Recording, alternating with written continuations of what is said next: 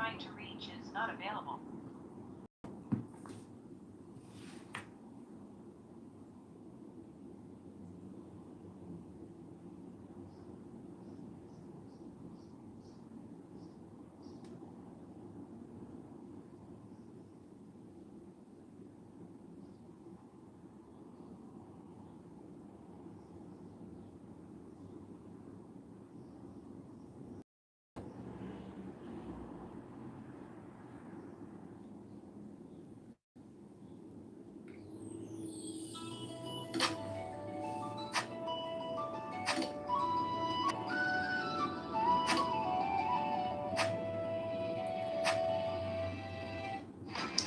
This large Taiwan flag commemorates a very special partnership between the United States and the Republic of China.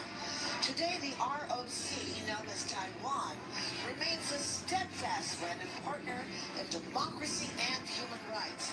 Today's flag is carried by the members from the Veterans Affairs Council, ROC, Taiwan.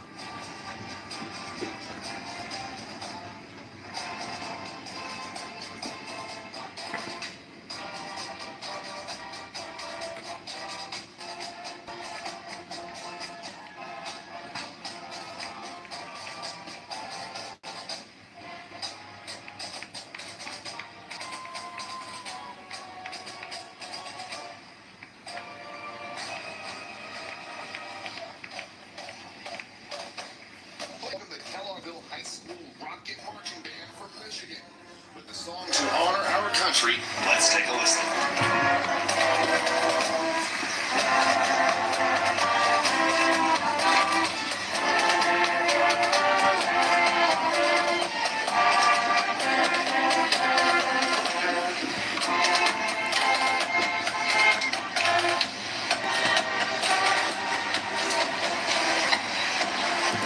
The 26th National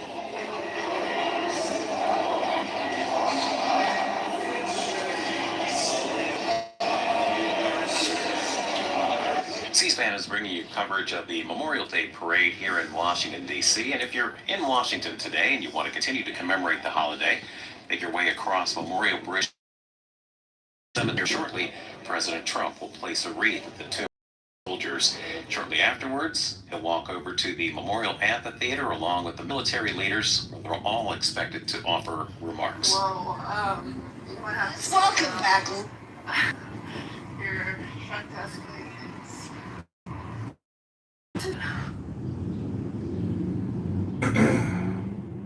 Oh, well, I mean, it's not every day that I meet a beautiful 5'11" girl, so sorry if I'm a little excited, but I do live near O'Hare in Jefferson Park, Northwest Side, so it wouldn't be that big of a deal. And then we could go have brunch. Live to Constitution Avenue. We're grateful for the thousands joining us here in D.C. on this soggy day, and for the many watching at home. On behalf of the American Veterans Center, you're watching the Freedom 250 National Memorial Day Parade presented by Boeing, and thank you so much for joining us. Absolutely. Get your patriotic gunus out. Let's go back to the parade. Leading our salute riding in the parade today is Korean War legend David Ogden. He's joined by Robin Hutton, author of the best-selling book Sergeant Reckless, America's War Horse. I love Sergeant Reckless. The heart and commendations. Bought weapons during the Korean War for $250 from a Korean stable guy so he could buy a prosthetic leg for his sister. He did 51 missions. Can you imagine that?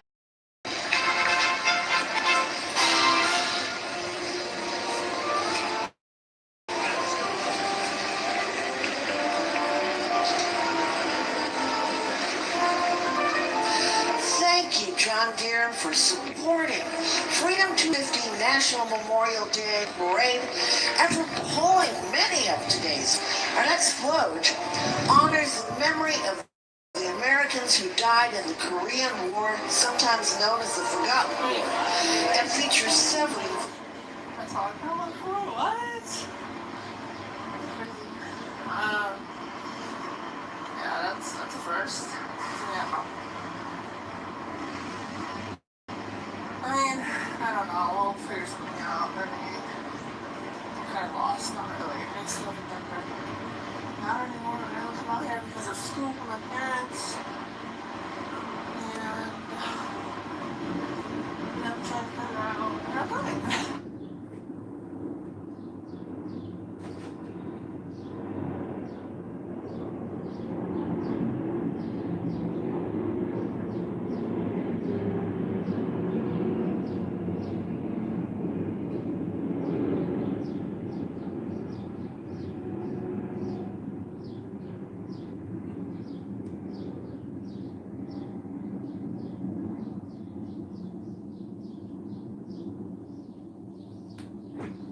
Veterans joining all in honor of who sacrificed in Korea. Well, we're not forgetting that joined by active duty military chaplains, this year is dedicated to the memory of Father Abel Kapan, Army captain and Catholic priest.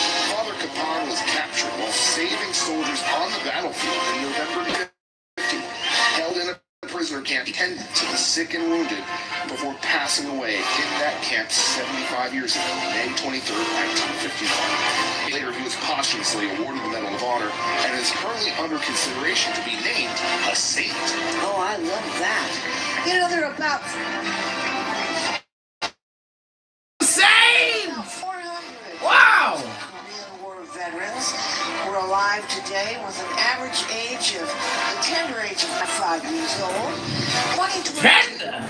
a new wall of remembrance was dedicated at the Korean War Memorial on the National Mall, the names of 43,000 service members, KIA, killed in the war.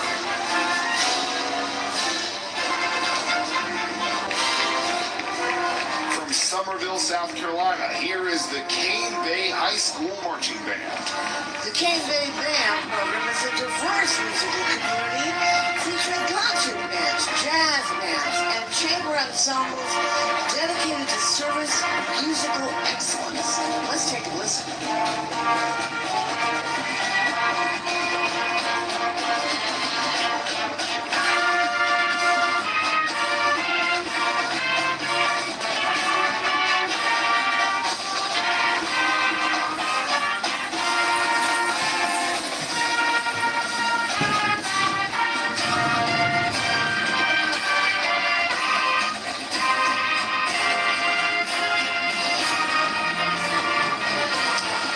Our next float features very special guest veterans of the war in Vietnam.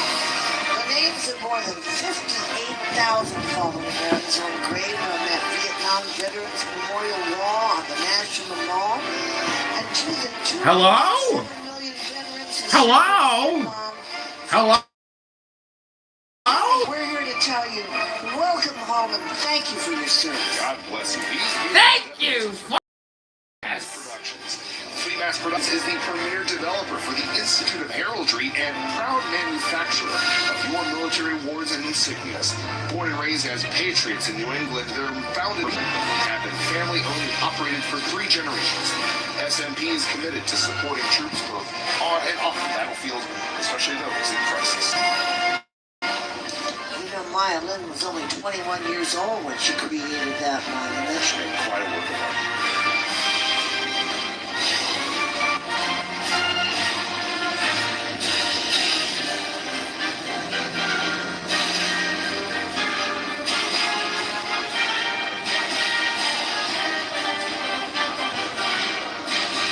Making your way down Constitution Avenue, proudly representing Northern Michigan, is Kingsley High School NJROTC Band, brought to you today by Music Celebrations International. The program has a strong commitment and enthusiasm for leadership and service and is noted for its academic achievements. They're proud to honor the service and sacrifice of veterans while inspiring the next generation of leaders. Let's welcome Kingsley.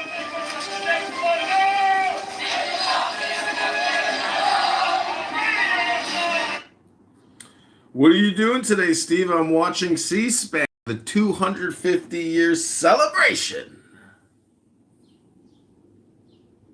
Hello? Rand? AYN Rand doesn't want to speak.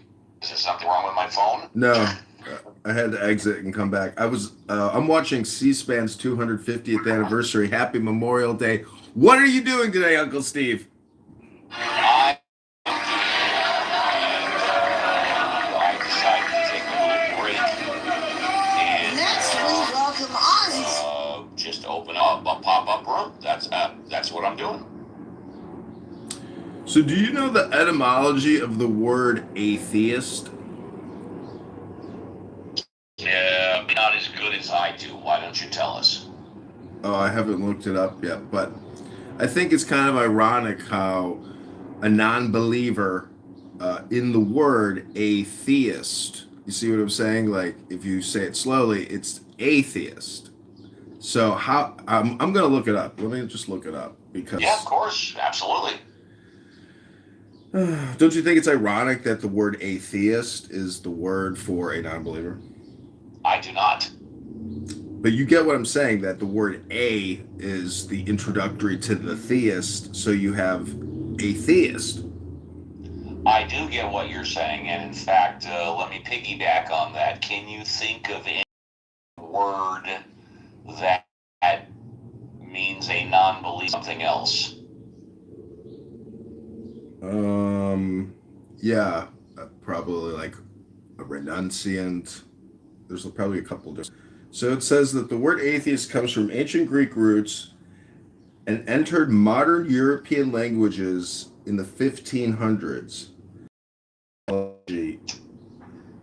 Term derives from ancient Greek adjective atheos, meaning godless, without God, denying gods, or impious. Yeah, I get where you're coming from. In other words, correct me if I'm wrong, but what you're suggesting is wouldn't it be better to call it non-theist rather than atheist? Is that the road you're going down? Yeah. Yeah, I thought so. Yeah, can't argue with that. I'm not aware of another word which refers to a non-believer of something else. Hypothetically, Santa Claus, because there's really no descriptive word that says I believe in Santa Claus. That's why I was asking you. How about this one? How about another word that refers to a believer in anything? Anything. Altruism? I don't think so. Altruism doesn't refer to a topic, does it, or does it? Altruism, it's versus egoism. So it's non-egoism, which is sacrificing others for others. Yeah, but who doesn't? But who doesn't believe in ego? We all know ego exists. So to be a non-believer in ego would be kind of stupid, wouldn't it? No, that's not true. Alan Watts says the biggest ego trip going is thinking you have an ego. You can't touch it, you can't taste it, you can't feel it, you can't smell it. It does not exist. It's a concept, just like the God, or even being GAY. You know, I mean, you think you got GAY rights? Unfortunately, that's a concept, just like the God. So Okay, go ahead. we have a problem with people forcing concepts down our throats. And let's hit the nail on the head before we go down another pathway. Can you think of any other word that refers to non-believer of anything specific? just a denier? I don't know. I mean, I could look up the words for you. Oh, you know what? I have to do a text. JCC, can you? This is nothing against you. I forgot to do something. JCC, I'm modding you up. Can you run the room for like 5 minutes minimum there, bro? Yeah, I've got a client coming, but yeah. 5 minutes. 5 minutes. I'll be back. Thanks. Who said altruism is the meaning of believing in everything? Me. Can someone define what's your definition of altruism? Well, if I look at the word and I were to make up my definition, it would be that all things are true. And oh, okay, great. You see, yeah, thank you. That's really good. Is that okay? No, I don't think it's okay, but if you think it's okay, it's subjective to you. Good for you, bro. Mm. It gets us nowhere. means benefit of all or what good for all, something like that. Oh, kind of seems pretty close to what I said. No, it's not a belief. Oh, we got a 250-year celebration happening live. My friend is here.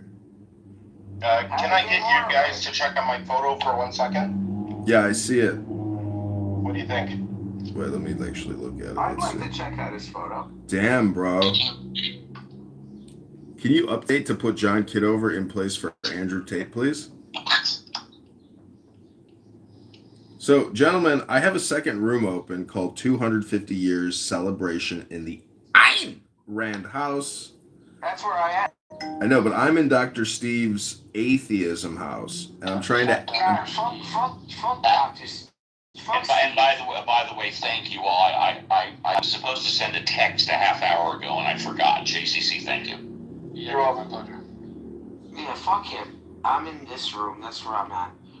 So, John, thank you for booming the room last night and saving, what's his name? Amin from committing suicide. Thank you so much, bro. I appreciate that. Even though it was a little annoying that you did boom the room, but it was still, I think, in the choice because he was getting cornered and he had the knife to his throat. Yeah. So thank you very much. Daniel Nero put him in the corner. He gets to live another day. I just want to say something about the word atheism. It says that the word was rarely, if ever, a self-description in antiquity. So, Steve, if you were alive in the 1500s, you wouldn't be calling yourself an atheist. It was mostly used as an accusation to accuse someone of being without God. Actually, I was going to say very quickly, fair enough, since I'm not schooled on that, but I presume correctly that we still do not have another single word that specifically refers to denial of belief of any particular topic. We still have not thought of one current word besides atheist. Is that correct? Okay, it's correct. Okay. actually, I would in Islamic history, the word mulhid was. Oh my God! So you're fucking actually, teaching now English mulhid again? means someone who. Yeah. Oh my God! Let's The fucking original garbage, man. meaning is These fucking people are horrible. is equal to deviant. Also, It's They not- just want to be gay, bro. They just want to be gay, man. It's nihilism. Nihilism is the word you're looking for, Steve. Or And skepticism.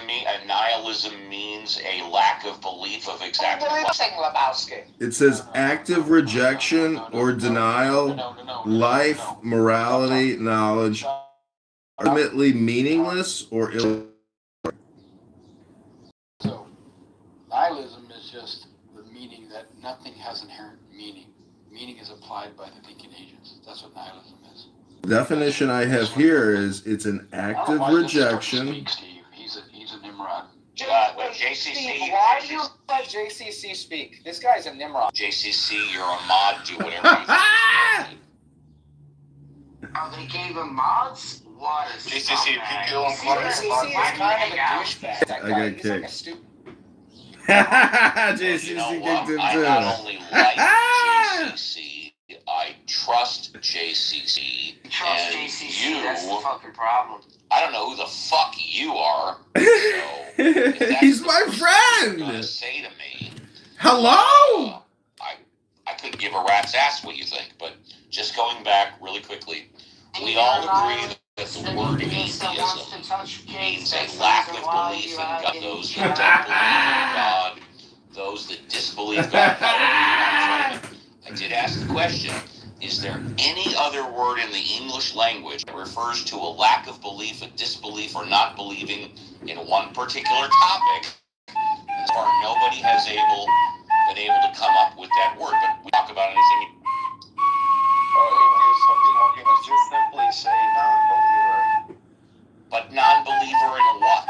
That's my question. In Well, it's the same definition that you gave for atheism. So, like, colloquially, right? Like, if we use language like this, you automatically talk about. Now, you say can you let me finish? Can you clarify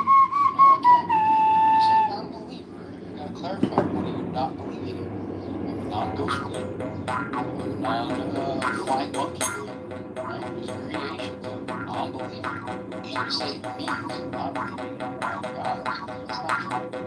Yes, and to piggyback on what JCC said, the term non-believer can be used. Okay, these guys. I mean, I used Grok to get all the answers, to get all the words, and so it's pointless listening to Steve and Jay. But gentlemen, welcome to 250 years of celebration. And I just want to say, if you were to live 125 years, and then you were to live another 125 years, that would be 2 lifetimes to witness all of the glory that America has created and shared with the world. Proud to be American. I'm proud to be American. Proud to be an American. America. And I'm also proud that we're in the Middle East stealing their fucking oil, man. So happy. I'm really happy about that. I'm really happy about liberating Israel to their people. Which I heard the most ridiculous comment the other day. They said the Palestinians have A1 blood. Yeah, but they're going to have I just wanted to start laughing like hysterical. I was like, So you're saying that women extend like they kill all themselves? That stay within the dysphoria, their worries. And for that, like, he can still state like you can get someone captive and things like that, and do it for procreation. Yeah, he can do that because they still have the force. The J1s are still there, Yeah, and they should have the land. I think his point And is they're like just like simple. Like how does that make sense? What do you say, John? I'm gonna repeat the statement. They said the J1s are the Palestinian people. Yeah, no, that was a super good point that Sully didn't object to. You're right. That was definitely what just happened. Yeah, something else. The J1s, yeah, I'm looking at the J1s. Oh, look at that shit. Is he looking at Judaism now? No. That kind of looked like he's looking at his, Judaism as his future. It's like putting on the person. It's like Andrew Tate's putting on the persona of a rabbi. Yeah, it feels like. It feels like. Feels like a winner. Dun, It feels like he's looking at Judaism. I love it. dun, dun, dun. This is like Hello. Hello. Oh, definitely. Hello. Shit. Well, what I'm trying to say here is is that these so-called Ishmaelites, can we call them that from here on out? Can we say that? I'd rather say Ishmaelite, because then it's biblical. The outcast, the donkey. Let me go to verse. Let me go to this verse really quick. It says here in Genesis 16:12 about Ishmael. He shall be a wild donkey of a man. Check. His hand against everyone, and everyone's hand against him, and he shall dwell over against all of his brethren. Ishmael is a donkey of a man. Love that they defend that. That's why I think we should just call them Ishmaelites.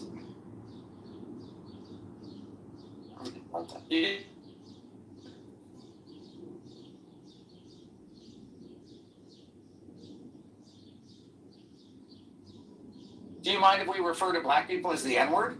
He's gone.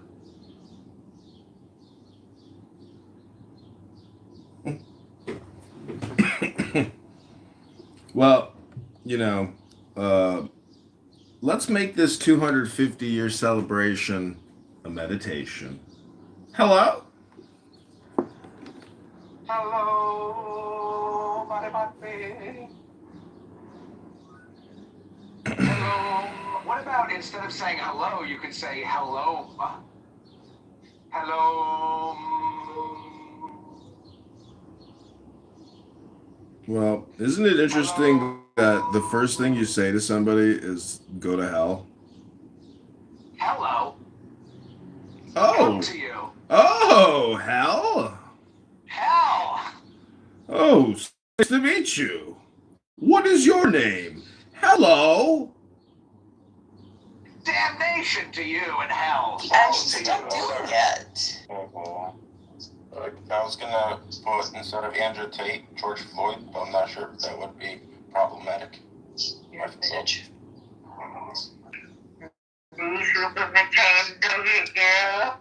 No. Hey, everybody, I came. Oh, they deleted. They kicked me. That was a quick one. They kicked you and they thought, fuck this guy. Just kick him. Boy to compare to. But Wasn't that funny when JCC booted you and then I was like, wow, what a jerk. And then I got booted.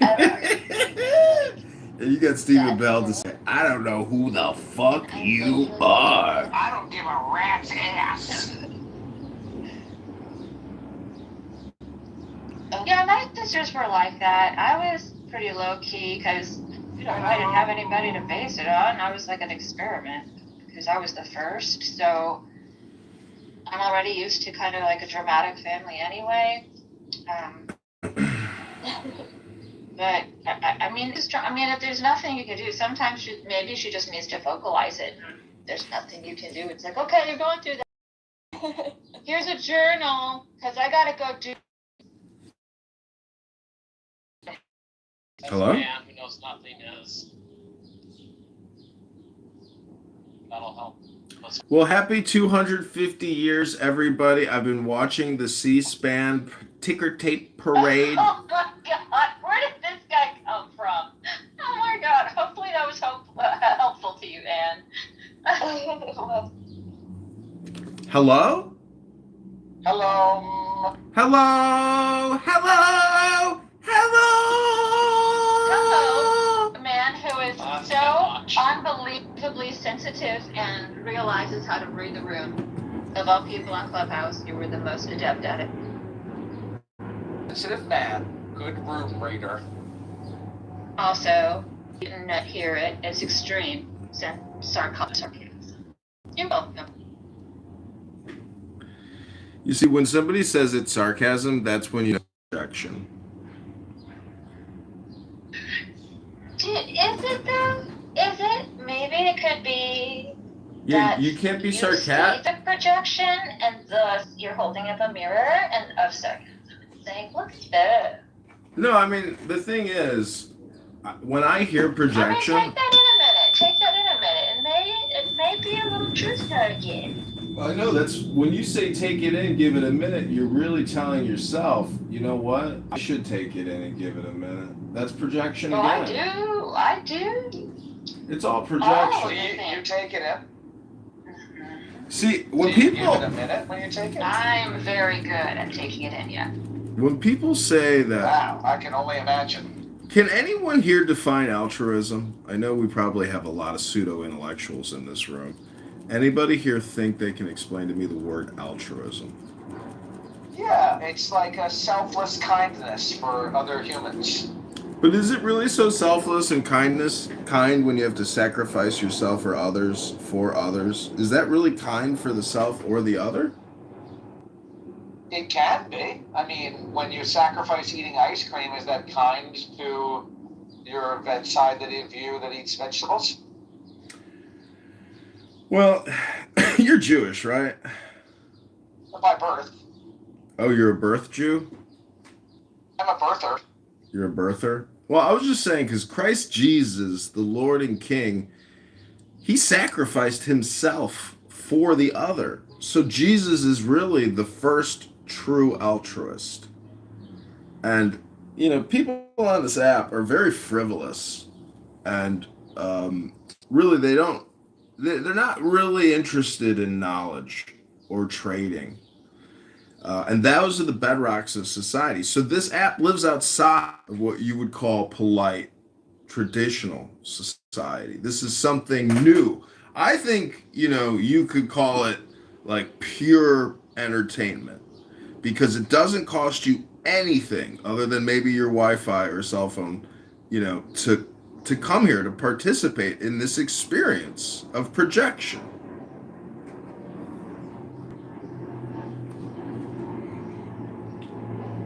Well, you probably think that this app is all about dopamine.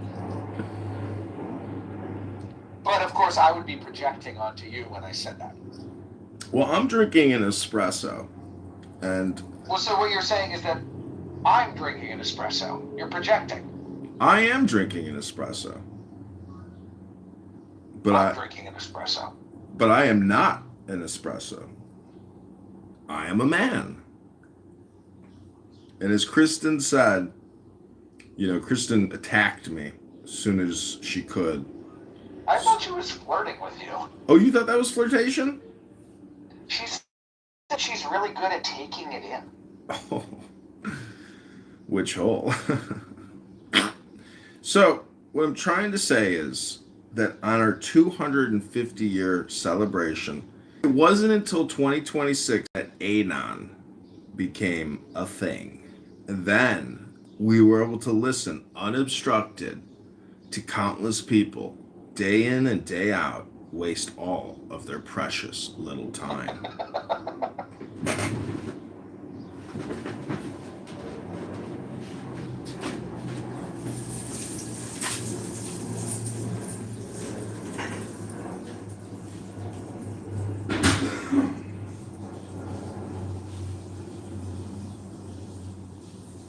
Is today like the 250th? I thought it was on the 4th of July.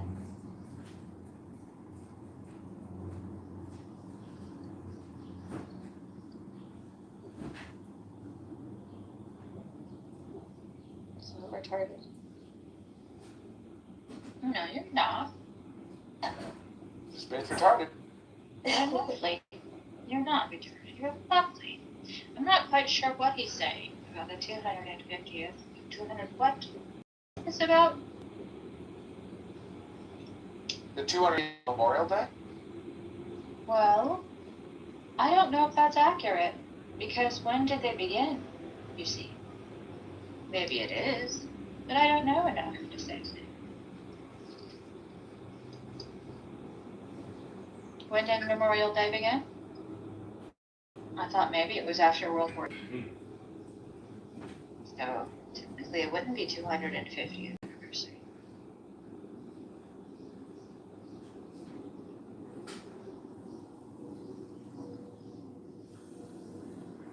Alan Jean would know.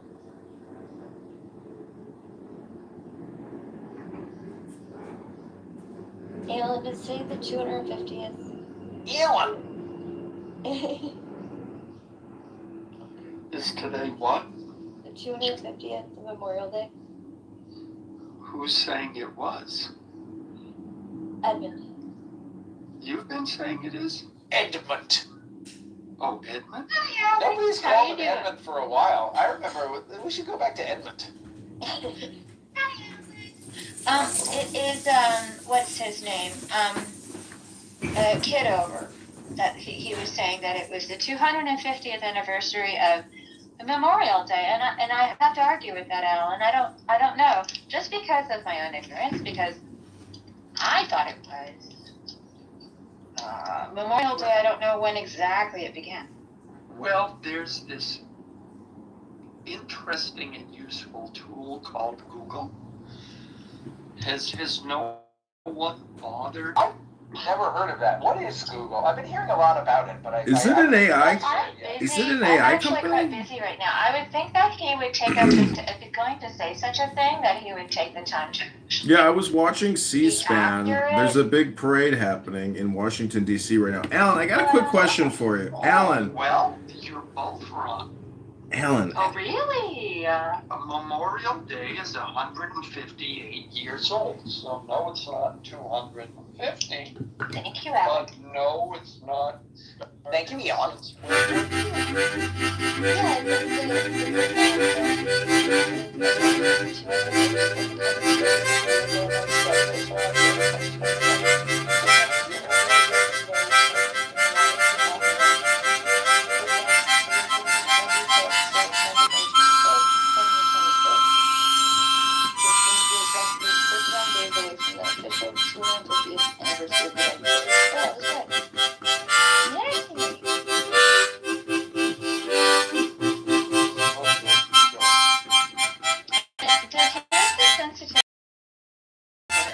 In asking a question such as that, because now he's been proven incorrect or inaccurate, which is okay, because that happens to a lot of people.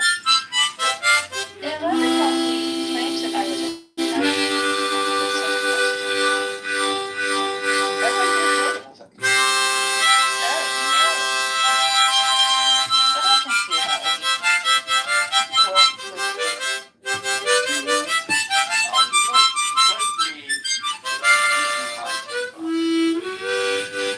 On what? On what you just said.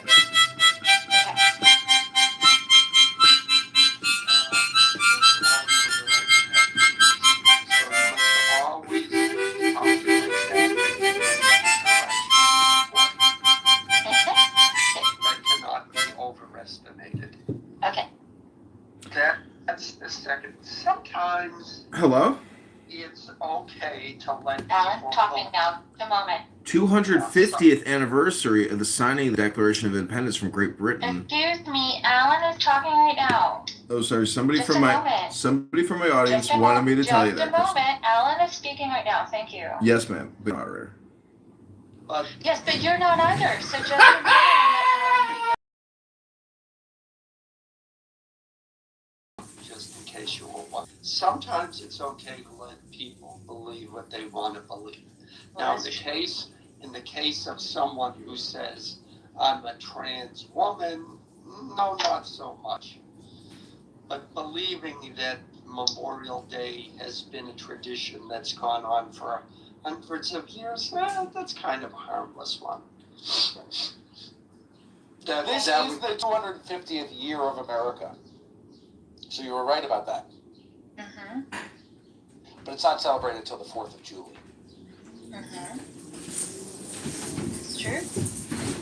Alan, has a woman ever in your life told you, Alan, I love the way you sound? Oh, he's still mad. I know what it is, Alan. He's still mad at me because I mentioned that his girlfriend found the room full of cameras and cell phones going, and that's why she broke up. Hello? He's a little sore about Hello? That's not entirely accurate. I don't believe that she found the room full of cameras. She found the YouTube channel full of videos. And then she said, I'm sorry, but I could never introduce you to my parents.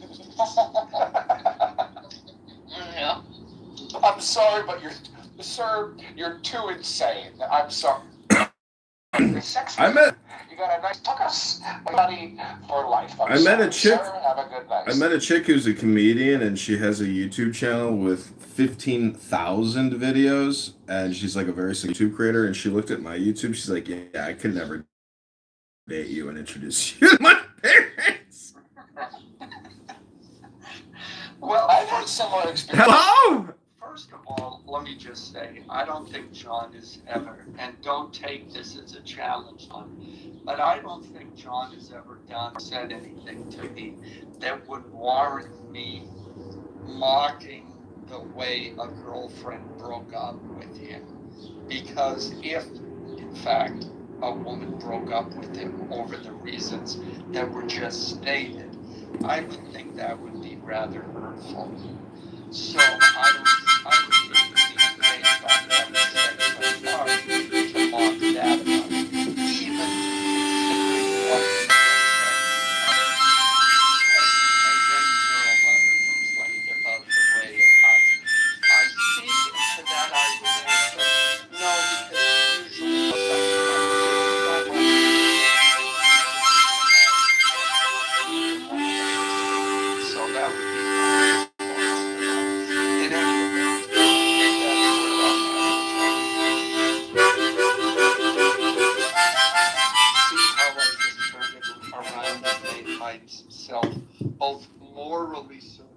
fair to all of you, yet at the same time responded with a base and sexually charged joke. I'm rather proud of that. How do you view It values? was okay. How do you view values in like a dating arrangement? Because a lot of women will say to me, "I need to know your politics before we go out on a date," which is really telling me Just what lie.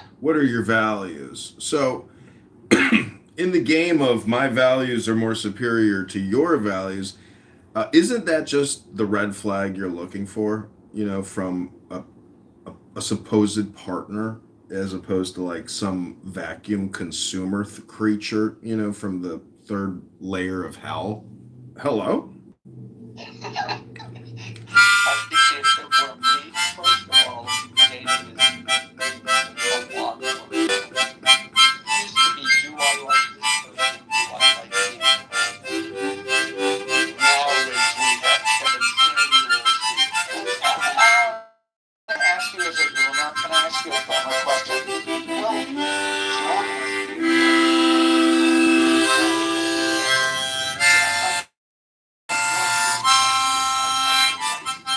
My question is related. My question is, would you agree?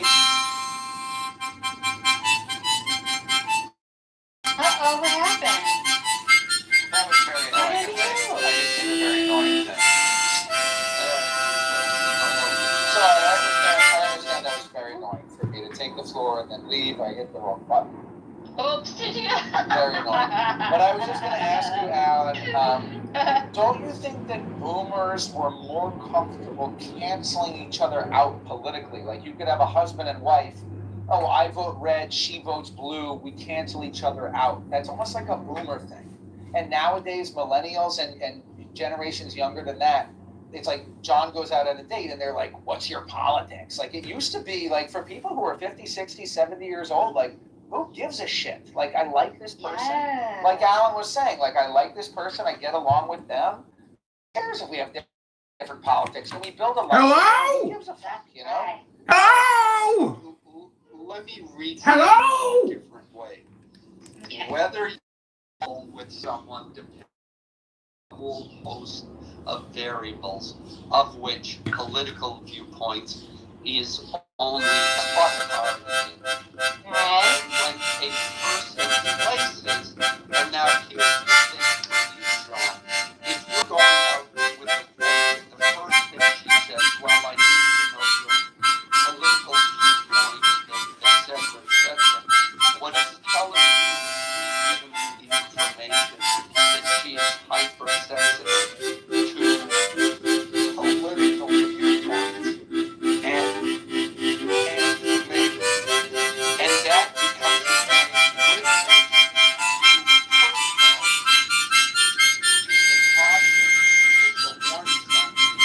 but then it's also a point of manipulation where you can very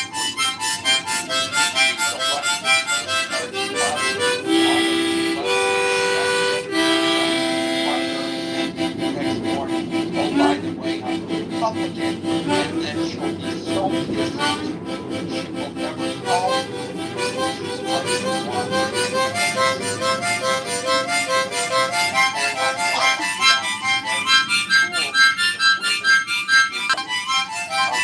No, this is not new news, honey. This is not new news. Keep going. Go ahead.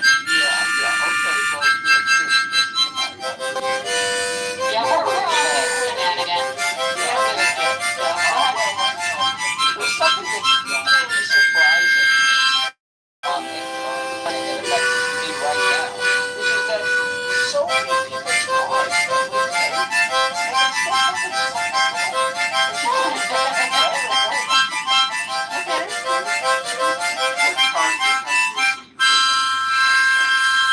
I live in New England, so honestly it gets worse. Do you live in Massachusetts? I don't live in Massachusetts, I live in Maine, but yes, it does get worse. Okay, all right, listen. Are you from Maine? No, I'm from DC, but I've been here 15, I've been here about 15 years. I know you're from Mass. Okay, let me explain Thank you for the what we invite. do on the, I don't know if they do it in Maine, but we do it in Massachusetts. I would very much Let's like to say do two lanes are merging. I'm not gonna look at you. I'm going to keep you in the corner Well, of you're my an eye. idiot. Oh, You're an one day idiot. soon. No, I'm looking at you. You're an asshole. The moment. But let me Because I finish. have been I've got you debanked. in the corner of my eye, but I'm psyching you out by making you think I'm not looking at you, so you My blink apartment first. has my But yeah, life you're savings. insane. We know what you know what we call you guys. Massholes, I know. Massholes. Yes, And yes. Alan, are you familiar with the term that I sometimes talk to people about, which is called the Boston block?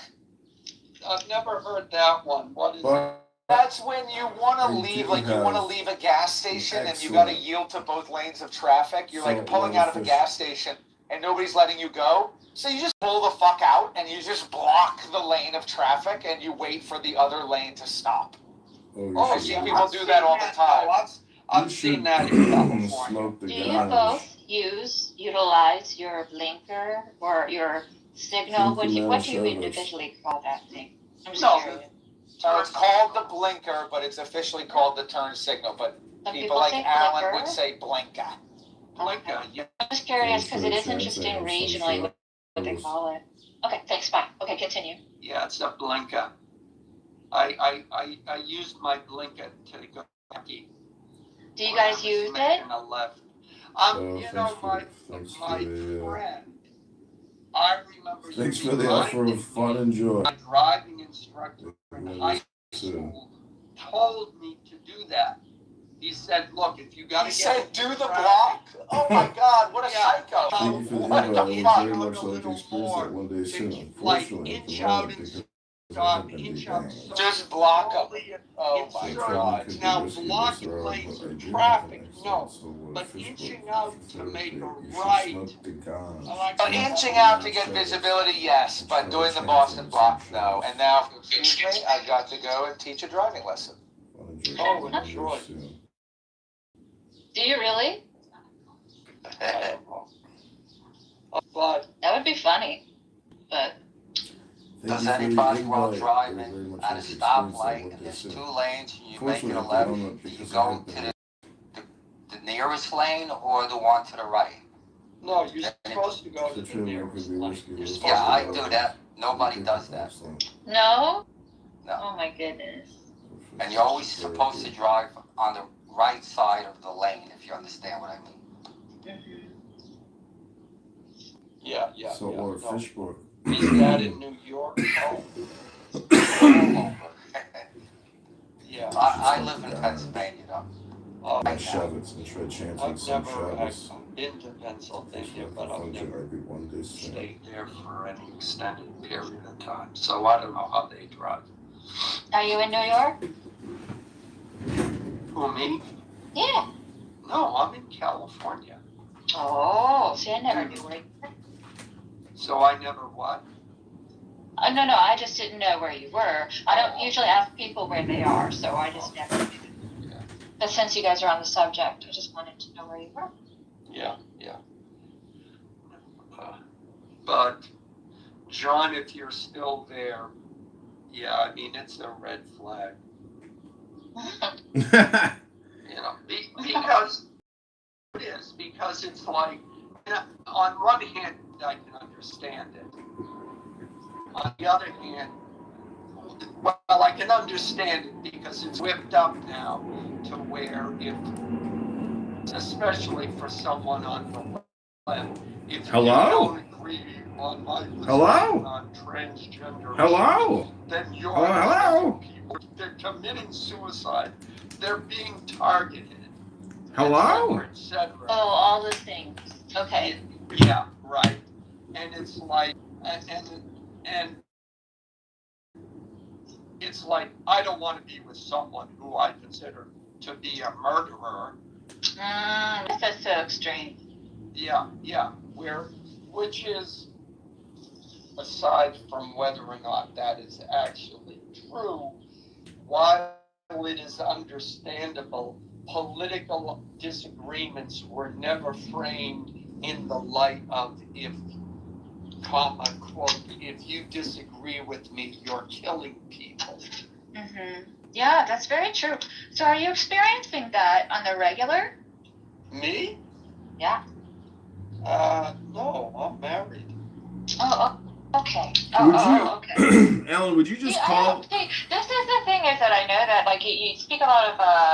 It's not a criticism. It's just, this is just an observation. So because it's great to know people like who they are as people, and some people are very apt to revealing a lot of things about themselves, and sometimes they're not, and that's just fine. But I have yet to really know much about you as a person because you state a lot of things about your thoughts and opinions, but not really divulging. So forgive my ignorance. No, it's okay, Kristen. I used to reveal a lot, and then I realized that the personal you reveal about yourself may be used against you at a later date, as we just saw. John discussed, has revealed his phones or his dating, and people were making. Oh no! See, here was the clever thing that I have to kind of pat myself on the back for is he was really cranky, and there's something that happened. He said that I realized I'm like, oh, his girlfriend broke up with him, and he was really egging me on. He was being very unkind, and so I just heard it was bullshit, and so I put one and one together about his behavior, and I made a calculated guess that he was recently broken up with his girlfriend, and it probably had to do with something of the technology that he utilizes, which is very strange. And I was actually correct. It was a guess. Well, I just want to. He didn't have to confirm or deny, but he happened to. Hello? On the other hand, Hello? John, I bet you met a girl who looked at your phone setup and said, "Oh my God, this is great." Exactly. Well, it's all about the way you frame it. So, like, if I actually start bringing in guests to do, like, podcast interviews, it just makes it more credible to make it more professional. So, I think the critique of what I'm doing is that it's rather unprofessional, not that it's stupid, but I'm using the technology and the platforms in the way that it's intended to be used, which is, for communication. But, again, I just think the critique of my work is maybe it's less than professional, which I think is fine because it's actually a comedy show. And guess who's on it? You. Yeah, and I put myself out there, and I definitely am comfortable with my vulnerability. And I'm also willing that if somebody wants to use it as a weapon, then go ahead and do so. Just be prepared for the backlash that happens. Yeah. Well, John, the only thing I would say to you is presentation matters. Now, I have two friends, and one of them, they both were in the same business. They brought a client. The first one brought a client into a studio, and his studio was an absolute chaotic mess. And the guy felt, I found out later, the guy felt uncomfortable, like there was a dog that was barking, etc. And then he went to the second friend whose house was immaculate, and the guy walked in, and the first thing he said was, "Oh my God, I can beat off these floors." And it was the second friend who got the job. So while it may be a comedy thing, people are very sensitive to these kinds of cues. And if your studio or your setup looks chaotic, people are going to be sensitive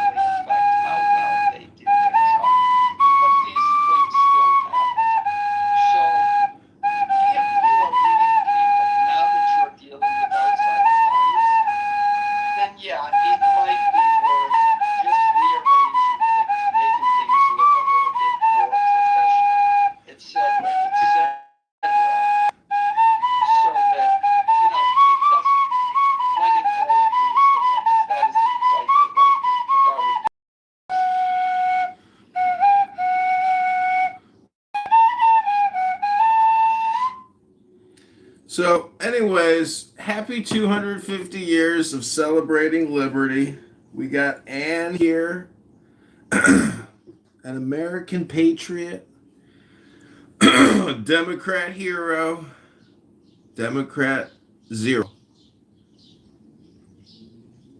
You know, personally, I think throughout one's life, it would be politically savvy and expedient to actually change parties, to manipulate the system, because it is a one system. And whether you are on the left or on the right or on the top or on the bottom, it's always in need of adjustment. And sometimes politically savvy people, I'm sure, actually go the opposite route of what they think is their value associated to the party. And so that just means rotation.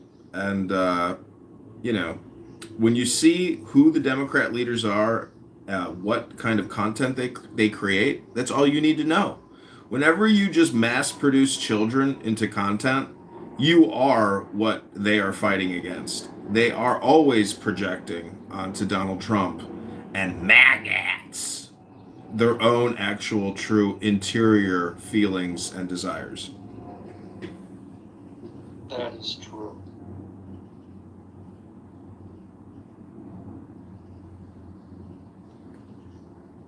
So if that's so true, why isn't it more obvious to the millions, hundreds of millions of impressions and views of people who just consume the content of the left, liberal, intellectual, woke, LGBTQ, CRT, BLM, DEI? Well, I'm just curious, since you and I don't really get along very well, and I just wonder why you sent me a friend request on Instagram. Don't you just want to leave me alone? Hate to burst your little bubble there, Kristen, but I have no idea who you are, and if I added you... Yeah, but you do, and it's been twice. Well, it's just like your opinion, and I don't know who you are. I mean, you must have people working for you that do things for you. Is that what's going on? No, what I do is I pick up my phone agnostically, and I don't really know which phone I'm even on because I have 100 phones. And what I do sometimes is when a platform like Instagram auto-suggests someone to follow, sometimes I just sit there and I go 1, 2, 3, 4, 5, 6, 7, 8, 9, 10, 1, 2, 3, 4, 5, and I do about 30 ads. Okay, cool. Well, I was just wondering because it was definitely a double message. So happy to not have very this nice little to me, chat but then with you. want to be my friend on Instagram, so it's kind of weird. Oh, that's okay. No, it isn't, Kristen. You've never heard of the boy dipping the girl's hair in the ink well because he secretly likes her? Well, yes, I have, and that's why I kind of wonder, and I'd like to question in public because I'm like, well, quit dipping my hair in ink. Hello? Well, his motivations, I don't know, but I did want to say, John, the reason why people aren't onto this is because I'm assuming your IQ is over 100. And I'll assume it's even over 110. Hello? And you have to have a certain IQ Hello? in order to understand the statement that you just made about people projecting their own feelings onto others. It not only requires a higher IQ, but it also involves an understanding of psychology, projection, how people think and work, and how people operate emotionally, etc., etc. And if you are wanting to discuss this with people, then you need to package it so that the average intelligence in the U.S. is 98. So you need to package it. You can try to package it. 98 percentile. You can try to package it, but it's really just a question of, like you said, IQ, but it's really whether or not the person is willing to consider a new concept. And that concept is that all communication is hypnosis. And for some people, they get that. Some people reject that. And they're incapable of resolving the paradox because they are so rational programmed to think linearly, I guess. Well, look, here's the other part of it. People, generally speaking, people's minds are only by trusted friends in real life. That's psychological truth number one. Psychological number two, which is the Democrats have figured this out. That's why they want CRT and all of that other race theory and gender stuff taught in kindergarten. It's not race theory, Alan. It's race therapy. I know. Because they know if you teach it to a child, the child just assumes it's true, and that it's now part of their like the better way to put it is the Jesuits said, give me a child before the age of Christ and I'll have a soldier for Christ. No, give me a child before the age of 5 and I'll have a soldier for Christ for life. Yeah. They understood. Get them while they're young, and then. Yeah, it becomes the bedrock of all of their intellectual aspirations. Correct. So if your goal is to create some sort of,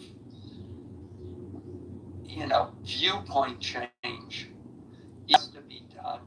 It has to be done for the simple mind, and it must be done very gently.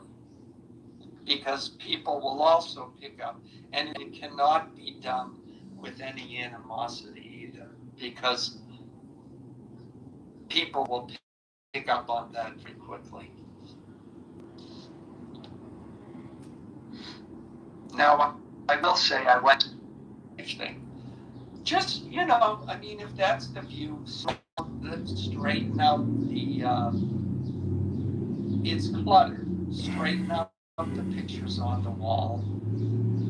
Organize the books so they look like there's some sort of order to them. And you'll be fine. I mean, it gives a sort of, yes, I read, I know you were talking about.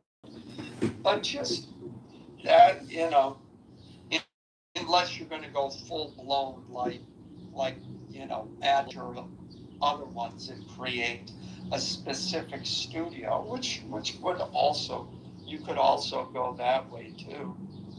But I mean, I could interview people here in my office. It's a very tiny little bedroom, with 180-degree 25 cell phone array that can live stream on YouTube and Instagram. But the thing is, it's like Clubhouse is just immediate content for free. It's a great place to really listen in to how people waste their time. And it's amazing how, Patty's room political is always the Trump projection echo chamber, but then I just love when people start talking about their and other irrelevant things, and they get off topic, and it's because even they themselves are exhausted with their echo chamber. Yeah, I know, and I've always known that when I go, and I just got tired of it, but going into those rooms, I always knew it was like, okay, here we have another black, no, excuse me, we've got another conservative. Hello? Let's all. Hello? Hello? For fun. And yeah, I got tired of being the white guy they attack. Especially since Douglas is took over that room. He's just insufferable. And an absolute liar. Yeah, he's a real snake. What was that? Yeah. No, you're right. He is. Yeah, snake is the correct word. Yeah, the real snake person. Because if you listen carefully, we called him out on it, early on. He never states his actual opinion. will say, well, I think the military should get involved. And he will then, well, I've got an article here that says the military getting involved is a huge mistake. And now you're arguing against an article which, unless you read it, it could actually say the opposite of what he says. It doesn't matter. He's just picked out this article. He does a quick Google search, picks out an article contrary to whatever you said, and now you're arguing against some writer in some newsroom somewhere. You're not actually arguing with him. So, but I went in one day and he had the whole room agreeing with him that, yeah, you know, the left is crazy, that there should be voter ID.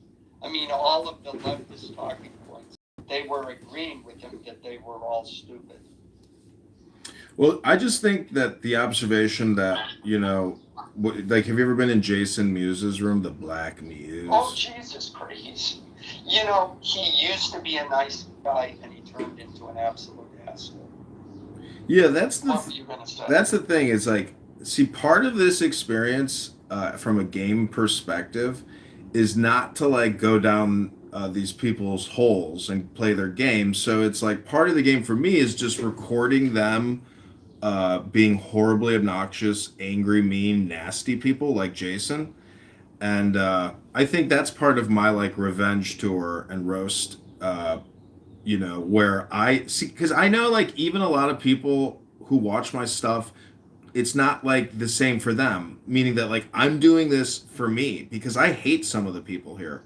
And when I can mock them and record them and embarrass them or make them think, like, you know, oh, this fucker's recording us. I fucking hate this fuck. Like, that's part of my 5D game that really gives me great joy. And that's as far as I can take it. You know, I can't, like, push buttons. I would never make death threats. I would never try to humiliate somebody and demean them by calling them a low IQ, ignorant piece of trash. And you know they are. And you know that all the shit that they project onto Trump is actually how fascist and crazy they would be if they were the ones in power. But they're too lazy to ever attempt to even try to get into power, because they're on this stupid fucking app running their stupid fucking mouth. So I just love trying to, like, you know, let people know, just tap them on the shoulder and just walk on by and say, hey, I'm listening. And it's a little bit like they're talking in a forest and nobody's listening. And, like, I'm that guy who can come by and be like, hey, you're wasting all your time. Yeah. Well,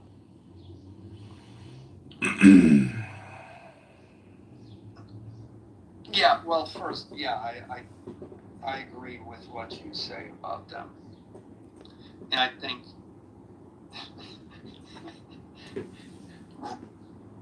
really there's very few people on this app that I could say I actively dislike. And most people, like, even, I don't know if you were in the room, like, even Ray Abia, he has, like, said some really vile things to me. But I don't dislike the guy. And then last night, we ended up talking about, we got on to boxing and we were talking about that. And then we ended up talking about movies and how boxing is portrayed in movies and which Sylvester Hello? movie was better. Hello? And which character was Hello? better, et cetera. Yeah, people's personalities are vast and their interests are vast. And so you can actually connect with anybody eventually. But I'm just saying that from, like, the opportunity cost observational perspective, when you see how much time, you know, because I have multiple recording studios where I have, you know, 15 phones pointed towards one stupid phone. And that stupid phone is politically correct from 8 a.m. to generally 8 p.m. Like, they are on there all day the fucking long, and can go for an 8-hour session. So I'm actually thankful that they do what they do because I want to record it because people are putting in so much time and energy. It's shocking. But when you actually compare that to a book and that content, that's when you know that there's a significant knowledge difference between the content in a book and the content, that people create here. And so from my perspective, I always want to go back towards the book and say, fuck these people, fuck them good, humiliate them, mock them, document them, and put them in the filing cabinet and the trash can, and go back to the good things in my life, which is the books, not these trash dinner for schmucks people. And I realized one day I was like, I have to stop Pepe, because if people watch my content, hear Pepe, that's basically me speaking, and they think that I am Pepe. So I can't back towards books. I can't waste my life recording low value content, which is low value people. Yeah, I agree. And the fact, and morally, Dan, like 2 years ago, he's on the app and he's got a newborn baby that's crying and that he's feeding while he's on the app. So that newborn is now 3 or 4 years old. 2, 3, yeah. He's at home. He should be a parent to that kid. Period. He should not be on this app.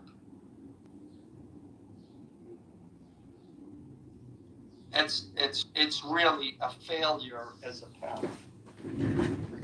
Well, I'm not here to judge. I'm here to mock and humiliate. I'm judging, and I say that because at a certain point. Hello. Hello. It was very simple. I was not setting a good example for my kid if he sees me yelling into a phone all day long. So I left the app, and that was it. If you were, as he got older, and now, he's out of the house, etc., etc. He's more mature as a person that I came back to the app. Well, if your child observes you reading a book and you happen to have, a conference call app open recording your book so other people might enjoy it, well, that's exercising knowledge. But Yeah. But at the same time, just giving them a directive, I told him, get off the phone and start reading again. So he started reading again. Hello? Hello? And he was on the computer and on the phone all day long. Unless I'm like, we gotta go here. Hello? So. Yeah, but what I'm saying is you can use your computer. You can use your phone with a book. That's the joy. That's the joy, is merging the modern addiction with the old, database, because books are just databases. And so if you read a book out loud and you invest 15 minutes a day to 45 minutes a day to maybe 2 hours a day to maybe 4 hours a day reading out loud, that experience integrates the knowledge at a much higher level than reading silently. Because when you read silently, you're jumping and thinking about other things. But when you record it, you can listen to the replay, and then really get deeper integration and do more contemplation. Because even John Locke said, it's not what you read, it's really how you're processing it, integrating it, etc. So, well, congratulations, John. You're the second person I've met a book in my life who said that. And I say that because one semester, I forget, either I ate something or I drank something, and my stomach was nauseous or whatever it was, I couldn't sleep. So I spent night, I had a psychology course. I spent the night reading the textbook for that course, and I read it out loud because I knew reading out loud how I came to that realization or conclusion. But I realized if I read it out loud, I'll remember it more easily. So that's exactly how I am, Ellen. I have to read it out loud for me to comprehend it. Yeah. But I read that entire book, the entire textbook that night, and I never studied for that course again, and I got an A. Just from that one night.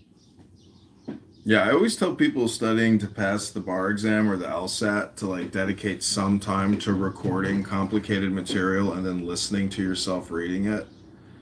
And it just amazes me. It's like, people don't know how to actually express their First Amendment right, meaning that because people don't want their identity attached to their online content,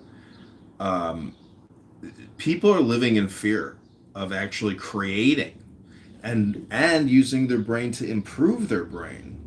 And then we're like, well, no shit. But this is the problem with our education system, is that we really have we've neutered people's ability to truly learn because we silo everything, we privatize everything. We don't allow people to actually express their creative research because of the identity privacy concerns. But yet, the whole thing is completely monitored, stored in order to deliver future advertisements to you.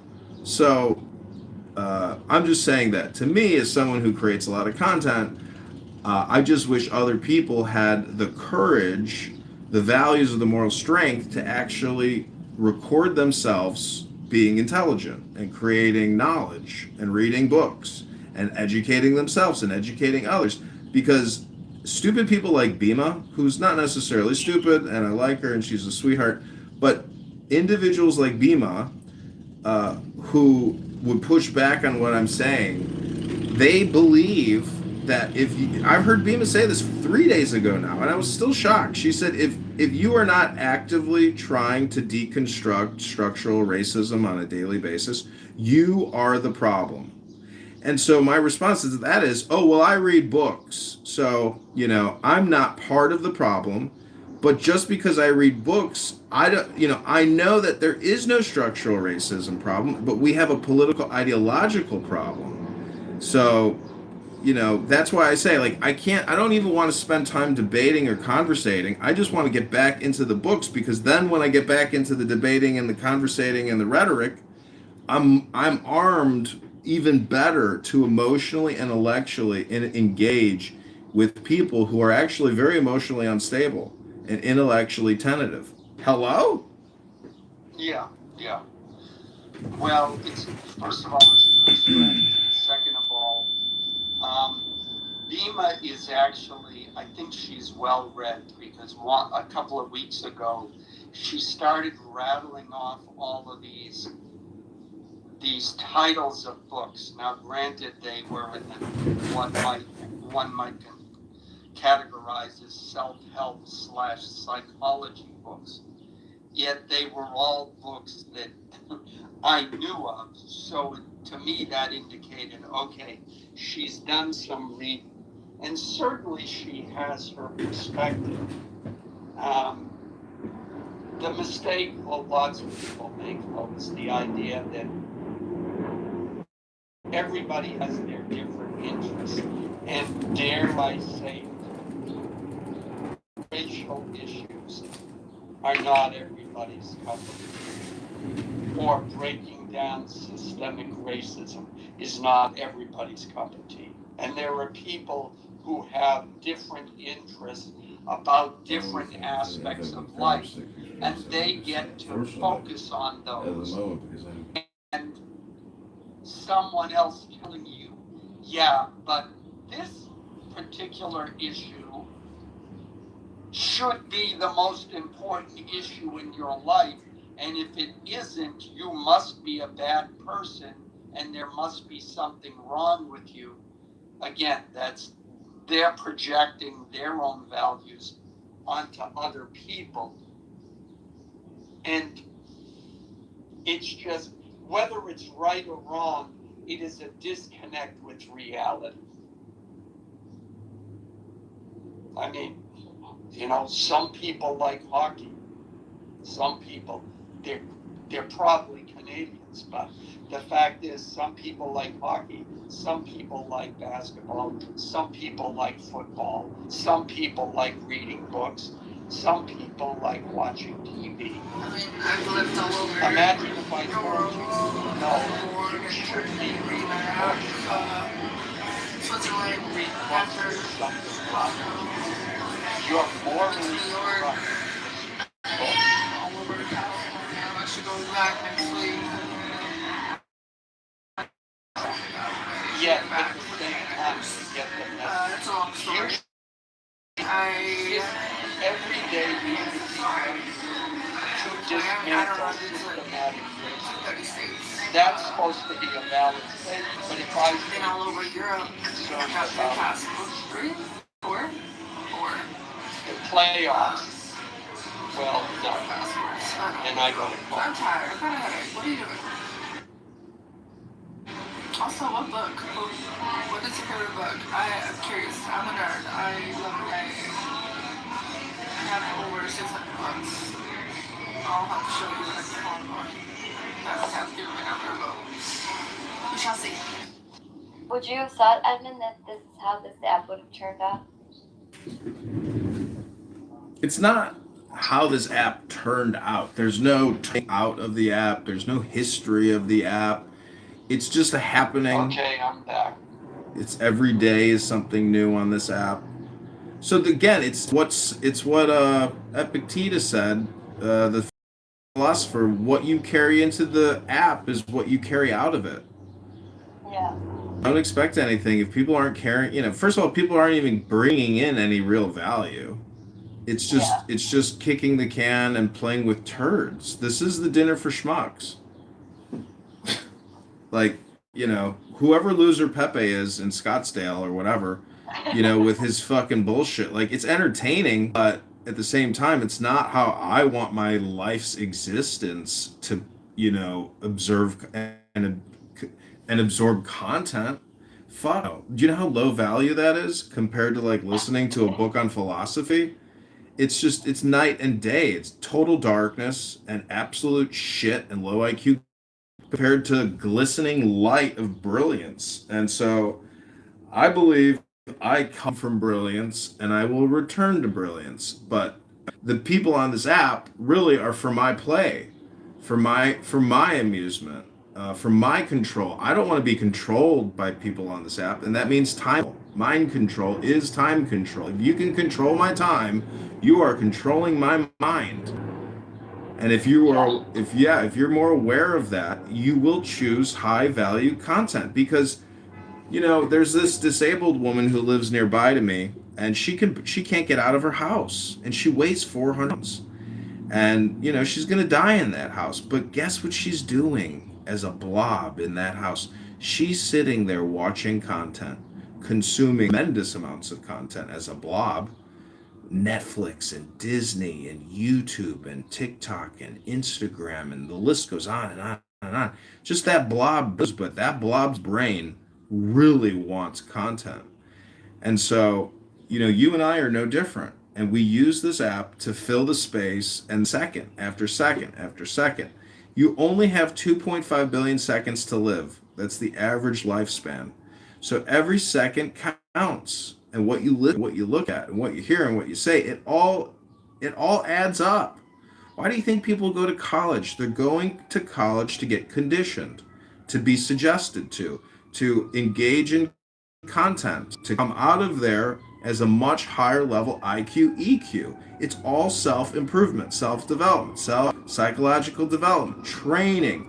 And no one is anything until you've been challenged and have had great difficulty. So, you aren't who you are. You are also who your enemies are. Do you actually really have any enemies? Do you actually test the freedom of speech? How do you experiment with the freedom of speech? That's the big thing. Is every single second is technically an experiment. And you are, this app is basically an experiment setup. Every single room is just like a laboratory experiment, especially if there's replays, and you can go back and analyze how people are engaging and what the community participation is. For example, Monica, I think, spent 3 hours the other day talking about that guy in the park in Manhattan who gave the dog treat to the dumb Karen who took the dog off the leash, and Monica wanted to play the devil's advocate for the woman against the guy. Over the course of 3 hours, we have had so many emotional experiences, so many illogically stupid observations. But then when you look at the totality, you're like, this is so fucking stupid. You dumb, stupid bitch. Play a fucking audiobook for 3 hours. Don't fucking talk about some fucking black guy from 5 years ago in Central Park. You fucking moron. Play a fucking audiobook sometime. Hello?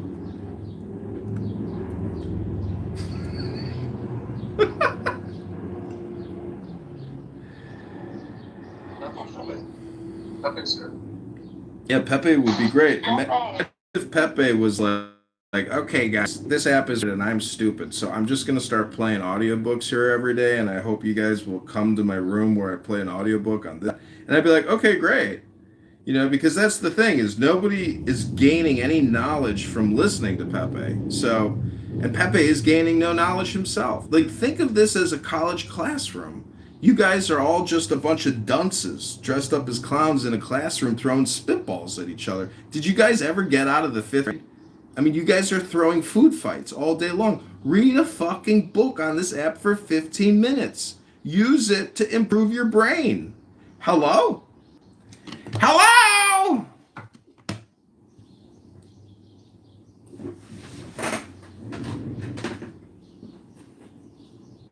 Well, I realize. Hi, Soma. My favorite book is The Tao Te Ching, or The Book of Changes, by Lao Tzu. That's impressive. You have 600 books. Send me a picture of all your books when you get home.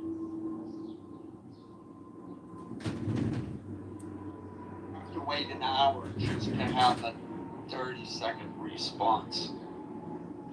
Whereas, if you were on Twitter, you saw somebody who said something you disagreed with, 30 seconds later, you posted your response and you were done.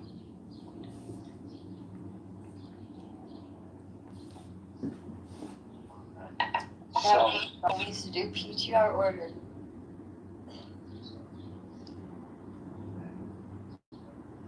That was annoying. And then by the time that they got to the conversation so much that you couldn't even comment on the thing you were wanting to comment on. Well, you can take notes and come back to it. I mean, I use Grok to actually just answer a lot of the queries or conversations that people are having. And then when you read what Grok gives you, you realize how people here really are so wasteful of their time and communication. And I just think it's because people just don't actually engage with information and knowledge. Like, what's her face, Kristen, the cat here, just like, if you don't have something intelligent and concise and topical, and I mean, you're kind of a highly annoying person. And so that's what I call a hap, or an extremely annoying person, an EAP. There are people out there that don't really have anything concise, clear, and intelligent to give you. And so they are technically friction creating people. I think those are the trolls. I don't think, see, when I'm accused of being a troll, I don't think I'm actually a troll. I think I am here to give you hopefully an exact and precise observation. And unfortunately, people like Ban or Patty or First Lady, these are the real trolls because they can't actually give you transparent, clear, effective, and accurate diagnosis or observation about reality. And so they're really the fucking trolls. These liberal elite intellectuals are the biggest fucking trolls because, again, they cannot accurately diagnose, describe, and observe. Thus, they are the real fucking propagandist trolls. They're the gaslighters. They're the annoying, extremely annoying people, and they cause all friction. It's not the bring clarity. Those are the non-friction people. Hello? So what you're saying is Pepe's a troll.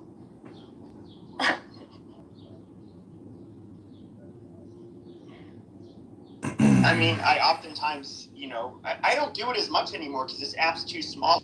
There's nobody, everybody if I'm trolling, and nobody's going to get triggered because they all know who I am. So it's like, why I don't put on that show.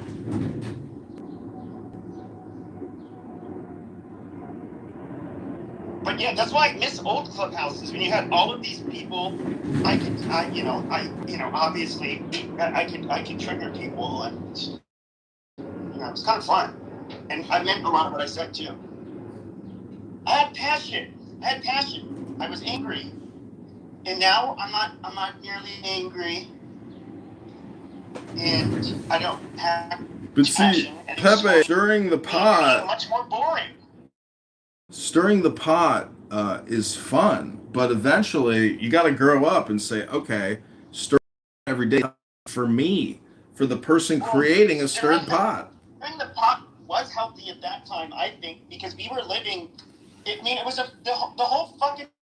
It was a fucking cloud. Like it was fucking bizarre. But people took to be like true, and like they had this fervor about all of that woke shit, and nobody, if you dare speak back, you were just like a horrible person. Fine, fuck you. I'm a Nazi. I'm a racist. I'm just gonna go ahead and say all of the things that I believe are true. Hello?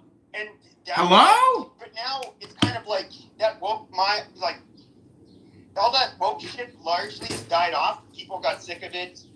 You have a Republican in power now. People have largely gotten black, so the whole BLM shit died off.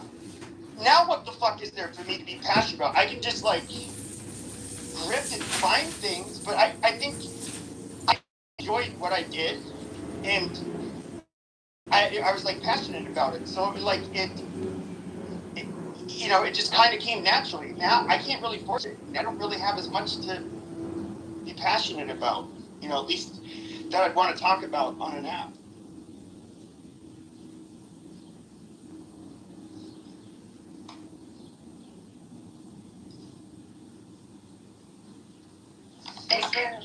Well, I have to say, without Beaver and Matt's rooms, we would be doomed because there's nowhere else for us to go. And I don't like to just sit in the audience and listen to anyone's rooms but theirs, because it's just garbage. It's just garbage. And I like to hear Joe talk, obviously. He's good content. He helps people learn and understand things. But besides, can you name any other room besides B rooms that are good?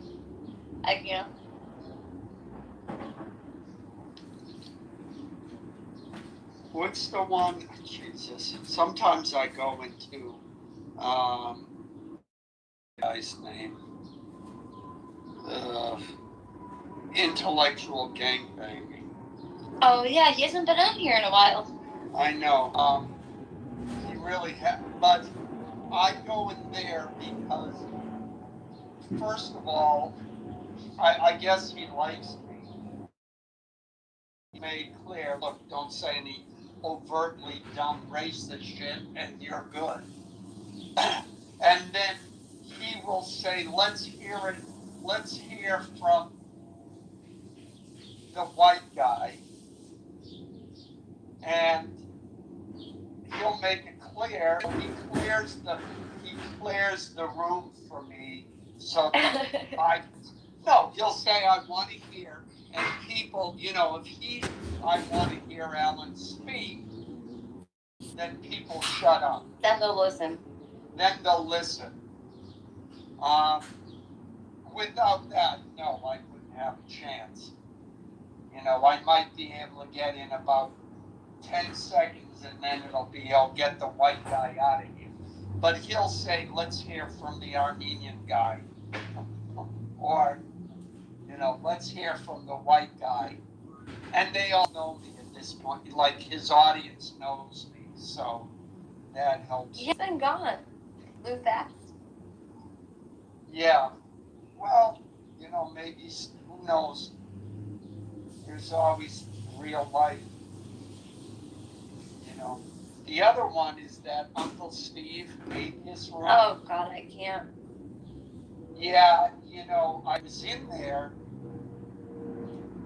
and there's one Benjamin who just hates my guts, which I had always known that, but then I was in there a couple of weeks ago, and the Benjamin guy started laying in on me, and then Steve also started in on me, and I was like, okay, now he had seemed cordial, but he was hiding what he actually thought. So that was the end. But yeah, I go in there every once in a while. But that's it.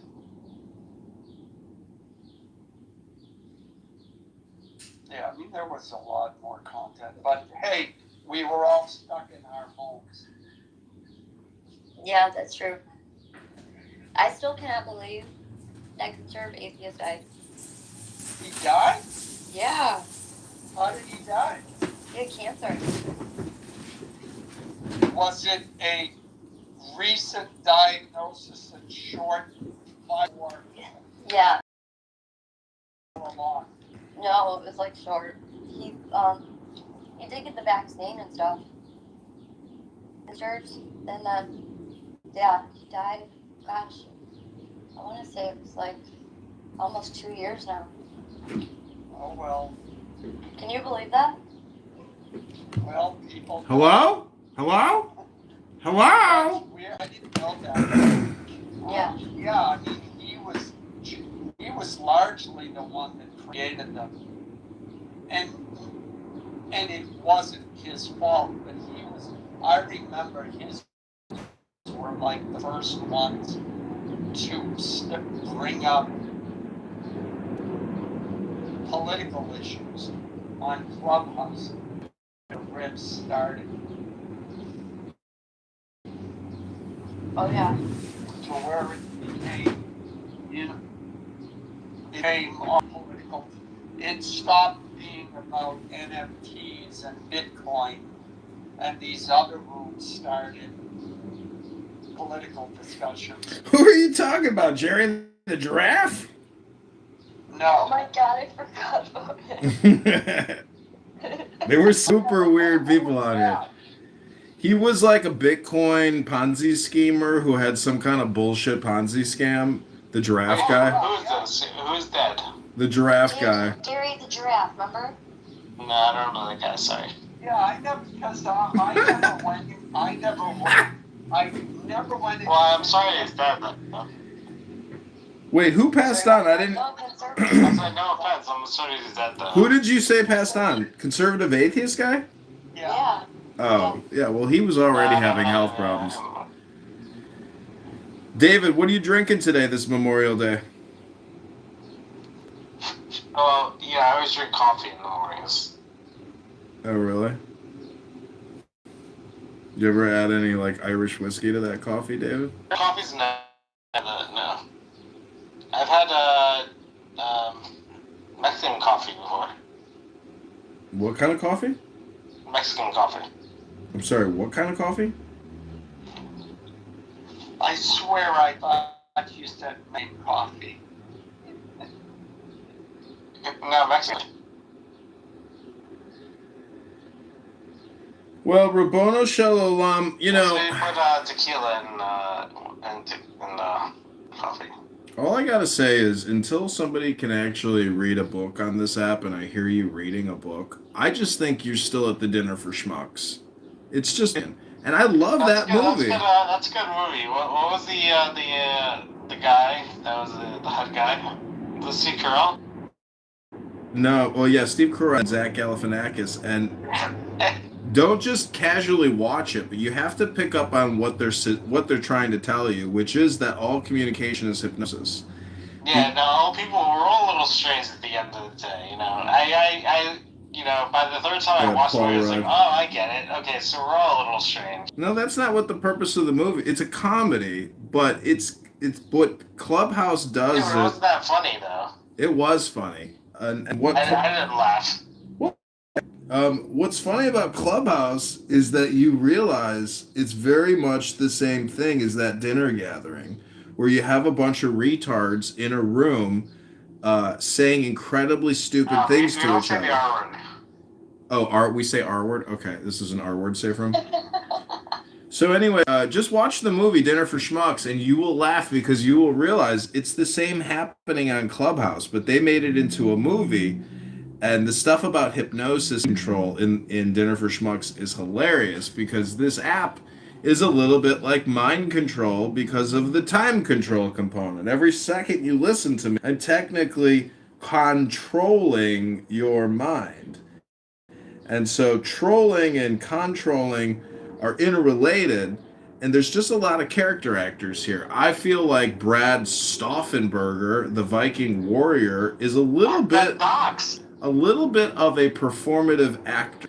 And that's because the other day I heard him say he parachuted into a pond, a high altitude jump, and then when he landed in the pond, he took a selfie with the biggest alligator in the world.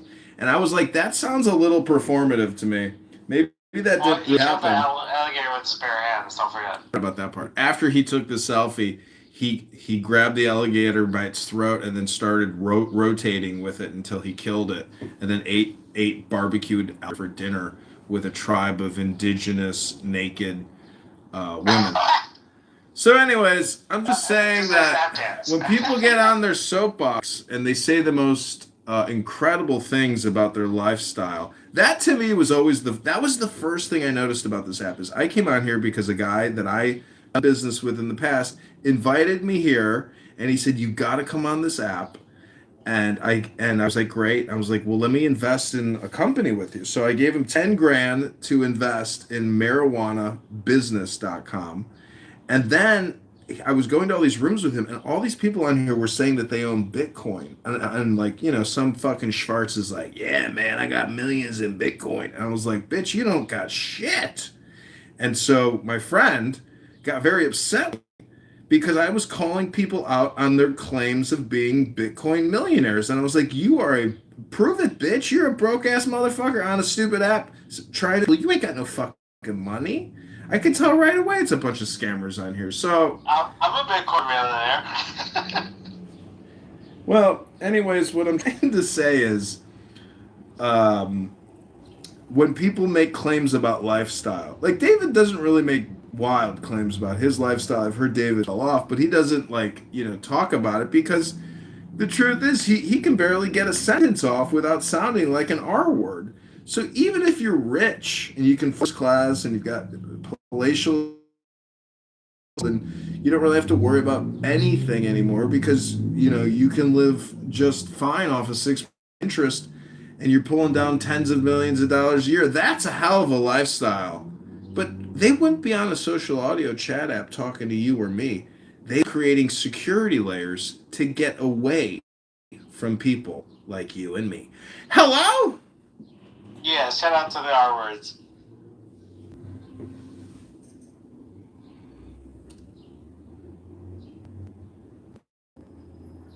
That's right. Yeah, I mean, the thing, Brad, is I remember when he was first on the app, his whole performative thing is he's trying to be black. That's all. There's nothing wrong with being black. But he's white.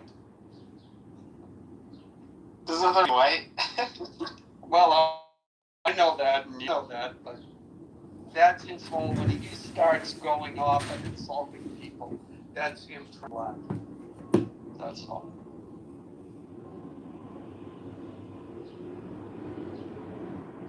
Well, either way, I mean, I just look at it as performative art in the same way that See, the thing why I sided with Pepe and Monica, not because of woke DEI nonsense. It was really about what the African Americans on this app were saying with regards to death threats and making horrible, profane, vulgar statements. That's what really made me angry, and then sided and even partnered with Monica to basically say, hey, okay, we have an extreme, profane, vulgar, illegal type of communication that, you know, is shocking. I had never heard people say, like, make death threats on a verbal public social audio platform. You know, like, imagine on Facebook, like, if people were allowed to, you know. Anyways, I'm just saying it was shocking. And so it's like almost comical, but at the same time, you know, in terms of like who is right and wrong, the people who do not make these horrible profane statements are always going to be in the right versus your wrong, illegal, vulgar, profane death threat. So I'm just saying, like, you know, that seems to be kind of walled off a little bit. Like, there is a network and a clique of people here that, you know, block, don't want to necessarily hear that, but it's still there. And you could go to any trench room right now, any ghetto room right now. Cray, I'm sure, has one open right now. And there are just so many ghetto rooms on this app that, from a recording perspective, black content and the Jerry Springer Show are like synonymous. I mean, that's the community, that's the culture, that is the content of the culture, and that is sad. But it's really not that different from other types of rooms, like, you know, the people in this small clique. It's basically comedy, more comedy. It's all comedy, technically. All communication is comedy, because these profane ghetto trench rooms. Wow. We don't say the G word. Can you say the T word, trench? Are you overly sensitive, David?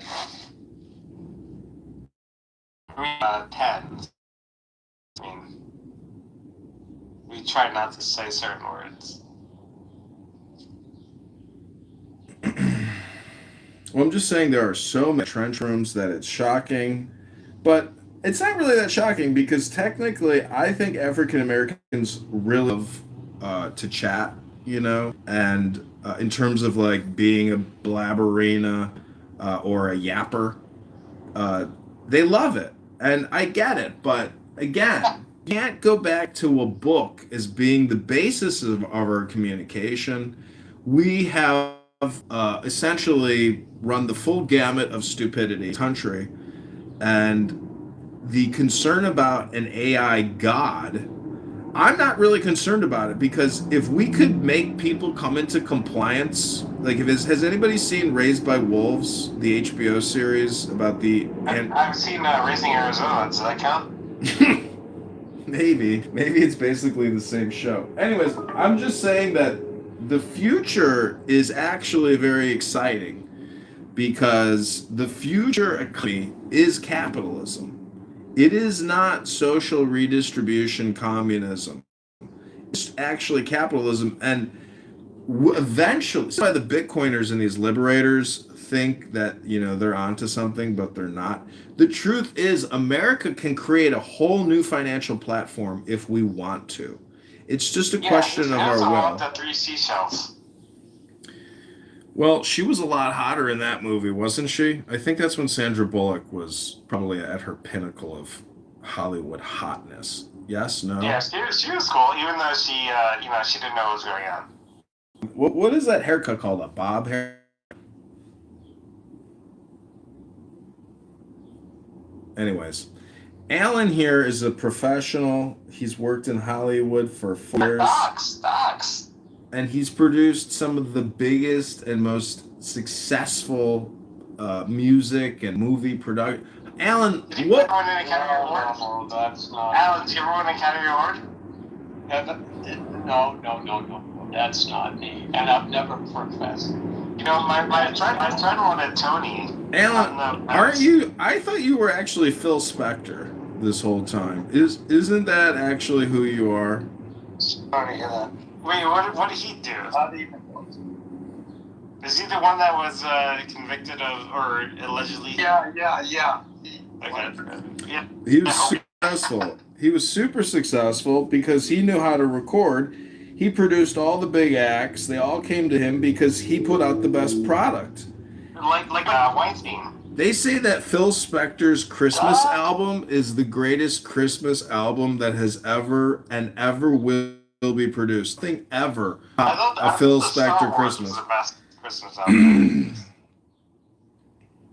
No, it's actually considered to be the best Christmas album of all time. Is Phil Spector. Nat King Cole. Yeah, but Phil Spector was the chief producer, director, engineer, distributor. Like, it was his business. He was the creator and produced all these talents. And I don't know. cultivated I never heard of him, so I don't know. I don't think he's good. Well, you should. Al Pacino played him in a movie, the Phil Spector stuff. I know him. Yeah. See, you're young. Casino?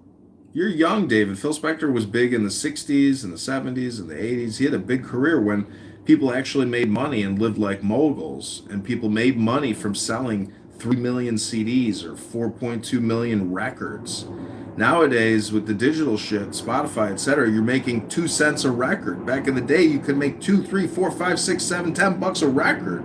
The Rolling Stones would make 100 million a year selling records. That back then, that's like making $1 billion. I mean, the economics of the music and movie industry are completely inverted, and you have to be so much more sophisticated to make money in media communication and movies, etc. Look at the Paramount Skydance deal. Do you know how much the attorneys made on the Skydance deal for 4 days worth of work? They made $100 million Nice. on that M&A. And here we are picking our toes in Poughkeepsie, Clown House. I've been to Poughkeepsie. I remember I was so we have records and shit like that, and like even like VHSs like in our archive. I remember like my nephew, who was like, I don't know, like very young, like in the teens. He was like, can I have these CDs and record players? I was like, I remember my father, his grandfather, said, you can have it. I didn't realize like these young kids like want these records and CDs and VHS and shit like that. Good thing we kept it, I guess. Or my parents did. It's all content. I mean, downstairs in my living room, I have thousands and thousands of DVDs and CD-ROMs and music CDs. I don't know. I'm like saving them because I bought, storage for them. So they're all sitting in nice, cases, but I don't actually have the, the whole build out of all the cases. I threw all that shit out. I just kept all the discs, but it's all just, content to also be re-explored. That's why 2026 there is no new content.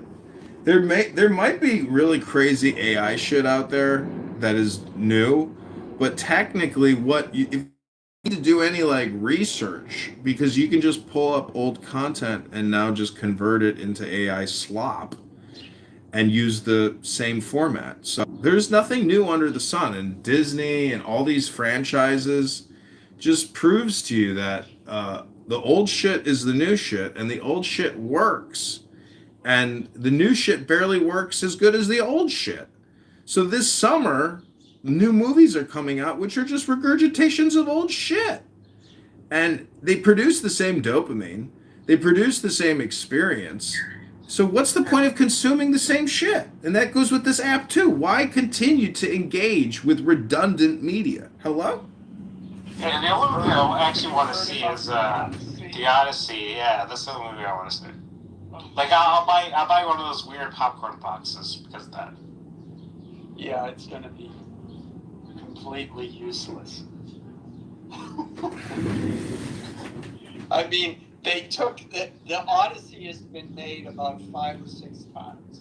They're making it again, but Elliot, aka Ellen Page, is playing the ghost of Achilles at one point. So you've got a trans Wait, you've got a trans man playing Achilles. Wait, are they playing a killer guy? Or is it that? She's playing a guy. Okay, then it's the guise of representation. You have a couple of black actors in it playing, and one of them is Lupita Nyong'o, whatever her name. Yeah, but they were all slaves back then. There can't be a black. Yeah, not only that, it's a Greek myth based on actual Greek facts. So, and there are no Greeks in the film. So, which it's fine, it's Hollywood, but Christopher Nolan based it on a book in which the Odyssey is reimagined to have black people in it. That's like the Wiz, when they reimagined the Wiz. But see, in the Wiz, everybody was black, right? So we say, okay, this is the Wizard of Oz, but we're going to do it with the R&B, and we're going to do it with a black cast. That isn't what they're doing. They're doing this Greek story and claiming that it's accurate, that Helen could have been black, or that there were black people in Greek society, in the ruling classes, etc., etc. And all it is, it's just race swapping. It's another excuse to create content that people will go, like you said, oh, I want to go see it. Yeah, you'll go, but I think Christopher Nolan is a very, he's made a lot of money for the studios. It'll do well the first weekend, and then it'll dry off. It'll drop off drastically. I liked him in Inception. Yeah.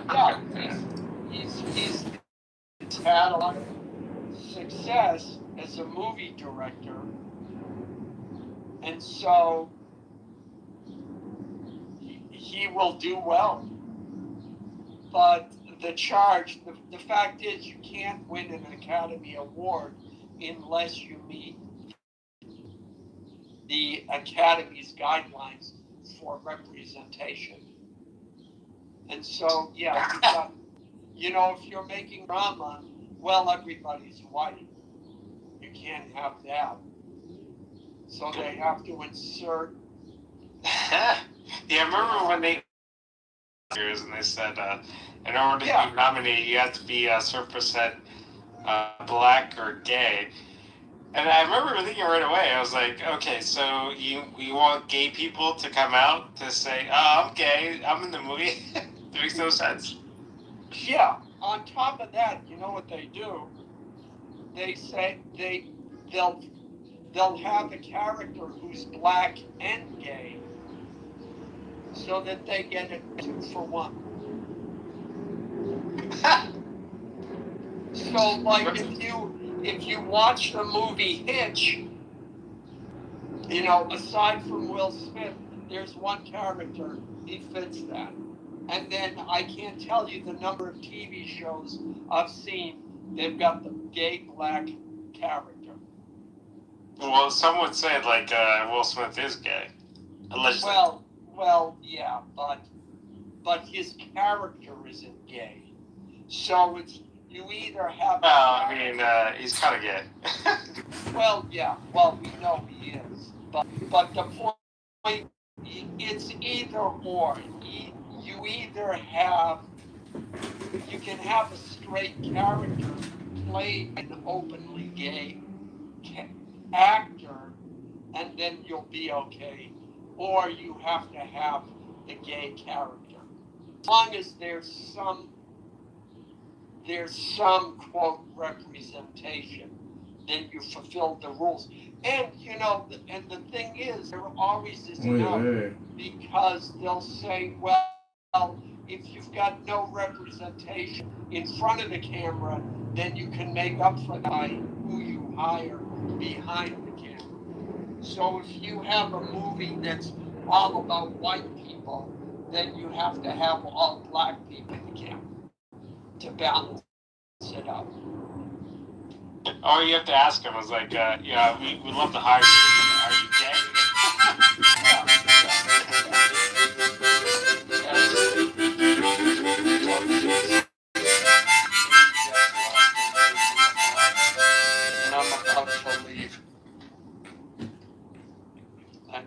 All right, well, enjoy your 250-year celebration, Dr. Allen.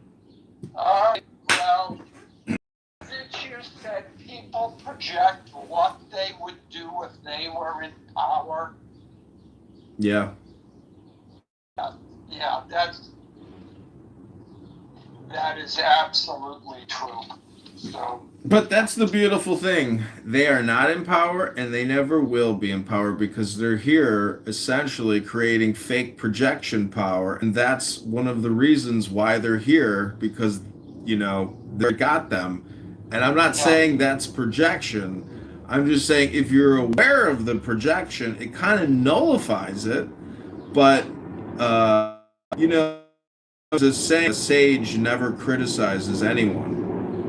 And so some people will bait you to try to get you to gossip. It's, you know, slander and gossip. And if you're a really happy, self-confident person and you're an effective communicator, you actually don't engage in ad hominem projection. And that's what people do. They do ad hominem projection all the fucking time, and they're never aware of what they're doing. yeah. So, well, on that note, I'm going to close the room since they made me mod. I guess I'm gonna go eat. So I will, well, geez, did they even... Let me see your whole Yeah, that shit is high key, not low key. You gotta chill. You gotta chill. Let me see that ass. Turn around. All right, so back to the conversation we were having. Yeah, no. And take your ass back to Canada. Well, she gotta be a bitch. Right, like what the hell? I didn't need your motherfucking help. What the hell exactly are you doing, baby? Go ahead, Rewind. Is it easier to love a younger person or an older person? Application having ass bitch, is y'all okay? Are you okay? Okay. Are you okay? Go ahead. Are you okay? No, just back to the question we were having. Is it easier to teach someone younger or older to know you? Oh, bitch. Go ahead, Rewind. Control your heart. You can't control me. Fuck you and Rewind. Your heart. Bitch, are you okay? Yeah, I am actually. No, you're not. I don't have to be on the app sounding like Elmo. Girl, shut up. Go ahead, Rewind. I was just asking the question you're talking about, that's all. Back to the question. You sound like you're talking about the question before. Oh, hold on. You sound like you're about true. Girl, fuck you and Rewind. What? She ran. Teaching someone. Exactly, because this heart machine, bitch. What the fuck is you? What we were talking, teaching. Nobody gives a fuck about you. So the difference between me and you is sit in a room talking about you like you do me. Fuck you, bitch. I'm here in my mind talking. You delusional. I'm not. You think that I get the messages. So bitch, you don't get no fucking messages telling nobody that I'm sitting in the room talking about you. Because that never motherfucking happened. I've never she has seek shelter in a bomb shelter. I have never sat in a room talking about you.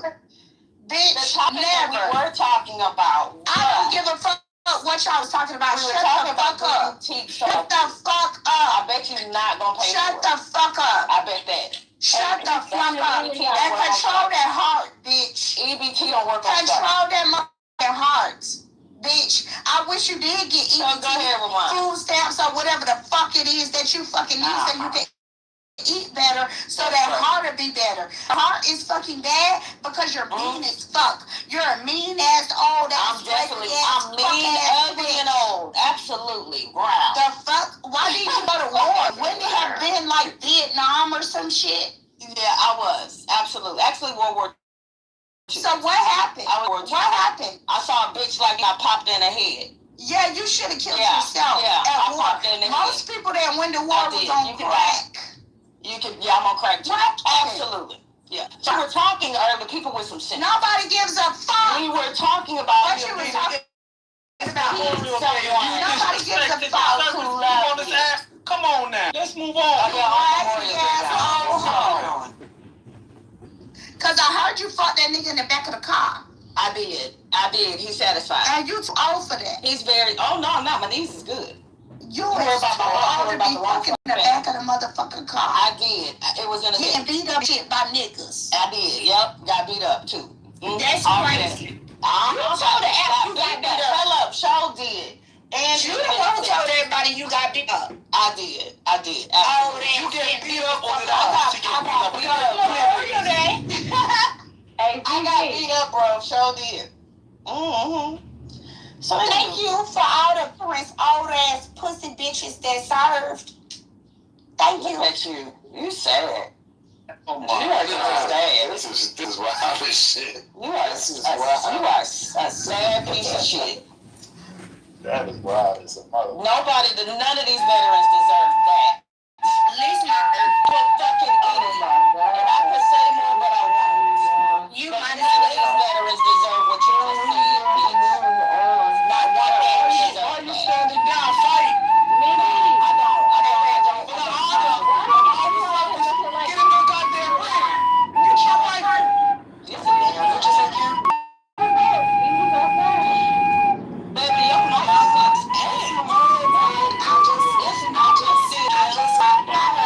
my son was in the rain this morning. Now I'm pulling up to the gym. What no, he in the band, so he was in the water parade. Shout out to your son. Did you take pictures? Yeah, I got pictures. So now I'm about to go in the gym because the gym closed early, so I hope y'all still going. No, I'm not.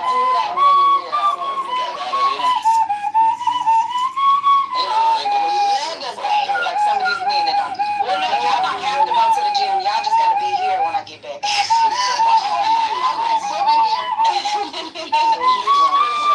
Beanie subjugated a lot of people on the stage. I don't know. Tia, never mind. Where my Tia at? Yeah. In the military, you couldn't even fight with Tia Beanie. Come on now. No, we fight honorable shit.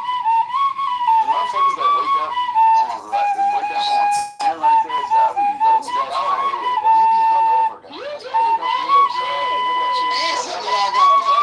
Another one.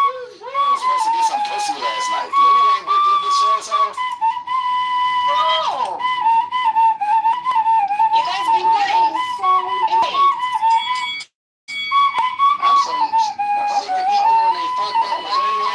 You ain't say that ball head or brush that nasty mouth, nigga. Who, me? What the fuck I did? I don't know who's getting talked about. I think your microphone. Oh, you are. I walked back in the room. She saw safety. The bad bitch off. Hold on, yeah. Get out the way. She's not gonna This how y'all know this nigga ain't never been on a trip with his daughter as a child. He doesn't even know my etiquette when they're on a road trip with their children. Like, look how he talks. That bitch is she was at a lounge the other night. Take that girl on a family trip with her now. He was at the house. Yes. I ain't got no shit. She been on 8. I took her on 8. Things that you say, you didn't travel with your daughter as a child. I done took her on 8 trips. No, I refuse to believe that. Like, okay, I don't give a fuck what you believe. You don't believe in your life. You don't believe in that little ass nigga that you gave. You don't believe in. You didn't believe that you could finish college. You didn't believe that you could pay your rent on time. You didn't believe in nothing. You believe in nothing. I want y'all to remember that less than 3. You didn't believe it. You didn't believe in that total ass shower that you got. Less than 3 minutes ago, she was talking. You don't understand people being on team. Because we're on a trip with our children. I don't know what I never asked you that.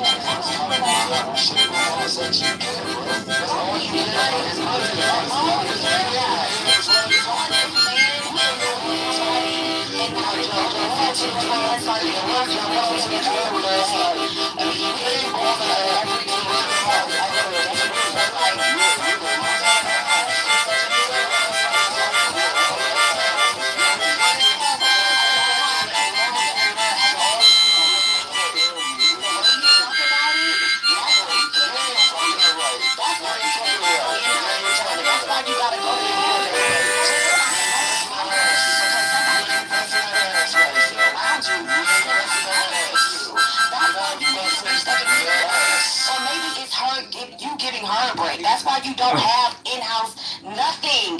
Because you're a sad, little drunk man. No, man, if you would be a nicer person, maybe somebody would want to live with you and build a life with you and travel with you and sleep with you. And they do. No, they don't. Stacey, you don't have that now currently with Stacey. Which is why she can opt into your building because she got a better name somewhere. Shout out to her. Juggling. I love how she juggles. I love it. Shout out to Stacey. And just a second ago, you talking about women who ain't never been chosen being washed up. But meanwhile, older than me. No, she not. Like, cut it. Yes, she is. Yes, she is. You want to be young so bad. You are so. You don't even know what your woman looks like with band hair. Because when Bob picks you out that picture of Stacey with her hair looking all kind of every way, I've seen it. I've seen it every time. With band hair. Shut up. Shut up. You don't even recognize that lady. And now you talking about Stacey. Hello? Hello? Hello? Hello? Learning all the curvatures of your woman's face. All the wrinkles, fine lines, and smiles and beauty. Because you don't even recognize it when someone PTR, you fucking weirdo. No, I don't give a fuck about you or her. Okay. Neither one of y'all. Okay. So and as soon as I get back to Houston. Look, she on a family vacation. I got her yelling in my garage, bitch. I got her yelling on a family vacation. On a family vacation. Short, puny niggas is the last in place. We vacate often. Like you get to vacate often. This is regular for my children. They have status at 11 years. Stop playing with me, nigga. My kids are used to it. All right? They were born into it. A vacation ain't special to them. They think it's Tuesday. Actually, I'm about to light my grill up. Don't blow yourself up, you fucking drunk. Yeah, light my grill up. You know what I'm saying? It's raining. He's not let. Y'all supposed to be outside. You ain't popping that pussy, right? That's why you should be mad all the time. Yeah, sound good to me. Worry about it. Yeah, we know it's right. That's all you need to know. I ain't left him, honey. He doing exactly what he need to do because I ain't left him. All right, where you want to go? Sure. I'll be home. All right. Sure. Okay, so I'll be destitute. Listen,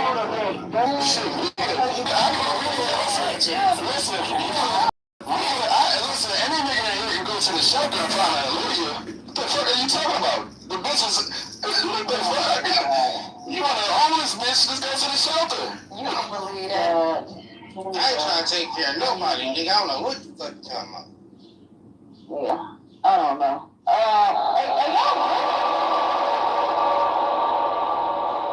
That's the end of your clip. The floor's back open.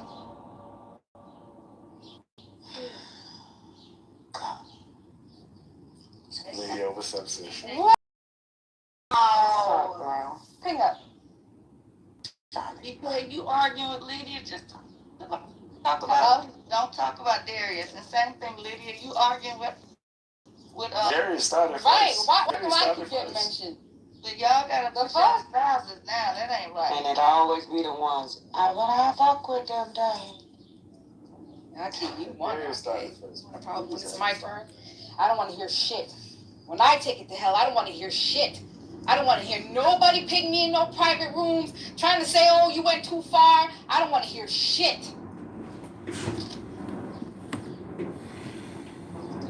Well, these motherfuckers might as well buckle up for We ain't even spoken.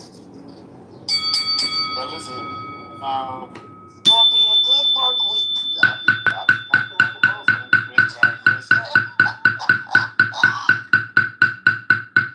Don't mention my.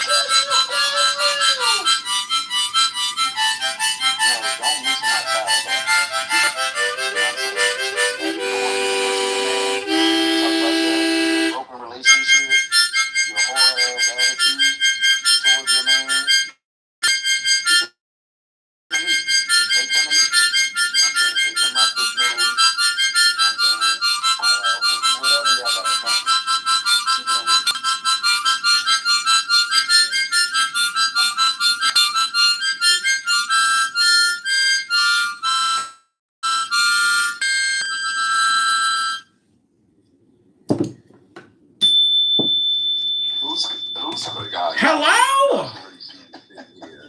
Hello? Reading the chat while he talking.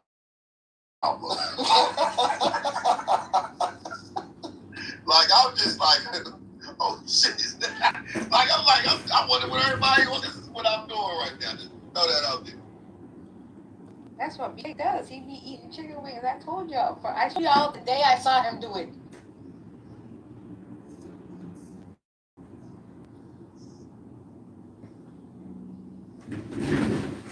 I'll touch on Canada. What the hell? I gotta go back to the fucking store. This is some bullshit. Stacy, what up?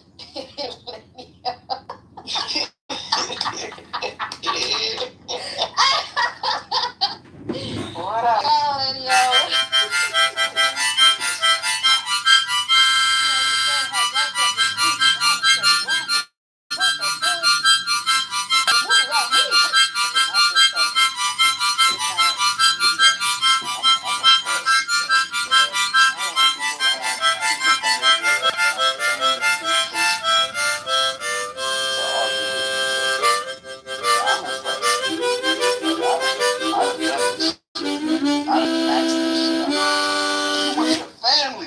It is a C harmonica. You know what? You might have that music. You know. You might have I never deal with nobody over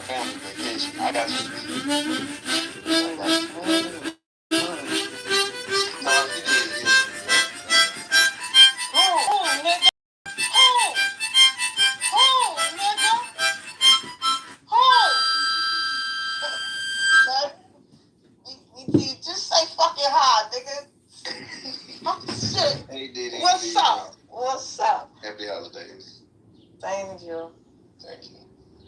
Hey, you still that Haitian girl. I just had some barbacoa a few minutes ago. And that's an FDA. No, Haitian though. Black American nigga.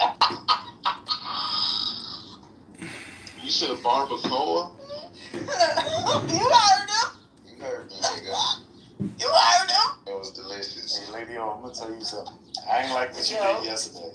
What I did yesterday, tell me. You know, T was talking straight bullshit. What shit? I don't remember. I was You left. You left. You said, Tell me what I did. I can be held accountable for my shit.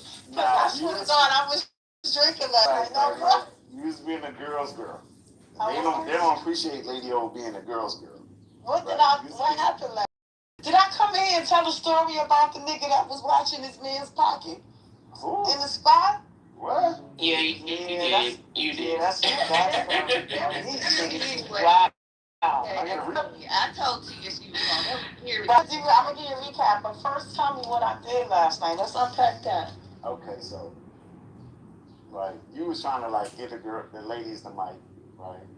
You was being a girl's girl, and then she went on some like broke, desperate, starving, and that's not Lady O. You know what I'm saying? Not Lady O. Like you was trying to defend this, and I'm like, why? Bro, you kept on pushing me to the side. She was doing some real poor. We need the clip, because I want to remember what you saying. Dialogue. We got the clips. I swear to God, I don't remember my name. Oh, you was drinking? Yeah, I was outside watching the game. Yeah. My bad. You know, I just be Nah, you were saying no. You were saying no, BK. Nah, this is not what I wanted. You backed out of the car, and then you left. Can somebody fund it, please? I want to hear it. I gotta go to the store.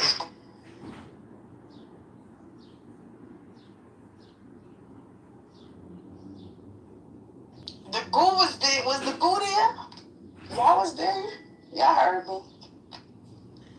What I did, goo? Manipulation 101. Act stupid. I'm not acting. I swear, I'm not. I don't agree with that. It wasn't just. Nah, listen. T is funny, right? She's funny. She's like loose, like free in the air, but at the same time, she get into like the poor. She get. It's down bad. It's giving down bad bitch. You know, like I understand. This is anybody can be whoever the fuck they want to be. You know what I'm saying?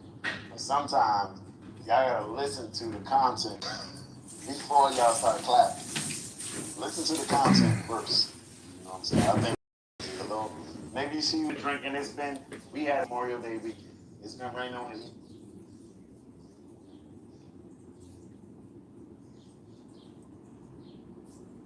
We write the stories, who studies the old literature and rewrite the stories and turn them into modern poetry.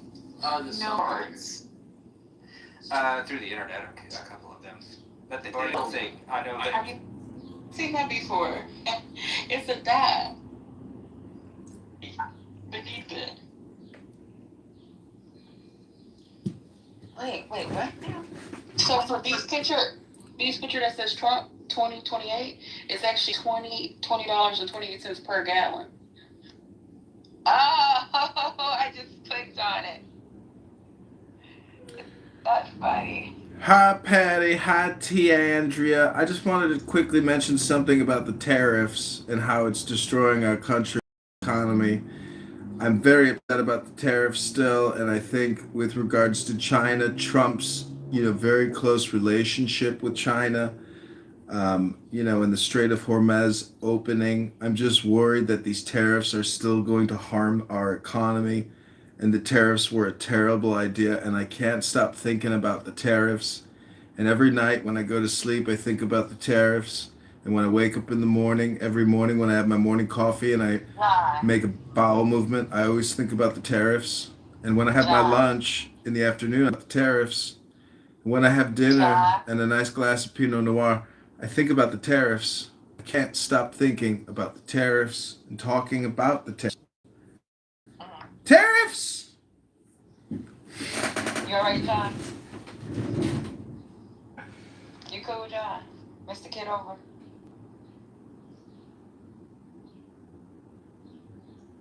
Girl, he played too much. We know you recording the room. At this point, we don't even care. Yeah, you care. I mean, if you cared, well, then that would matter. But you don't care. So. Yeah, I don't even care. Nobody even watches your channel for it. I know. Who cares? Who cares? Exactly. Yeah. Yeah. Okay. But what does it feel like talking in a forest and nobody hears you? You know, you think you. Right. You know where you get your traction from. People on Clubhouse will you playing the room. It's my audience. Come on, without my audience, I'd be nothing. I would literally be nothing. I'd just have like a couple random people from India and China saying, I love Donald Trump or FDT. It's either love or hate or love. So how's the shitting going in you and the tariffs? Since you take a craft and think about the tariffs, how's that going, brother? Well, I can't stop thinking about the tariffs every single morning when I make an espresso and then I go to release a bowel movement. I start thinking about the tariffs and what that means for our economy. Plus, when you do the forced, mass demigration and you deport hundreds of thousands of hardworking laborers and you add in the tariffs, we are further deconstructing economic opportunity, which is less trade internally and less trade externally. It's madness. You don't prick a bubble, you keep inflating a bubble. You keep inflating. You don't prick. You do not prick. You inflate. You do not prick. Aren't you a Trump supporter? I support America and our destiny. It's not about one man. That's my complaint, is too many people project onto Donald Trump their internal emotional state, and they're unaware of it. All communication is projection. All communication is politics. And some all communication is comedy. But the tariffs just keep me up every night, especially in the morning when I make the bowel movement after the tariffs. So you woke up on Memorial Day and decided to remember that this wasn't your version of politically correct?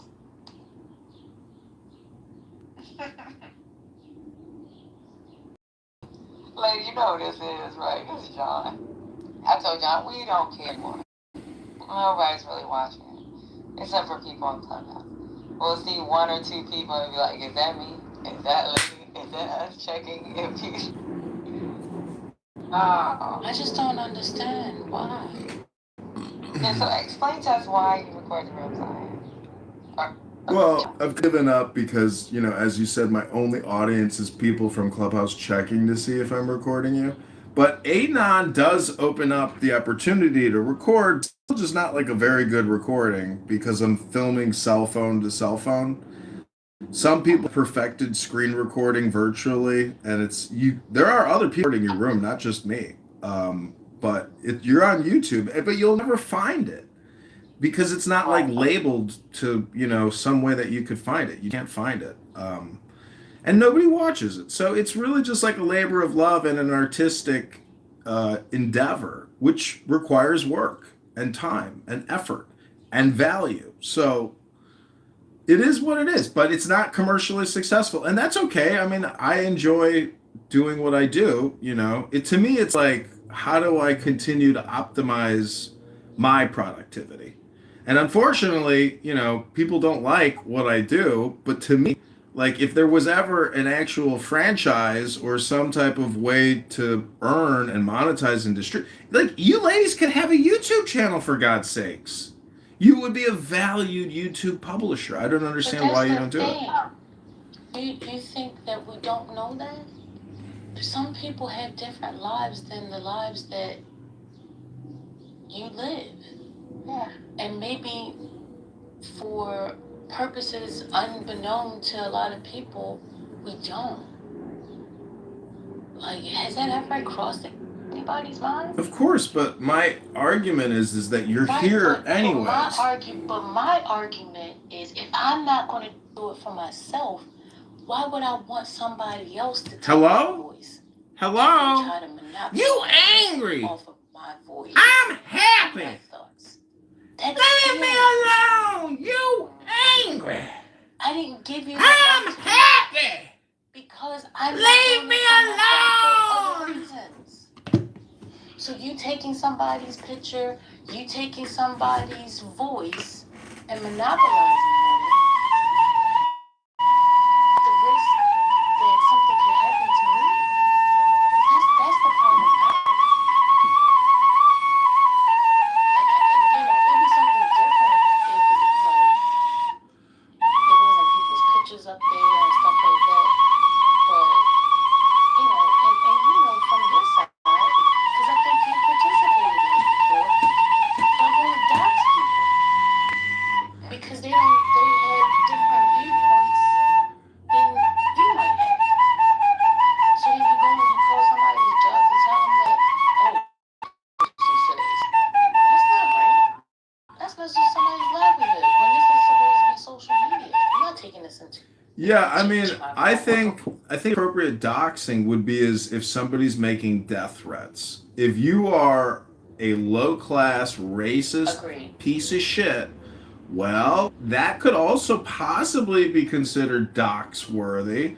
But the death threat stuff, and I have dealt with people on here that have made death threats against me, and I doxed them, and I notified the police and the FBI in their area. That's something different. Yeah. That's different. Yeah, I wouldn't tolerate that either. I mean, I'm not talking about that. I'm just talking about people not agreeing with what somebody says. And then, yeah, I've never doxed anybody. I've never, like, from this room, I've put out fake news that I, notified Patty's boss one time and she got fired, just to see if, like, my little butterfly effect ripple could cause some friction. And I think it worked. But it wasn't true. It was fake news. Nah, it didn't work. I didn't think that. Wait a minute, you did what now? Why would you do that? Why would you even play like that? You did that for what now? I don't know. I was in a room one time and I was just like talking about your room and we were talking about your room and I said, yeah, I notified boss and I doxed her and she's going to get terminated because she's on here 40 hours a week instead of working. And they were like, you did that? I was like, yeah, I did that. Friday, she'll be terminated. And they were all like, oh my God, I can't believe you did that. And I was like, yep, I'm sick of that room. But it wasn't playing with them. I didn't. Did you put my name in it? You said my name too? No, you just said me. But when that happened, nothing. Yeah, it was just me effing with that room. And no, I didn't mention First Lady because, Patty's like a real name. First Lady's not necessarily a name. But, Oh, you talking about that's not a real name to you. Yeah, I mean, I don't know who you are. But Ban carries this room. The GOAT. Isaiah. Whoever he is. He carries this room. His monologue, and his energy is what, really makes this show possible. Without Ban, ladies, I hate to tell you, you would not have a show. You would not have a show without Ban.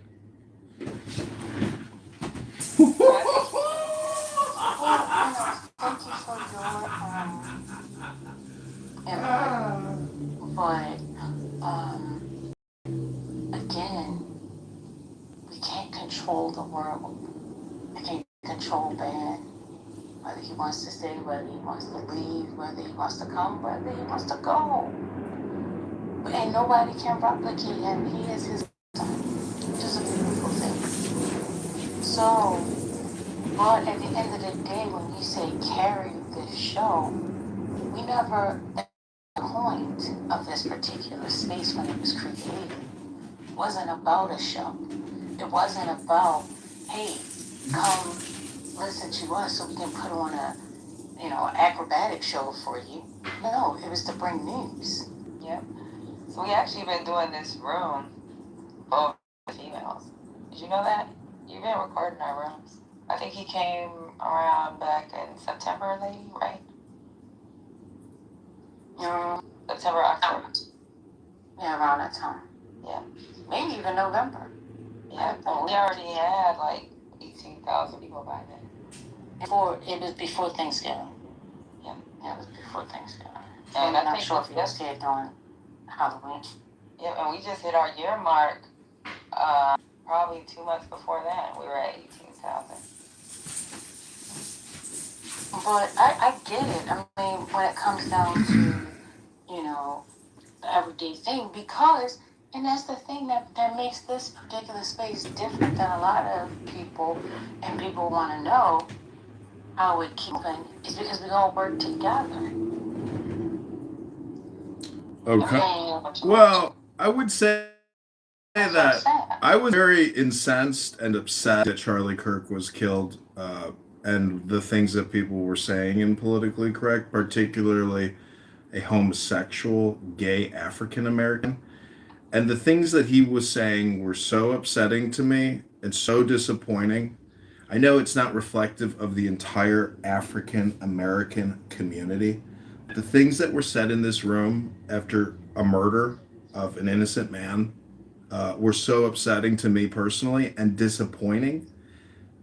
It didn't wake me up, but it alerted me to the actual real friction and divide amongst Americans, because it's not our people, it's the American people. You got to get your words right. It's Americans. Hello? That's the thing about how people choose to judge, because I took a lot of slack for that. Because I'm the type of person of integrity and certain things. Like, I don't feel like I would want that to be associated with me, because I wouldn't want people in my real life to think that I'm associated with that. There was a lot of pushback. Oh, you can't say that. You can't say that. For weeks. Even after it happened, if somebody says, if anybody brought the name up, I would zap out. Like, just be quiet. Let's not even talk about that. Or why is it that they can do da da da da da? People can do things in this world and get away with it. Certain people can't. And I'm not saying that you can't be that person. But in this particular space, just respect this. So when people judge and they say, oh, if this happened, well, how long did you say? Because just because you didn't see the fight back at that time, because people like me are very strategic. I know when to say something. Sometimes when the stove is too hot, you just can't open up and be like, oh, this, because then it's just going to make the situation worse. But there are plenty of times that there was pushback in regards to it. Yeah. I care about life. Can I ask a question? This is interesting. I'm going to frame the question in two different parts. It's going to be three parts. First, the individual, and then George Floyd and Charlie Kirk. And I'm talking about the individual. It's amazing to me how people care more about people they've never met and don't know, and cannot go home and mend their relationship with their own parents, their brothers and sisters, and they're deeply by something they may see on TV with Charlie Kirk or George Floyd. And I'm going to tell you why I'm telling the story. I sympathize. It's not about the person. It's about how people see the life and how disconnected they are from their own lives. I met a gentleman when George Floyd got killed, and he was marching. And it was a black guy with like 500 white people marching with him. And there was a lot of noise. I went home, went outside, started walking and following the crowd. Finally met up with the gentleman. And we started talking, and I said, I like what you're doing here. Take my business card if you need some help starting a nonprofit, call me. And he called me the next day. So I started talking to him. Like, he said he just got out of jail like 3 months ago, and so what happened to George Floyd? He got involved and became an activist, blah, blah, blah. So I said to him, You just came out of jail. I said, where are you now? He was in a halfway house, and I said, I can't help you. He said, why not? I said, let me ask you a question. You have any kids? He said, yes. I said, you have a wife, girlfriend? He said, yes. I said, have you seen any of your family members since you came out of jail? He said, no. I said, I cannot help you until you go and call your daughter. He hasn't seen his daughter in 12 years, hasn't seen his girlfriend who's baby mother. Otherwise, I said, I cannot help you until you go see your daughter and go apologize to your girl for getting in trouble, going into jail, coming out and marching for another man's family and not your own. Now, I settled for a minute. A couple weeks later, the guy called me back in 2 weeks. About 2 weeks later, he called me back. And he was thanking me and crying on the phone because what I said to him messed up his mind, because he said he was ashamed of going home, and he was ashamed as a person for going to jail, messing his life up, and not being around his kid for 12 years. But when I said it to him, it was about the humanity of your own life and fixing your own business before you pay attention to other people's business. And he realized in that moment that what I said to him was so true that he couldn't hide from it anymore. And a stranger said it to him in a way where it was so impactful that he wanted to call me back, and I helped him in a situation and everything else. But the reason why I'm mentioning that, because when I hear people talk about people, George Floyd and Charlie Kirk, Hello? King, Hello? all great people, admire great people that are doing great things or have sacrificed their lives to resonate in your life. But what all that is demonstrating to you is where in your life are you dealing with the living people that you're not taking responsibility for forgiving yourself, forgiving your mom and your pop for doing the past.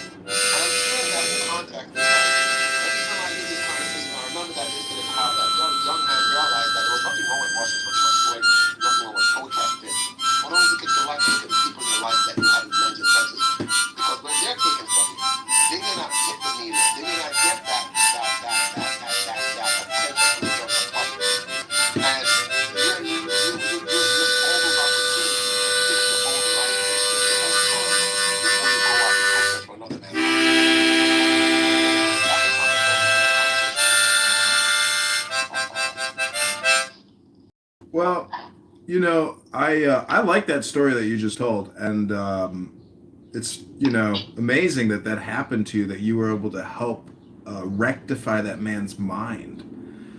And I would just that I guess my critique and complaint about the way that people communicate on this app is that it's not really a very good exchange of knowledge. Plus, there's also time duration, so we can't transfer large amounts of information to each other. That's what books are for.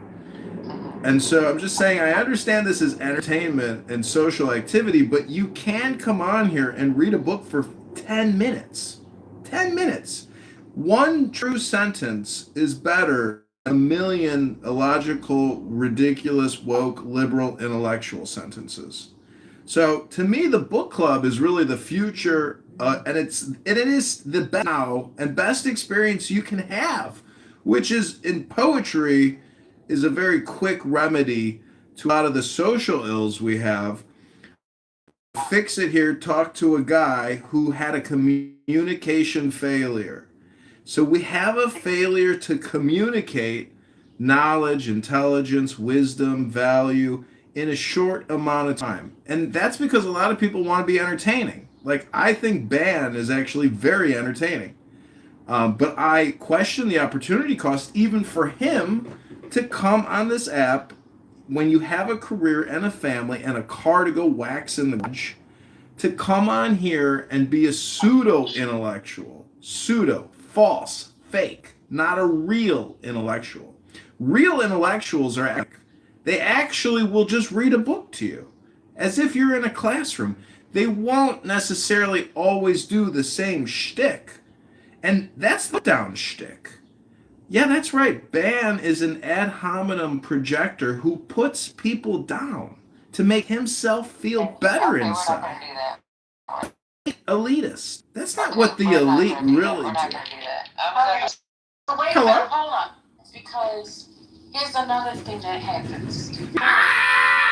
If I would have sit and I would have listened with him, with you, and we paid attention to what led to the ad hominems, to the height of it, we would see that a lot of times he is not the aggressor. He's the respond. You see, but a lot of times people don't want to pay attention to it because they get caught up in the emotion and the feeling that got how we got there. And was recorded. You can go back and you can actually listen and actually, but most times people don't actually go back and listen to get there, to really understand. And that's one of the experiences that we were doing last night. So I hear what you're saying. Yeah, a lot of people come on this ad, you know, you come in and give me suggestions, you got a chance to speak, right? We allow you to speak and tell what you think is the future of this ad. Not everybody thinks alike, and you are entitled to your opinion. The thing is, go make that work. Have a place here, we're not friends, to come and tell somebody what they should do and how they can be successful. You go and you create that for you. Doesn't that make sense? It makes sense to me.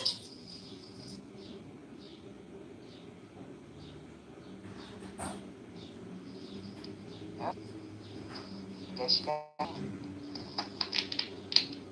So hey y'all, let's go ahead and start our regular routine with our Meet the Press.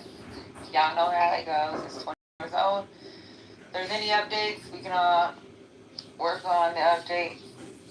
We don't go straight through it. We try like 2 breaks in between.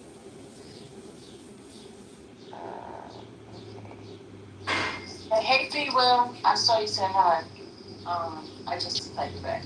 All right, I'm going to mute. I'm going to shampoo my hair. Thank you. Today's not Meet the Press. I'm sorry. It's Monday. So we play. God, we're not doing Meet the Press anymore on Monday. We're doing.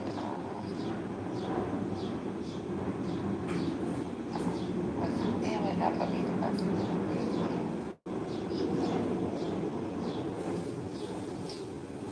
Damn it! Give me a second, y'all. What's the nation? Was that the one? Damn it! I'm sorry, y'all. Can I ask a question? What is the percentage of women in the U.S. Army? Why? Because the president is a coward, so there's women that's actually fighting for this dodging dodging the war when he got drafted. What do you mean? Just let it go through. Okay. Well, let me go ahead and start Meet the Press, y'all. Let's see who's on Meet the Press today. So this week, or not Meet the Press, Face the Nation. This week on Face the Nation, let's see. Talking about President Trump, largely negotiated. Well, they have no choice. It's not Venezuela. Okay. But he dodged a war back and he did. He got drafted and he got, so it's fake from the beginning. He doesn't care. Well, let me explain what's going on in Face the Nations.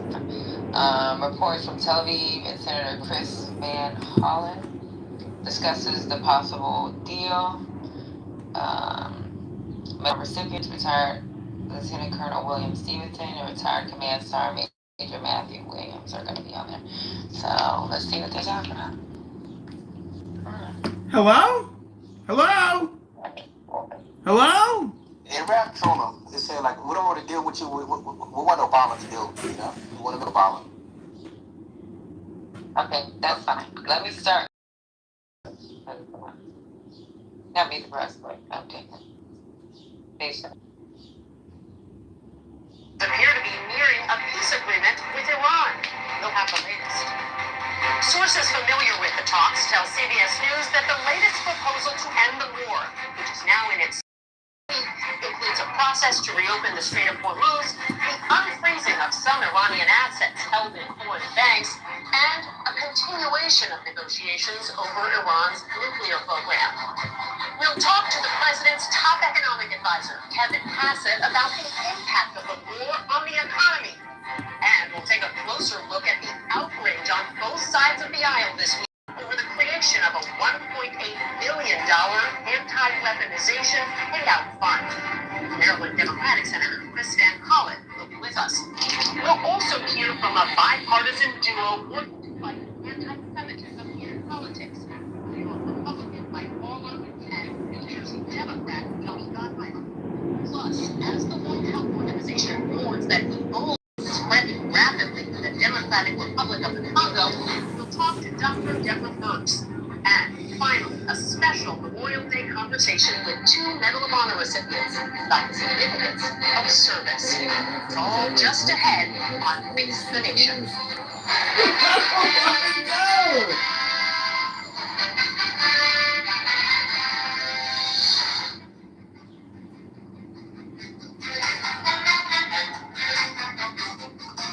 Good morning and welcome to Face the Nation. Margaret is off. I'm Nancy Cordes. On this holiday weekend, President Trump has been hard at work at the White House to iron out an agreement with Iran. When I spoke to the president on Saturday, he sounded upbeat about the potential for a deal and said that he, quote, wouldn't even be talking about an agreement if it did not prevent Iran from having a nuclear weapon, adding, well, we're getting everything we want. I will only sign a deal where we get everything we want. But it appears that most of the nuclear decisions would actually be left to the next round of negotiations. And that has some Republicans worried this morning. We're going to begin with senior foreign correspondent Imtiaz Taya reporting from Tel Aviv. In New Delhi this morning, Secretary of State Marco Rubio had this to say about Iran. I'll leave it to the president to make further announcements on it. Suffice it to say that some progress has been made. On Saturday, President Trump held a conference call with leaders of several Arab and Muslim countries, including Saudi Arabia, Qatar, Egypt, Turkey, the UAE, and Pakistan. In a Truth Social post afterwards, the president said an agreement has largely been negotiated, subject to finalization between the United States of America and the Islamic Republic of Iran. Army Chief Hassan Munir, who's been acting as lead mediator, was in Tehran at the time, where he met with Iranian leaders as part of attempts to narrow the remaining gaps with Washington.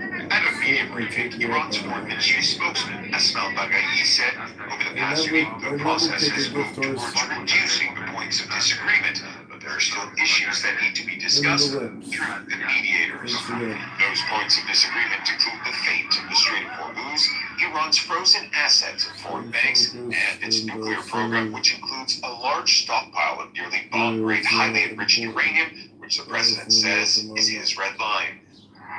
And after his calls with Muslim and Arab leaders last night, President Trump also spoke to Israel's Prime Minister Benjamin Netanyahu. Now, a senior Israeli political source has told CBS News the PM made it clear to the president that Israel would retain the right to take action against what it sees as threats, including in Lebanon. Nancy, amid reports the potential agreement between the U.S. and Iran would also see an end to the war there. Imtiaz Taya, thank you so much. Some key Republican senators have already weighed in on the early reports about the contours of a possible deal. Senate Armed Services Chair Roger Wicker said putting off nuclear discussions for later would, quote, be a disaster, and that everything accomplished by Operation Epic Fury would be for naught.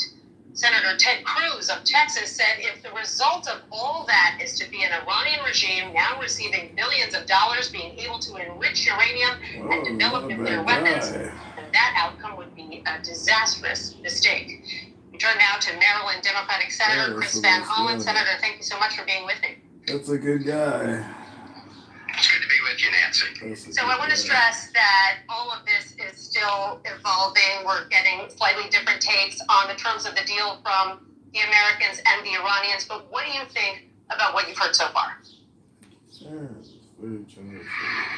Well, Nancy, this war against Iran has been a blunder from the very start. The president should have stuck to his campaign pledge of keeping us out of war and focused on bringing down prices. He's done just the opposite. Prices are going up, interest rates are going up, and we're mired in this war in Iran. And when you're digging a hole, you should stop digging.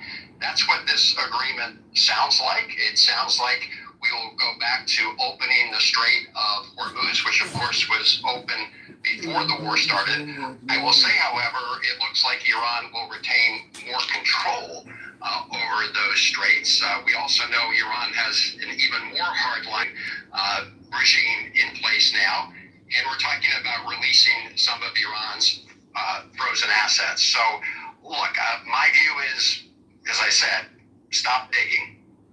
I want to ask you about something that stirred up a lot of controversy on both sides of the aisle on Capitol Hill this week. The DOJ's new anti-weaponization fund, nearly $1.8 billion set aside for people who say they were treated unfairly by the federal government. You've been calling it a political slush fund.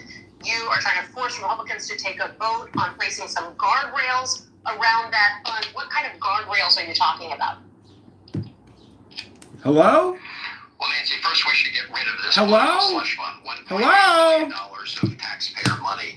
But I have been proposing amendments to prohibit, for example, people who rioted on January 6th and assaulted police officers from being eligible for the fund. People who've been convicted of child molestation, they should not be eligible for the fund.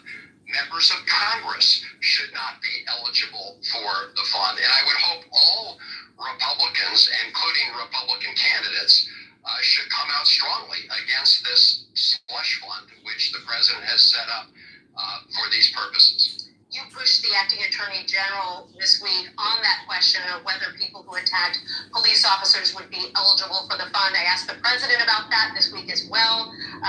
He did not say that those people would be ineligible. Senate Republicans were very angry about this, and they really gave it to the acting attorney general behind closed doors this week. That there is an appetite for trying to get rid of this fund in Congress, and how would that even work?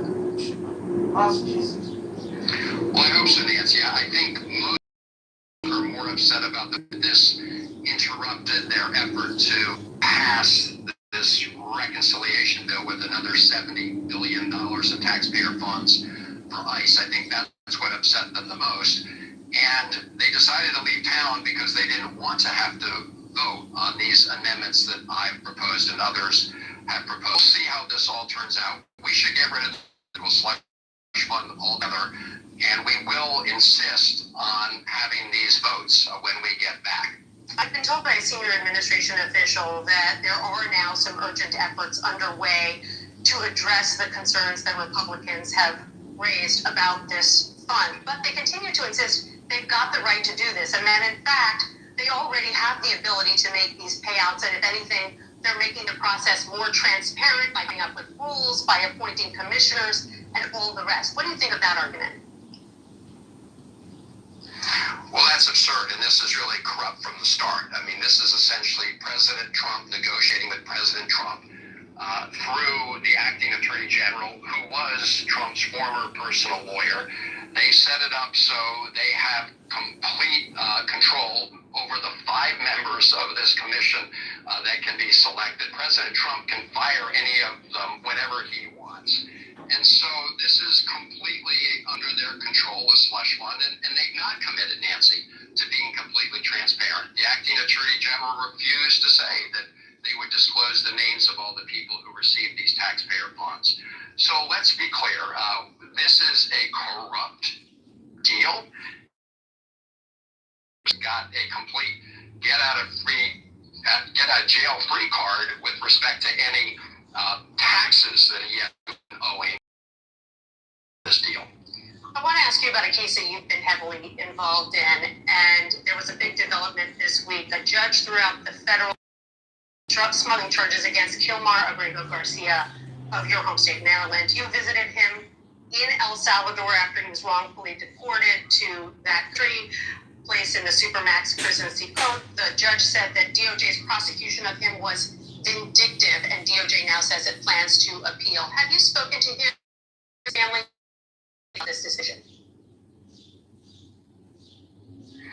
Nancy, I have spoken to him and his wife, Jennifer, and they're, of course, pleased that the court system have applauded absolutely a vindictive prosecution. The judge called it essentially an abuse of, because the Trump administration brought these new charges against him because he decided to exercise his due process and constitutional rights. They had admitted that they had wrongfully disappeared him to El Salvador, and he contested that.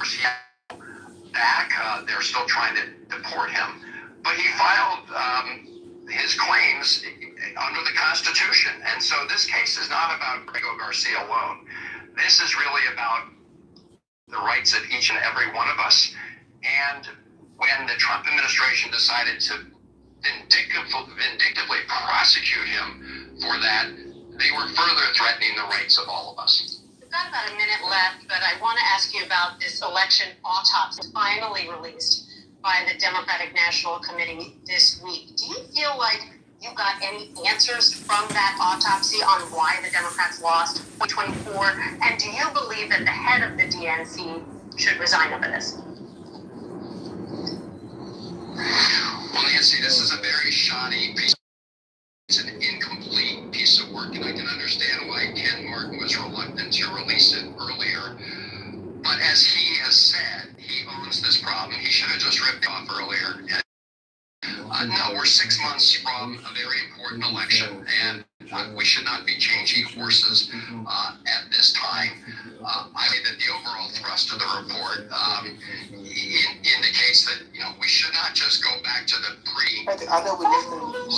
When I've said from the beginning, it was a Elon Musk. 90 seconds for this NASA-engineered AC someone like Donald Trump the second time. It's smaller No, than a he won. Clear to the American people. They fixed it. Go on mute, Chris. We'll talk about it after he's done with his segment, okay? Understand their financial and economic pain and their daily struggles, and that we're going to do something about it. We're going to fight for them, and we're going to fight against the special interests, very powerful special interests who try to stack the deck against them. Senator Chris Van Hollen of Maryland, thank you so much for joining us. Okay, any comments? Now you can comment, Jay Fresh. He won. Elon Musk, he did it, I mean, his ex-girl, was it like last week when she admitted, she didn't know how to, change the system, which is not nothing, But everything is happening is for a reason, But It's like the one that exalted. we don't know. Okay, can I speak, Okay. me understanding how America works, America controls the world, and then they're afraid of losing that power, but it is start losing from the dollarization, Right now, I'm from South Sudan. Over there, we use dollar. We don't even care about country money. America controls two oil companies. When Iran stopped that, so dollar might drop.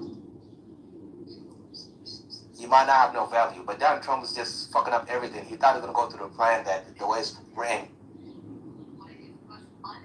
It just backfired because people are just giving up in America, and then we understand this 8 billion people. We can't have more people.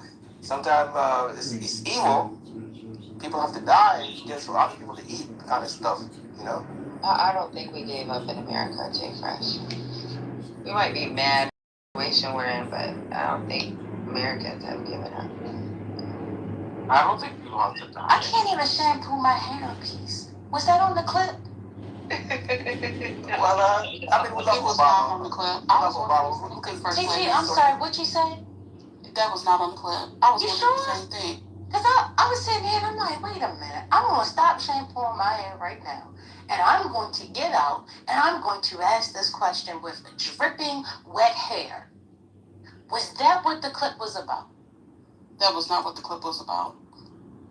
I mean, how often should you shampoo your hair? It's only like once a week. David, let's go on mute. That's definitely not what the clip was about. So the clip ended about the autopsy of the election.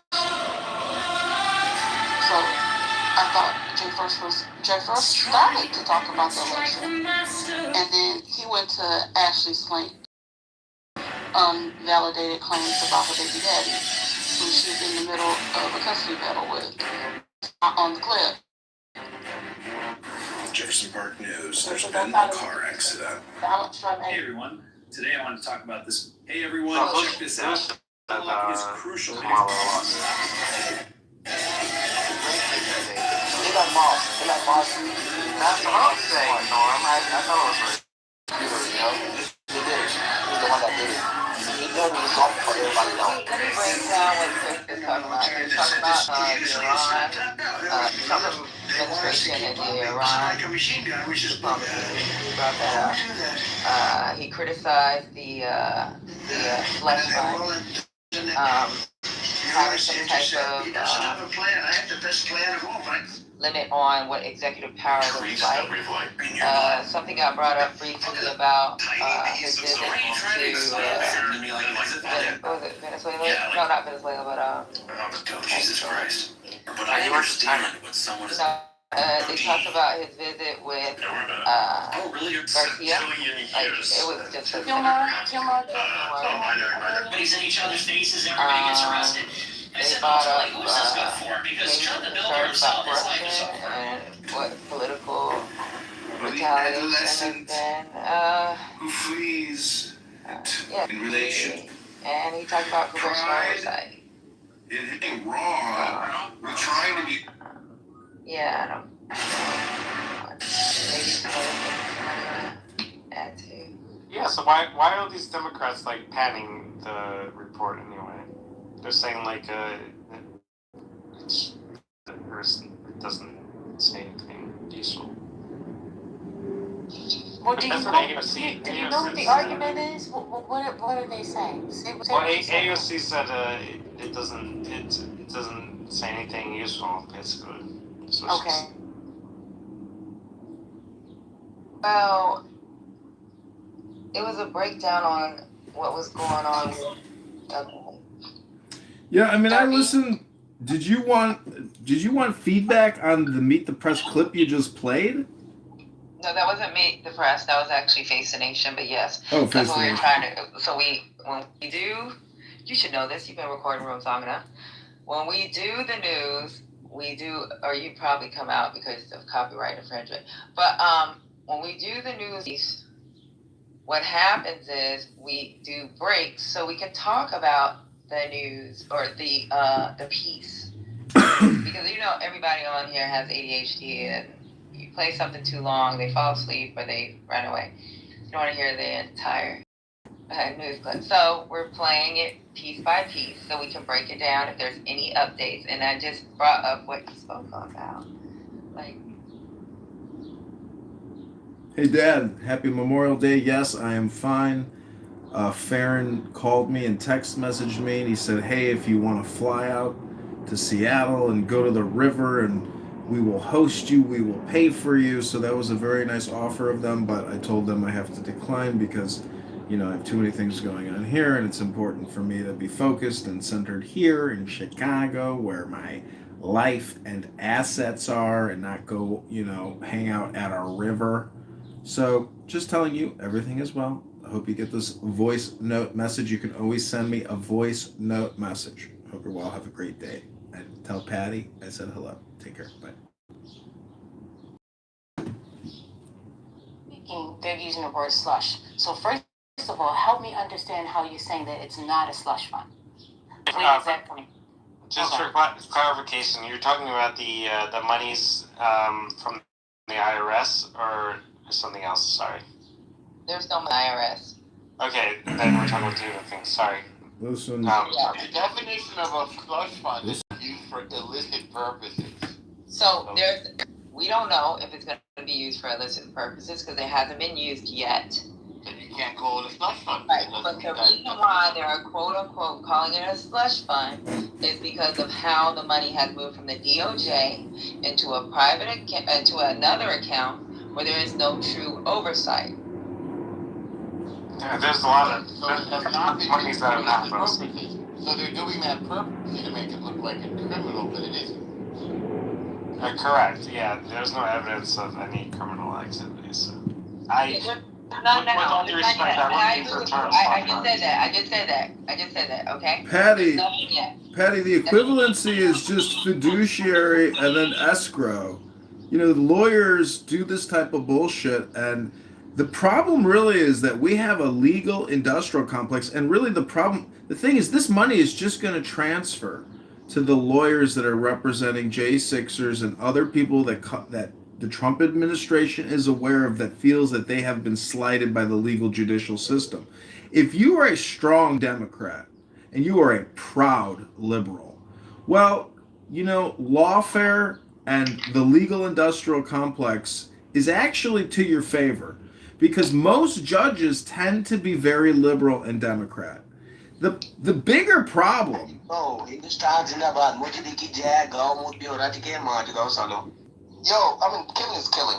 They anger disrespect it. But it's not about the judges.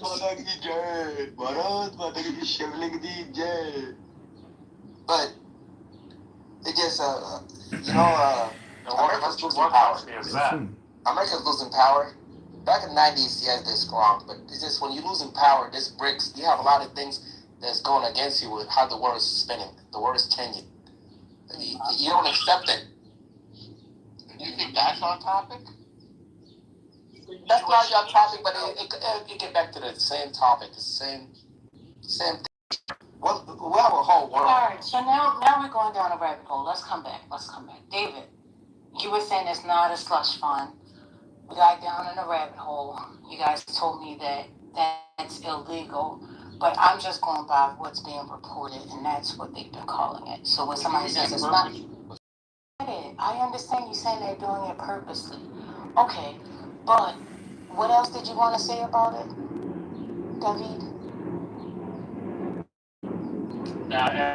Reserve the balance. David, that was the settlement from Trump's IRS that resulted in the it sounded like you thought you were talking about different things, but I think you got the same thing. No. So the settlement from You could just print it all day. Let's just take a break for a second. No, the settlement from the IRS, Sydney, was they could not investigate him for his past when it comes to his tax filings. That was the settlement. Now this DOJ thing, which already existed, where there was funding appropriated from Congress in case there was like someone sued the government because of some kind of like false imprisonment, something that the government did to hurt them, harm them. That's what that funding was for. Well, some of that money, $1.776 billion, so that something that's already being done that would have been adjudicated in a court instead of judged by 5 people that is chosen by the president. That is what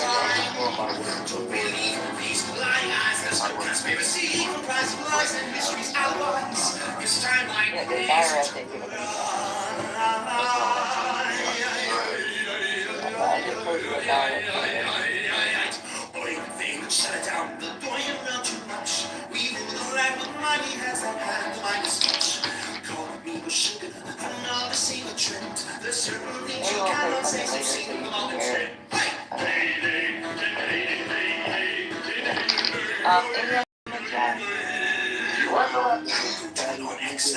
You're doing a great job. Well, the whole strategy is we don't want to do it, we don't want to run it. So he doesn't know it's fun.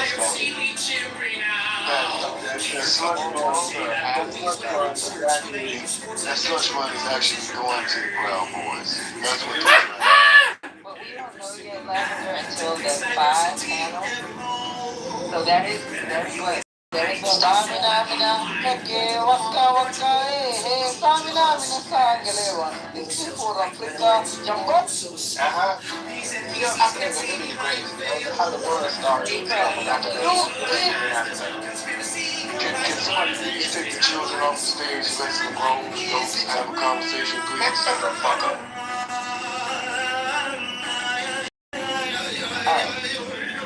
I'm about to fucking you don't hear the truth.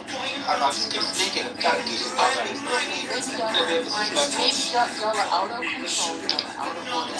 I respect our limits though. Right, yeah, well, Jay Fresh. I have limits, and you have already exhausted your limits. Please, for those time. when you're on this app, talk to me.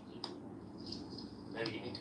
Yeah, you're gonna get dropped, Jay Fresh. You can listen to Indigo, and then you can put in the chat, and then we'll bring you up as needed. There's a lot of rooms, so I have to go speak to other people. Okay, babe. please Well, do have that, a good babe. day. That would be great. That's fine.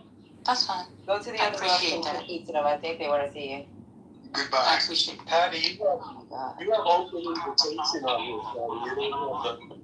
You don't have the invitations locked down. I think anybody can come up. Oh yeah. We're okay. We know. We got it. Hey, Patty, is this your first room? I think so. Oh, okay. I wasn't sure. So, can I mention something about that? What was mentioned in the Face the Nation? Okay, 45 seconds. Don't go too far, John. Okay, so Trump, had a presser a day and a half ago. El Normo and I were actually there at the White House because we launched the Jewish News Network. And we were there to witness Trump talk about the future peace negotiation with Iran. And all I got to say is I'm very optimistic about the future. And I unfortunately think a lot of elite liberal intellectual Democrats are very pessimistic and even nihilistic. And I think as Americans, we have to look towards wisdom and knowledge and trade as our future. That will always be our future of prosperity and abundance. I am complete. Thank you for letting me speak. And God bless you all this beautiful Memorial Day. I hope everybody here has the best day they've ever had in these 5 years of friction and conflict. But now, hopefully, we can have resolution now that ban has officially been banned from the app. Now, you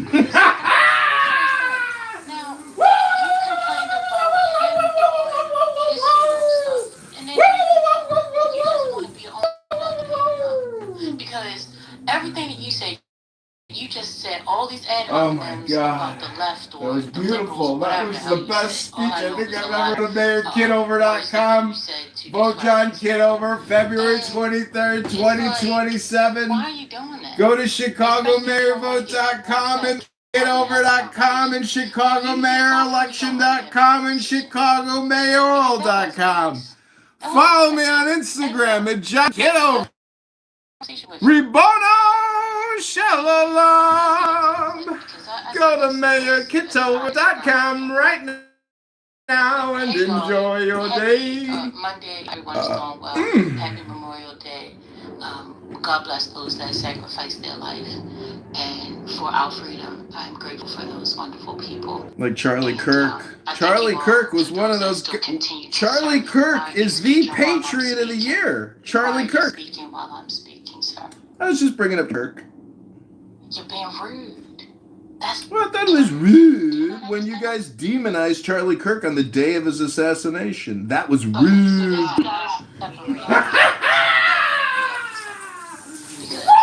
You're becoming oil, and I'm going to always be water, okay? And I don't need your oil in my water. I really truly don't. So why don't you just go ahead and find yourself a new spot for today? Because I'm not doing it with you. I don't know why you're trying to get a rise out of people. We already had that discussion. I already said what I said, that I definitely told people not to do that. And here you are bringing this back up. This is when your inability to be able to communicate starts kicking in. I don't know if you had burgers or what. I'm not sure. But whatever disabilities you had. That's ad hominem projection, baby. Ad hominem projection. No, there's. Oh, thank you. I appreciate it. Doing too much. Let me go ahead and continue to play the clip because I don't think y'all paid attention to the first step. This morning, I appreciate it. And we'll be right back.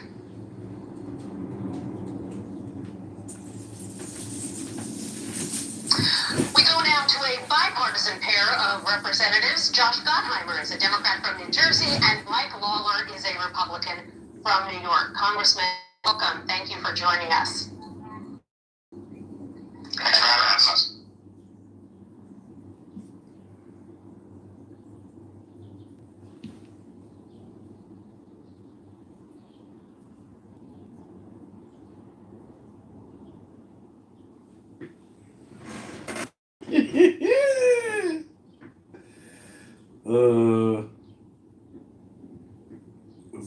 It's talented. It's talented.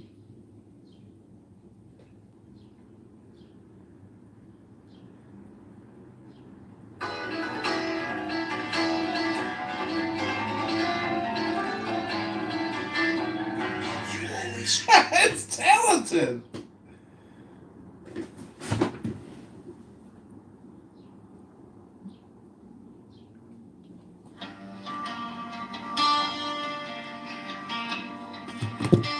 Now ye shall know that the chosen priest, the axle of infinite space, is the prince, priest, the beast, and in his woman called the scarlet woman is all power given. They shall gather my children into their fold. They shall bring the glory of the stars into the hearts of men.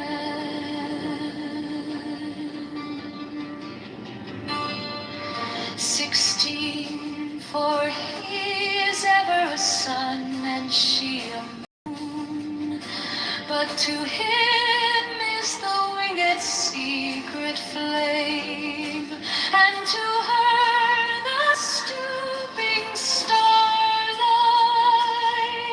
but ye are not so chosen. 18 burn upon their brows, O splendorous serpent. 19, O azure-lidded woman, bend upon them. 20, the key of the rituals is in the secret word which I have given unto him. Ah,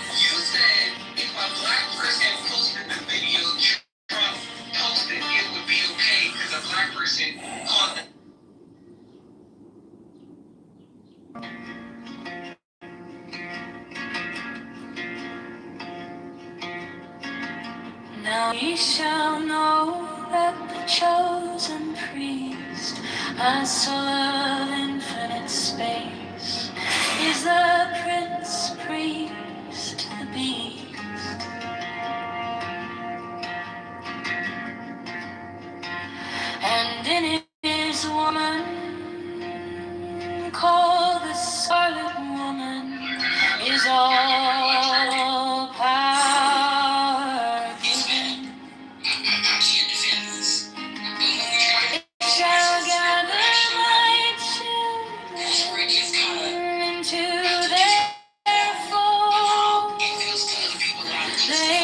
sharing the glory of the stars into the hearts of men.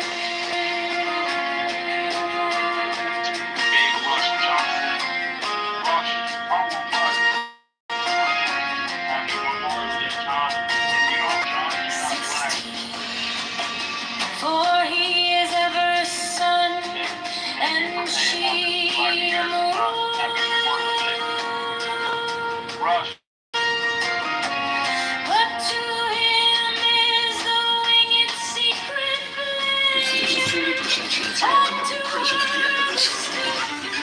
You just redeemed yourself, Rush. You just redeemed yourself, Rush. That was all. That was worth it. Worth it.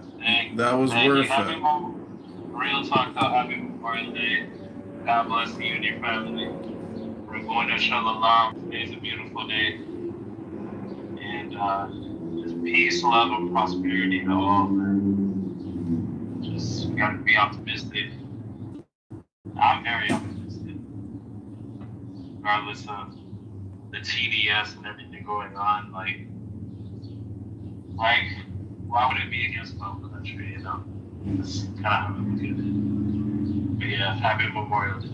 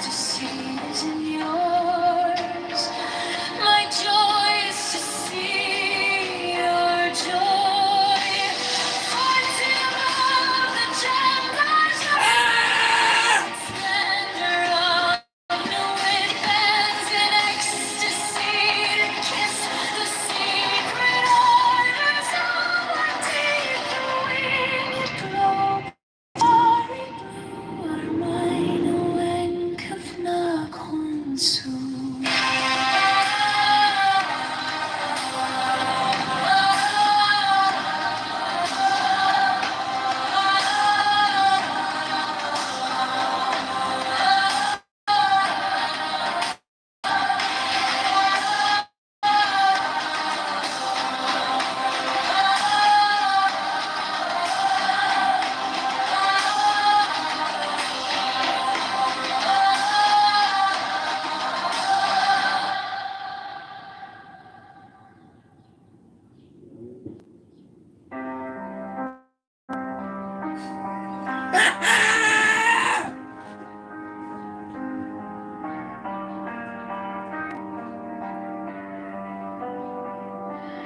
These are fools that men adore, both their God and their man of fools. 12 come forth, children, under the stars, and take your fill of light. 13, I am above you, and in you ecstasy is in yours. My joy is to see your joy.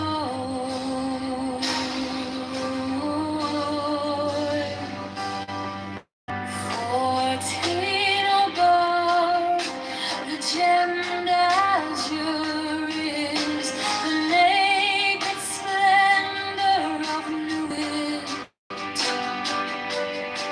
She bends in ecstasy to kiss the secret ardors of Hades. The winged globe, the starry blue, are mine,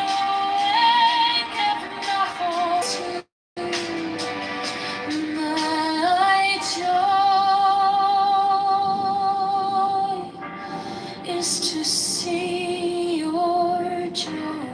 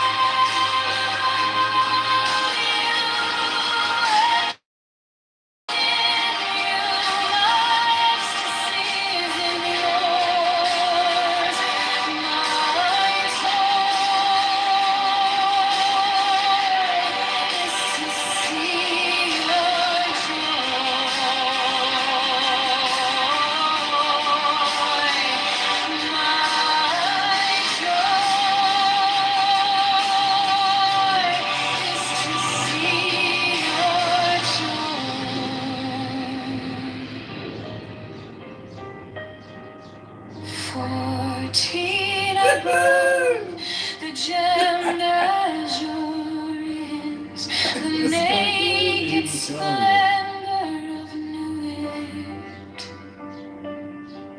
She bends in ecstasy to kiss the secret ardors of Hades. The winged globe, the starry blue, are mine, oh,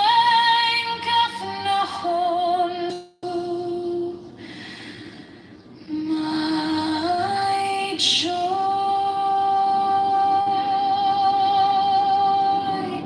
is to see your joy.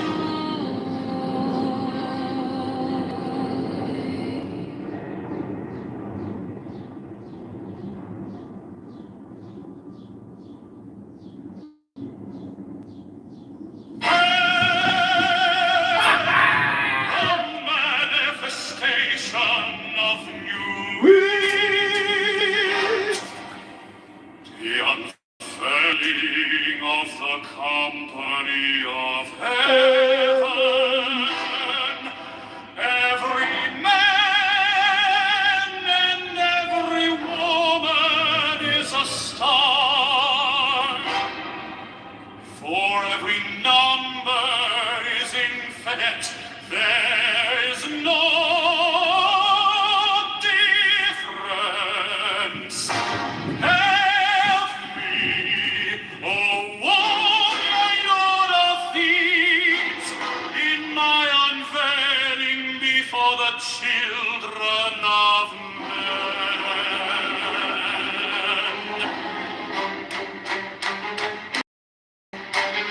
6 feet are deep, my secret center, my heart and my tongue.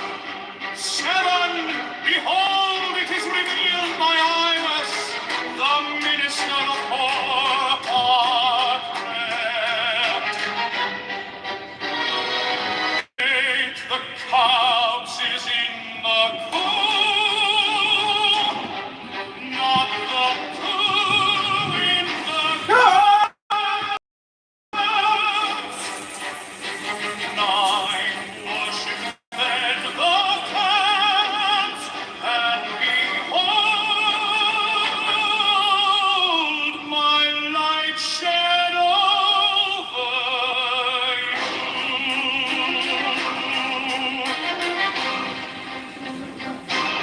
10, let my servants be few and secret, they shall rule the many and the known.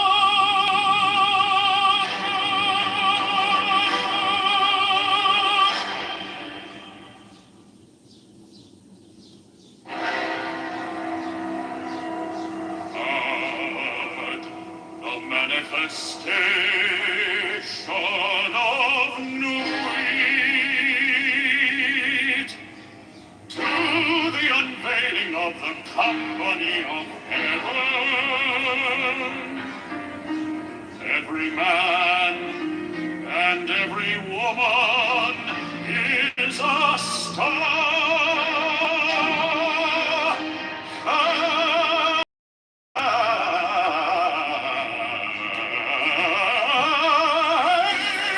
Every number is infinite. There is no difference. 5, help me, O warrior lord of deeds, in my unveiling before the children of men. Now and it, my secret centers, my heart and my heart. 7, behold, it is revealed by I was the minister of Horcrux. 8, the cats is in the coop, not the who in the cats. 9, worship, then the cats, and behold my light shed over you. 10, let my servants be few and secret, they shall rule the many and the known.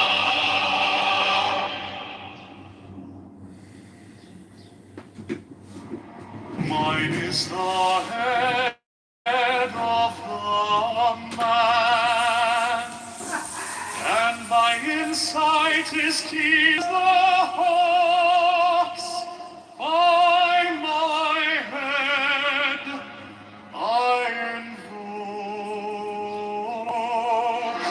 thee.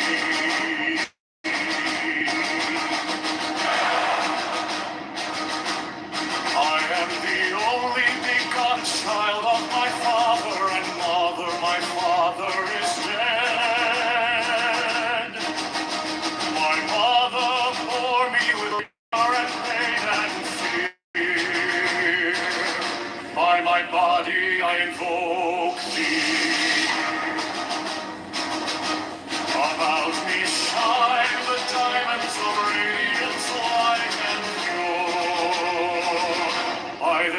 brightness I invoke thee. Mine is the red triangle, reverse the sign, given on God's sacred deed of thee, O Lord. By the Lamb and I invoke thee. Mine is the garment of white, sword with gold, the flashing of light that I wear. By my robe I invoke thee. Mine is the sign of the prophets and time. By the sign I invoke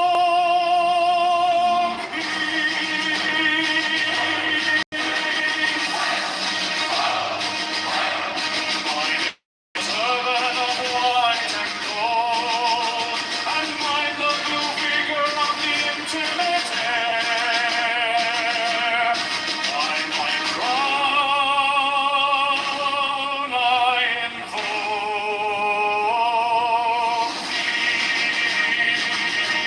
My fingers travel all the beats of gold, so run I after thee, thy car of glory. By my fingers I invoke thee. I bear the wand of double power and the voice of the Maverick.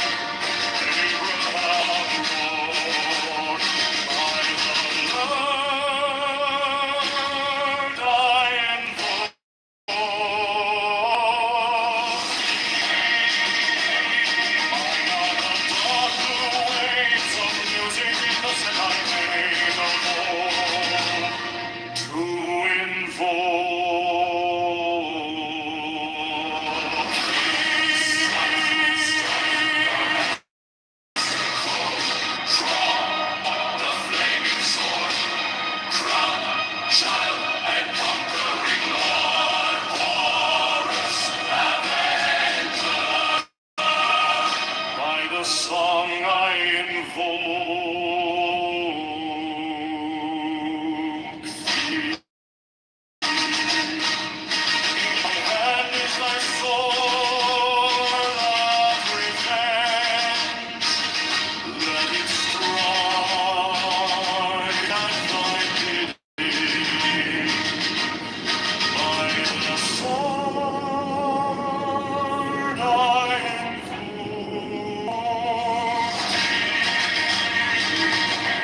voice of the vine, voice of the sinners,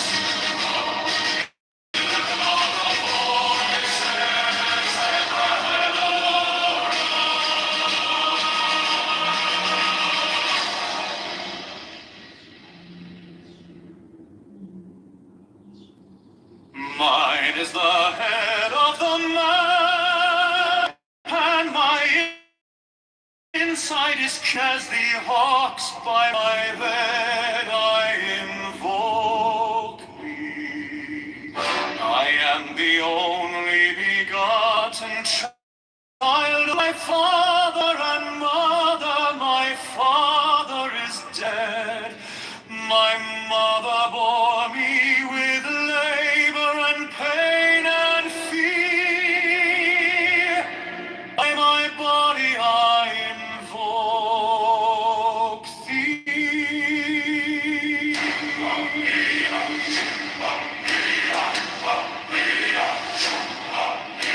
About me shine the dark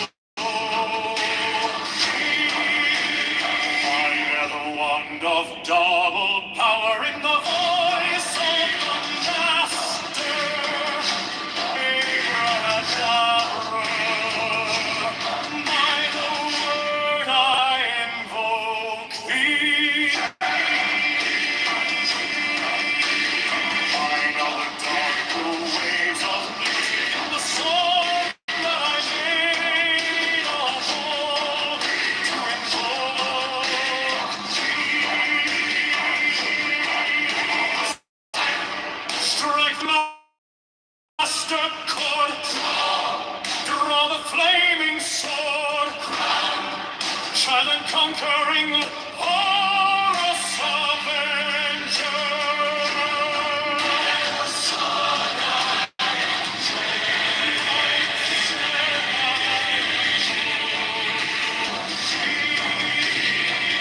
In my hand is thy sword of revenge, and it striketh thy cheek. By the sword I hold thee. I am the voice of the 611 are the voices. Abrahadabra.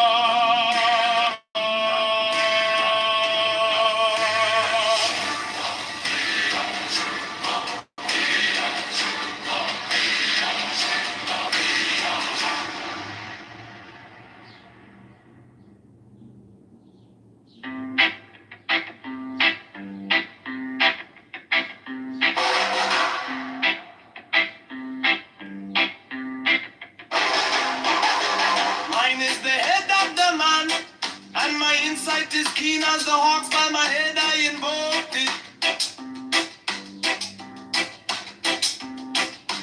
I am the only begotten child of my father and mother. My father is dead. My mother bore me with labor and pain and fear. By my body I invoke thee.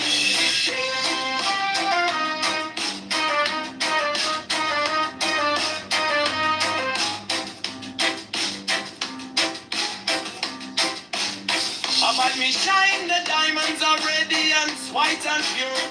By their brightness I invoke thee. Mine is the red triangle reverse, the sign given of none. By the lamb and I.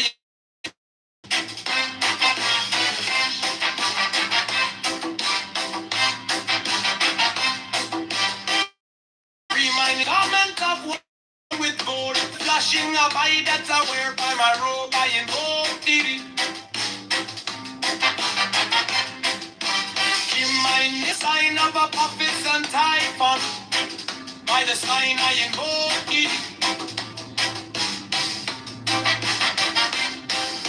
For mine is the turban of white and gold, and mine the blue vigor of the intimate tail, by my crown I invoke thee.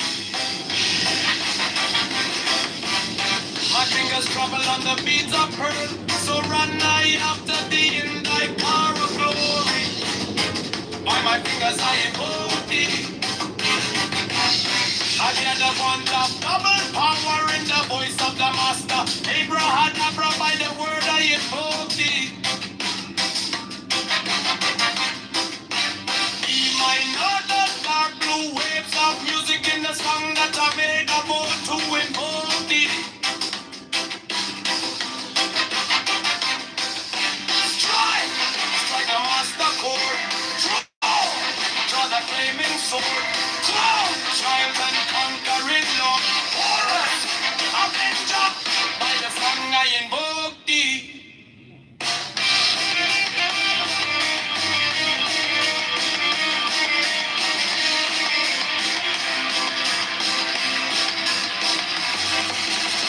In my hand is my sword of revenge. Let it strike at thy bidding. By the sword I invoke thee.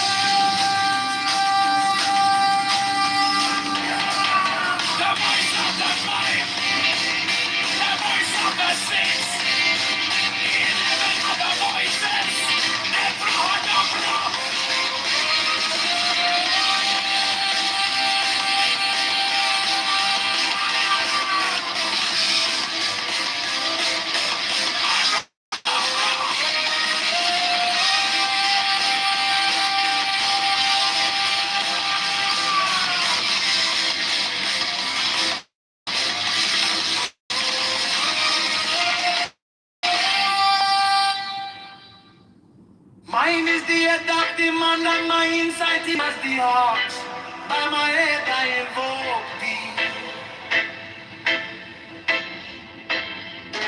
I am the only begotten child of my father and mother. My father is dead. My mother bore me with labor and pain and fear. By my body I invoke thee.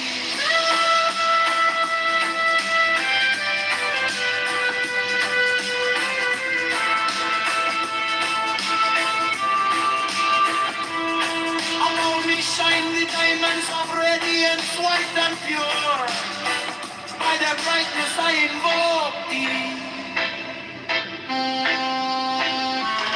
Mine is the red triangle reverse, the sign given of none. Save it be, oh people, oh Lord. And I invoke thee.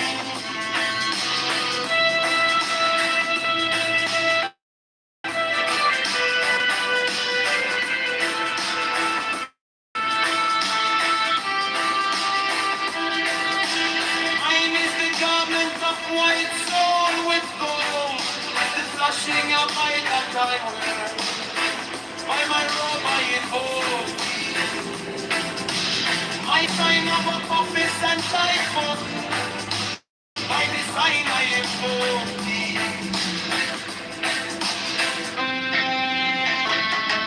Mine is the turban of white and gold, and mine the blue vicar at the intimate there.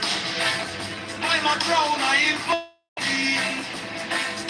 My fingers travel on the beads of pearl, so run I after thee in thy car of glory. By my fingers I invoke thee. For that the one love, the voice of the master. Abraham, by the word I invoke thee. Hey, mine are the dark blue waves of music in the song that I make to invoke thee.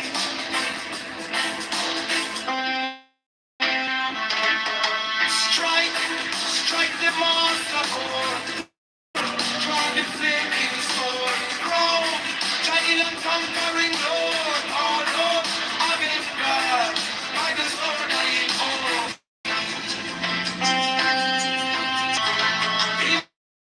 My hand is thy sword of revenge. Let it strike. I thy feet. By the sword I invoke. The voice of the fight. The voice of the six. 11 are the voices. Abra.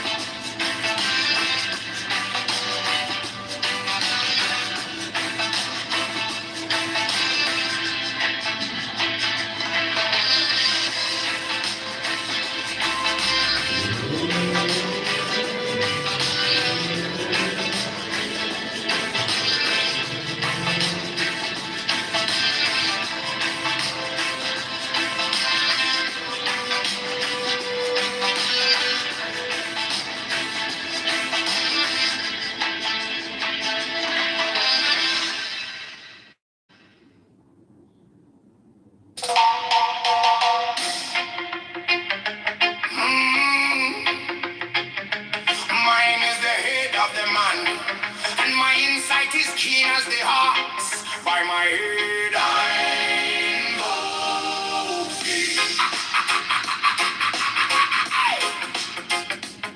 I am the only begotten child of my father and mother.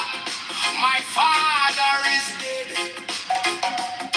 My mother bore me with labor and pain and fear. By my body I invoke thee. About me shine the diamonds of radiance, white and pure. By their brightness I invoke thee. Mine is the red triangle reverse, the sign even of none, save it be of thee. Oh Lord, by the layman I invoke thee. Mine is the garment of white, so and I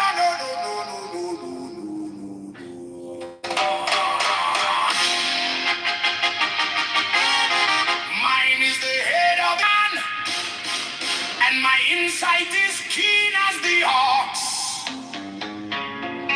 By my head, I invoke thee.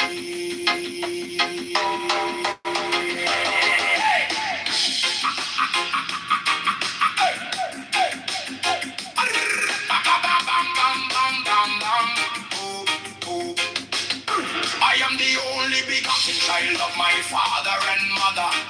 My father is dead. My mother bore me with labor and pain and fear by my body. I invoke thee. About me shine the diamonds of radiance, white and pure. By their brightness, I. Mine is the head of the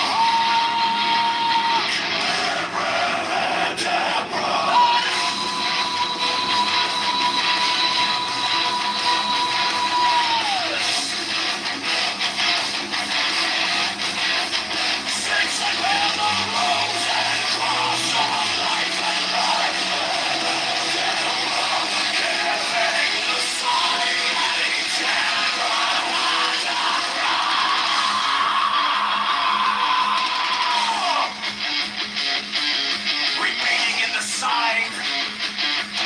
The invocation concludes.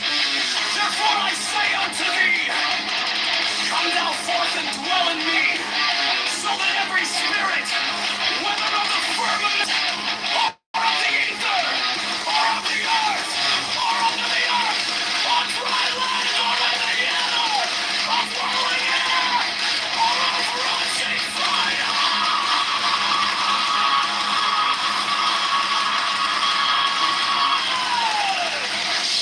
and every spell and scourge of God, the vast one might be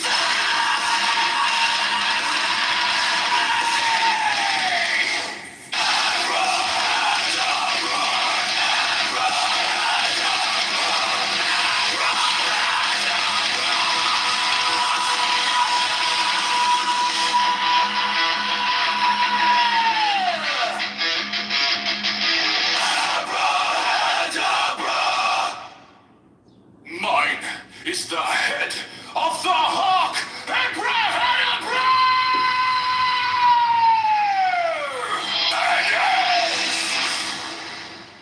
I bear the rose and cross of life and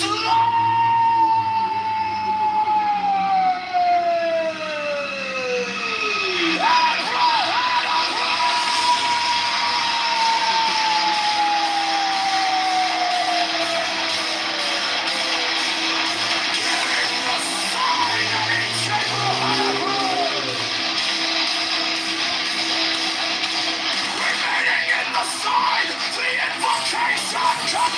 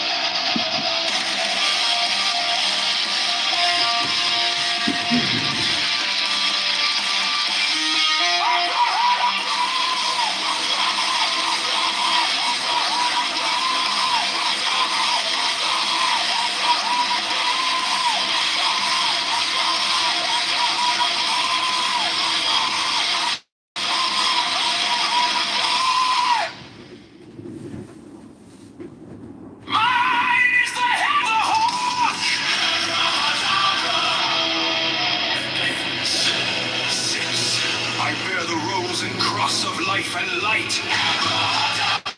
The sign that Adabra. Remaining in the sign, the invocation concludes. Therefore I say unto thee, come thou forth and dwell in me, so that every spirit, whether of the firmament, or of the ether, or of the earth, on dry land or in the water, of whirling air or rushing fire, and every spell and scourge on the last one, my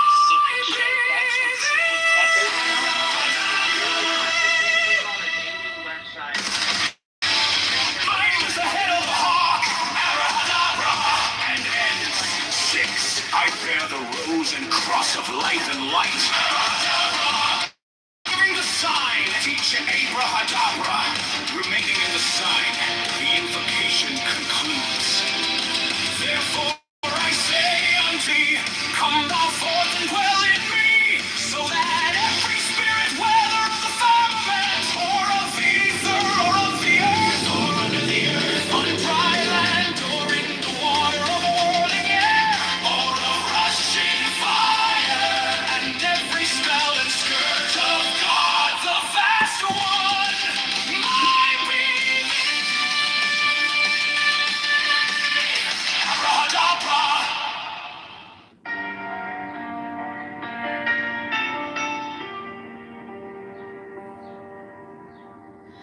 You came like dawn in my hands, soft but stronger than Patty, Patty, the equivalency is just fiduciary and then escrow. You know, the lawyers do this type of bullshit, and the problem really is that we have a legal industrial complex, and really the thing is, this money is just going to transfer to the lawyers that are representing J6ers and other people that the Trump administration is aware of, that feels that they have been slighted by the legal judicial system. If you are a strong Democrat and you are a proud liberal, well, you know, lawfare and the legal industrial complex is actually to your favor, because most judges tend to be very liberal and Democrat. The bigger problem. Oh, it's time to have what did he get tag on? You know, let's get money or something. Yo, I mean, kill this kill.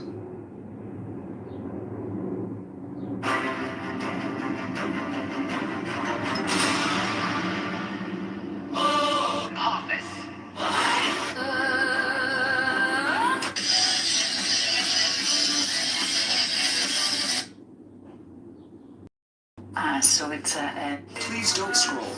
Please don't scroll. I'm just trying to be.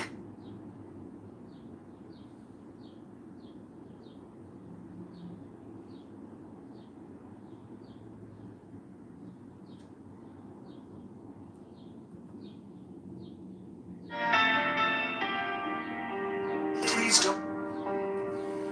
my fear turned gold in your eyes. We are $38 trillion in debt, so we have to look at that as the United States credit card. 6 months without. I was lost in the noise, now I'm learning how to stay close to your quiet light in the middle of the day. Stop thinking, let it fall. Take the deepest breath of them all. Hold it. Don't run from the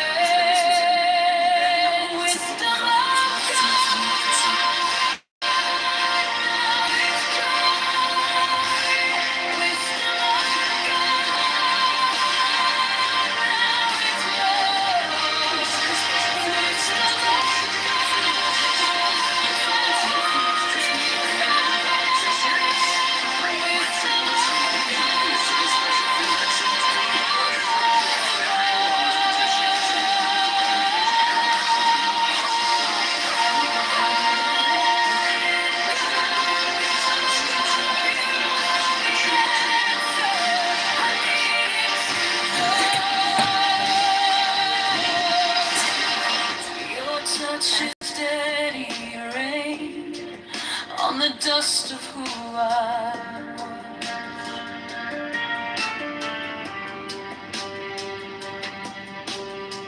Every wound gets named, and it fades in the hush.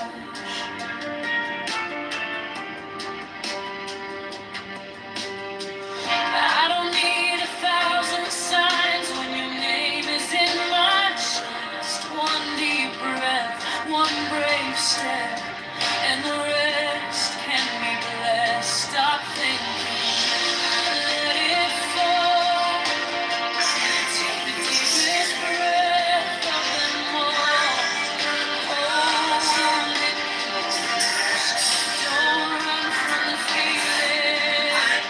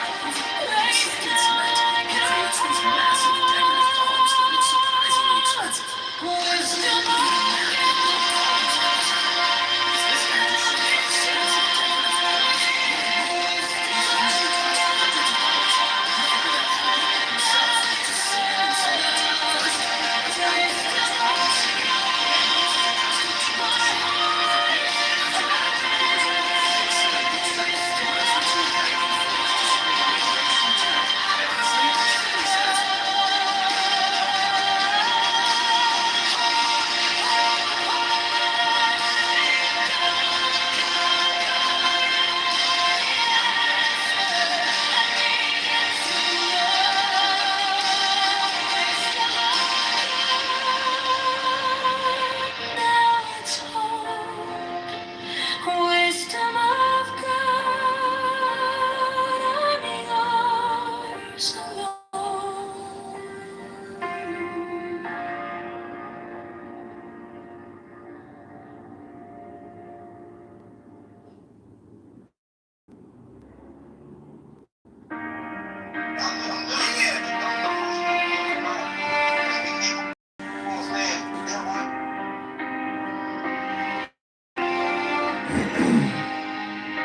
You came like dawn in my hands, soft but stronger than I knew.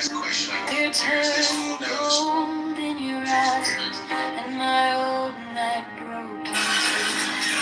I was lost in the moment, now I'm learning how to stay close to your quiet light in the middle of the days thinking. Take the deepest breath.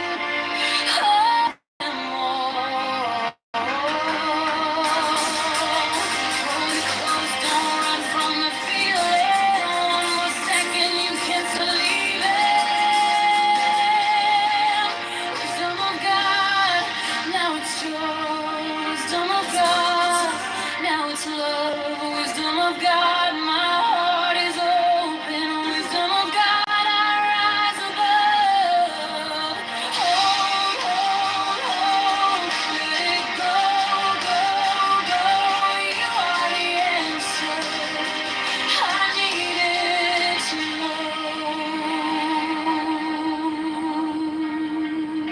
Your touch is a steady rain on the dust of who I was. Every wound gets named, then it fades in the hush. I don't need 1,000 signs when your name is in my chest. Deep breath, one brave step, and the rest can be blessed. I'm thinking, let it fall. Take the deepest breath of them all. Hold it close, don't run from the feeling. One more second, you don't believe it. Oh my God, now it's yours. Oh my God, now it's yours. Oh my God,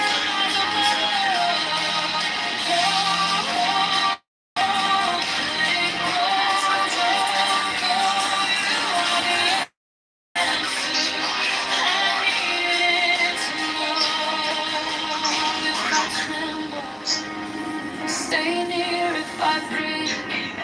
Pull me through, teach my hands to release what I cannot hold with you.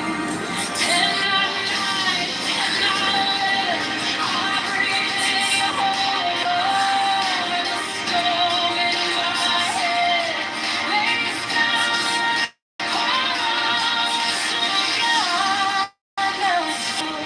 Wisdom of God, now it's yours. Wisdom of God, my eyes are open. Wisdom of God,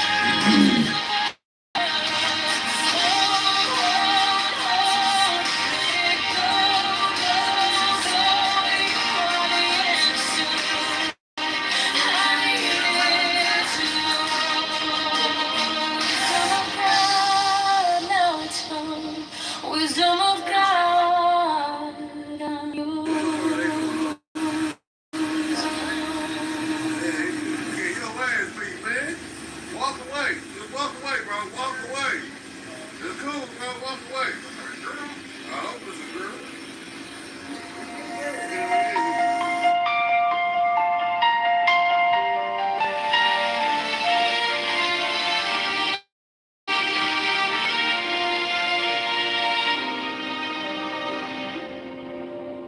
Wisdom of God is now. Joy of heart and light. That's because this method survives only in a few bakeries in China.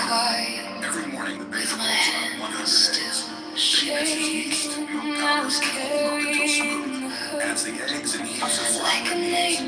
The dough starts sticky but becomes golden and elastic until the peanut pits. Next comes the secret. Stretching and folding the dough repeatedly until it forms a thin, nearly transparent membrane. The key is Take the deepest breath of the day. All for 10, not 11, 10, not 9, stay. Letting it rise one last time, just as people did centuries ago. The air fills with the scent of eggs and milk. When the lid lifts, the bread is golden, soft and delicate, not sweet like modern pastries. Could this be one of the oldest?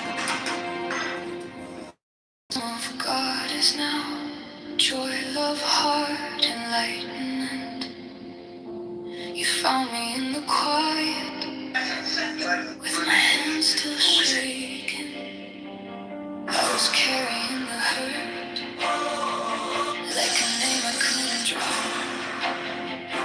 Then you touched my troubles, and the whole room stopped. Check this out. This book on John. Stop thinking, and your problems take the deepest breath. Hold for 10, not 11, 10, not 9, stay.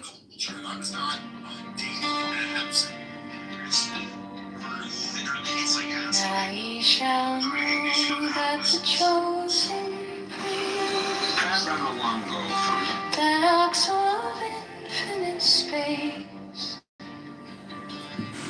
is the prince, priest, the beast. And in his woman the Scarlet Woman is all My numbers are going down. Uh-oh. They shather my children into their fold. They shall bring the glory of stars into the hearts of men.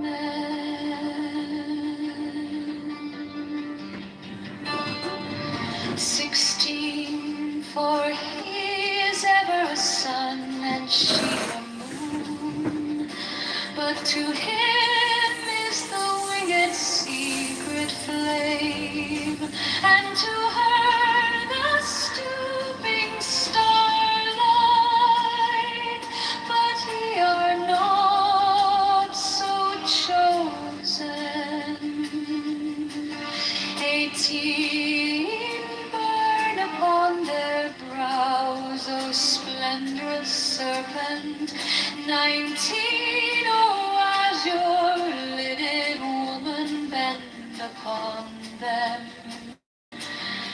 20, the key of the rituals is in the secret word which I have given.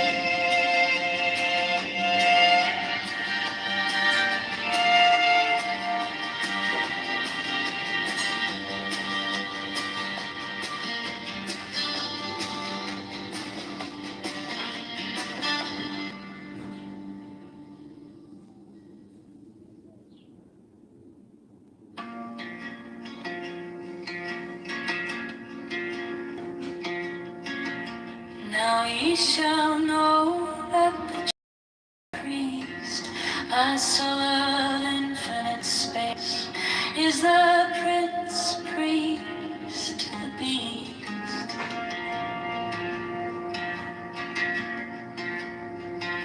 And his woman, called the Scarlet Woman, is all power given. They shall gather my children into their fold. They shall bring the glory of the stars into the hearts of men.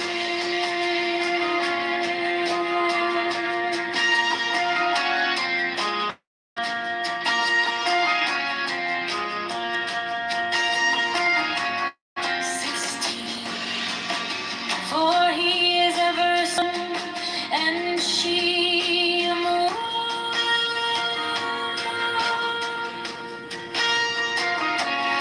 But to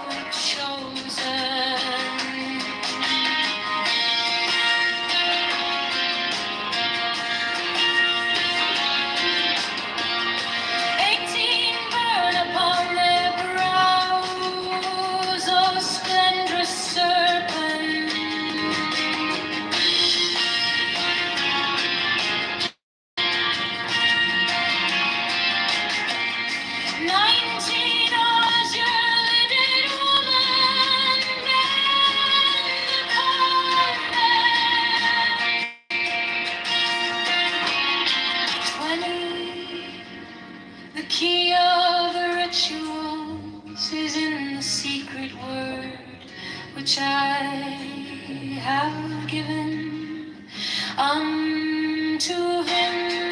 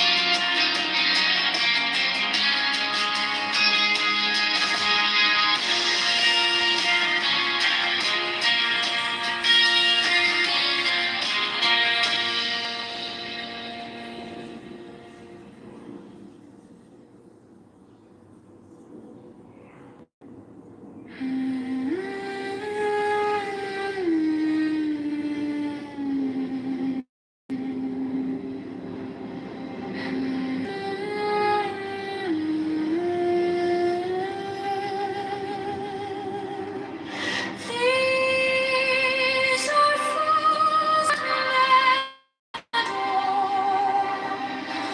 both their gods and their men are fools.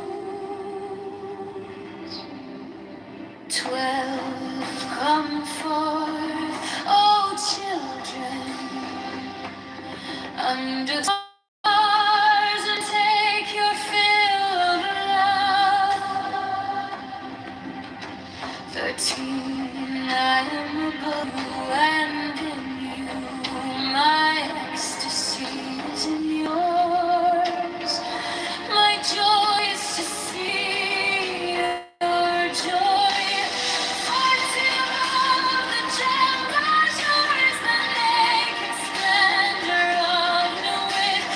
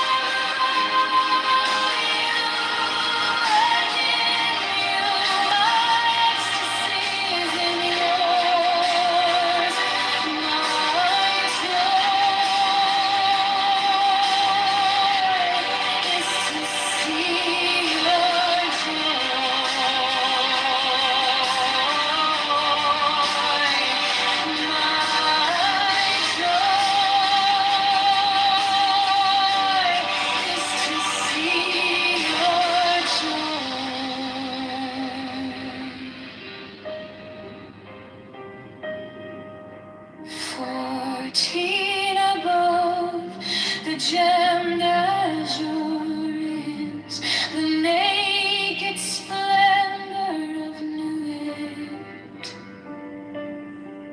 She bends in ecstasy to kiss the secret ardors of her need.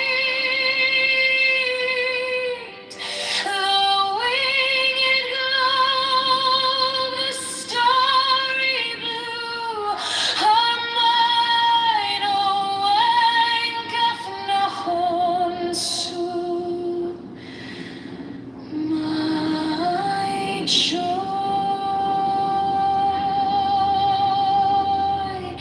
is to see your joy.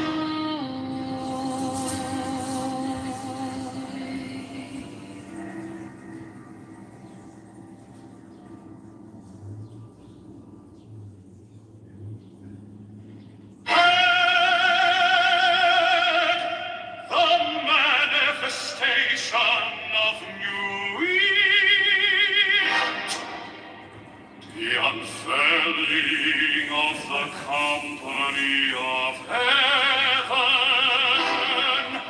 Every man and every woman is a star, for every number is infinite.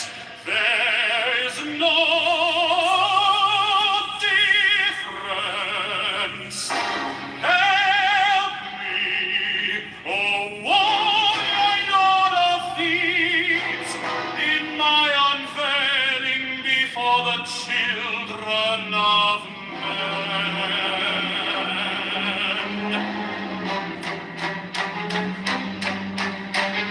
60 Lahadi to my secret center, my heart and my tongue.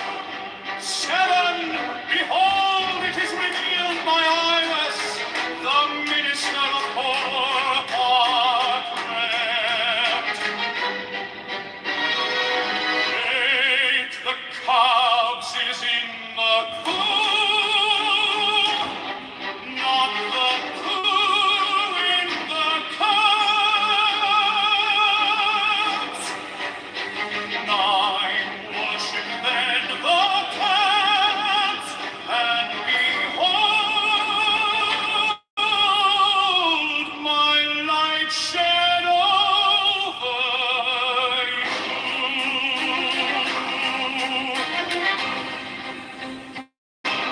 10, let my servants be few and secret, they shall rule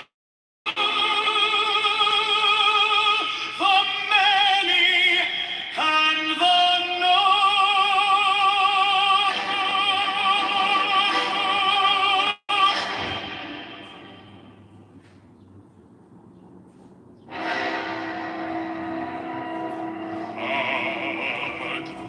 manifestation of new breed, to the unveiling of the company of heaven. Every man and every woman is a star.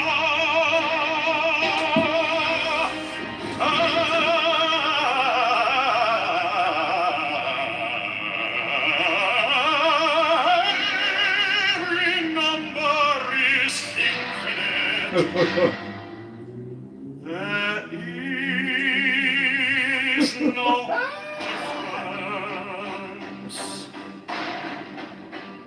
5, help me, O warrior Lord of deeps, in my unveiling before the children of men.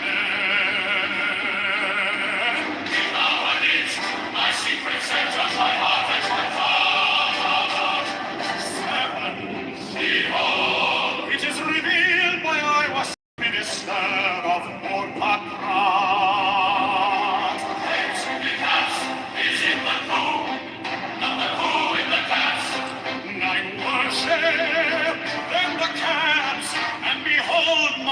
shed over you.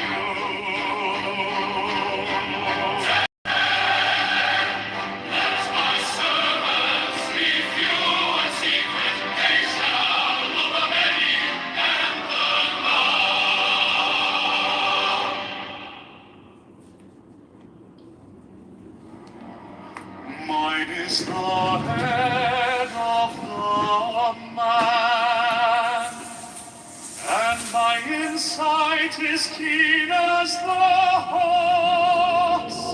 By my head I invoke thee.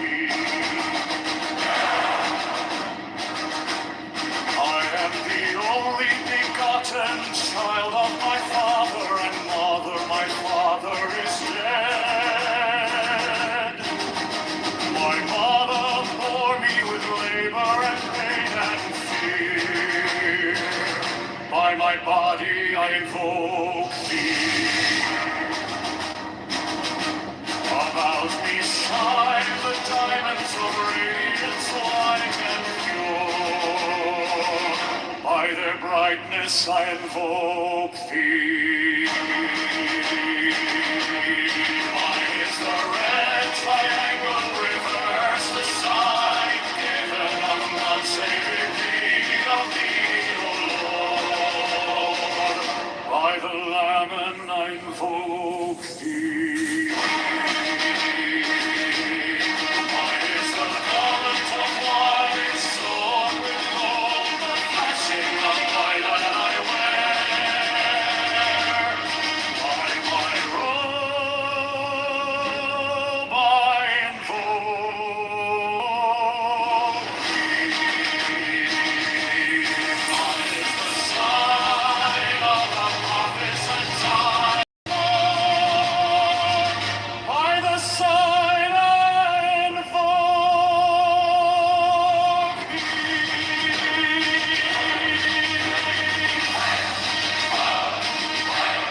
Mine is the turban of white and gold, and mine the blue vigor of the intimate air. By my crown I invoke thee. My fingers travel the beats of blue, so I after thee like car of glory. By my fingers I invoke thee. I bear the wand of double power and the voice of the Master.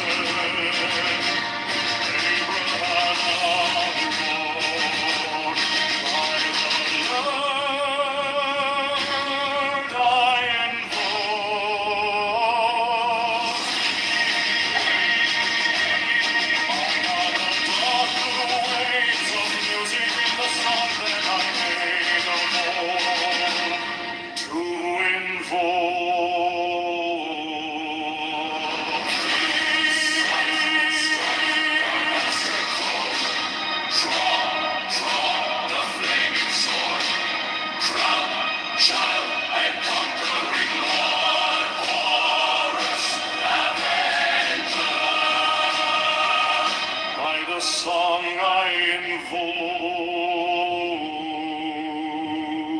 thee.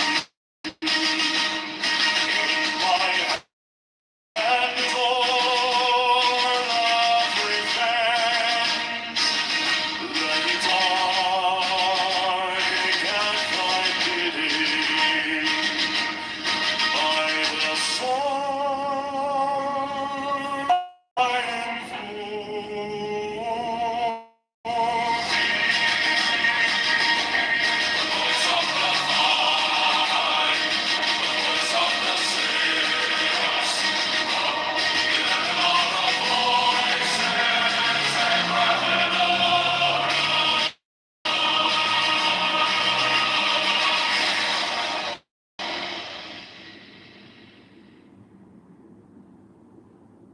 Mine is the head of the a man, and my inside is keen as the hawks by my bed. I invoke thee. I am the only begotten child of my father, and my father is dead. My mother bore me with labor and pain and fear. By my body I invoke thee.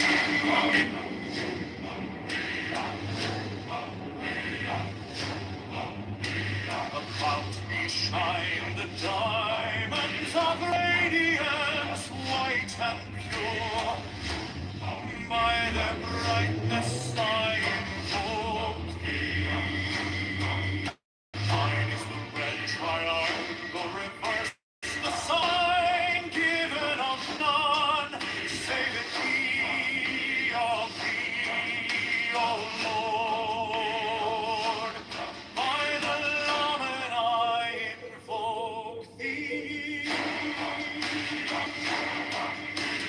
Mine is the garment of white stone, all the flashing of day that I wear by my robe I invoke thee.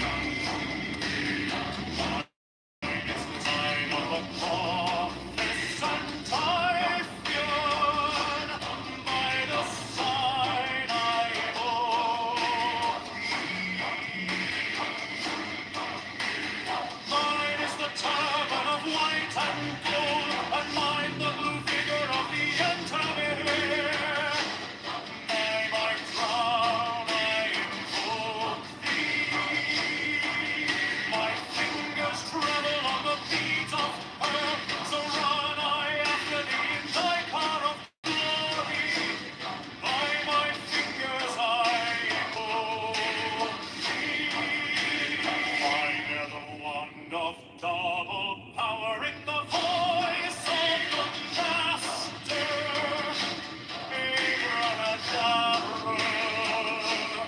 By the word I invoke thee. I know the dark blue waves of music in the song that I made of old to invoke thee.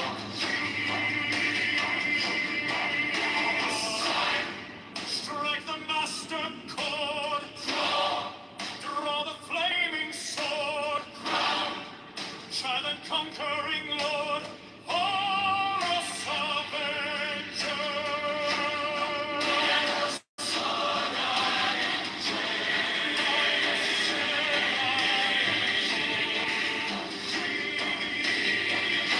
My hand is thy sword of revenge, that it striketh thy beams. By the sword I invoke thee. Voice of the 5, the voice of the 6, 11 are the voices. Abrahadabra.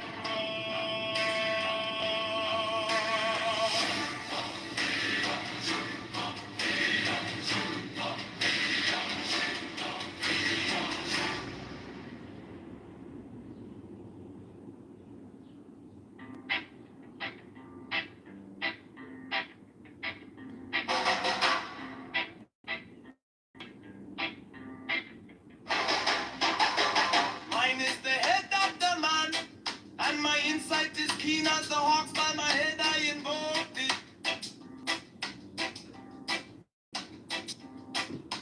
I am the only begotten child of my father, and mother. Mother is dead. My mother bore me with labor and pain and fear. By my body I invoke thee.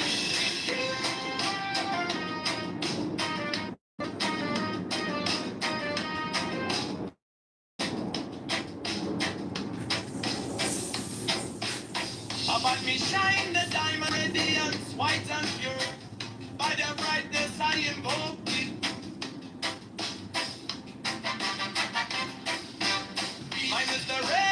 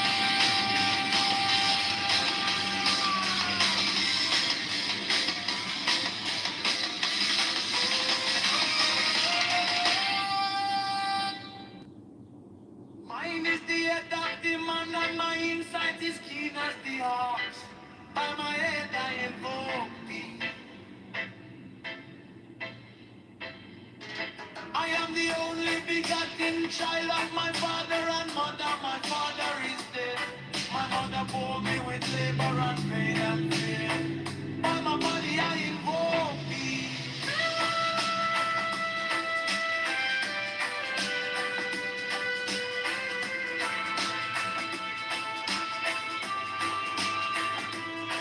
Among me shine the diamonds of radiance white and or.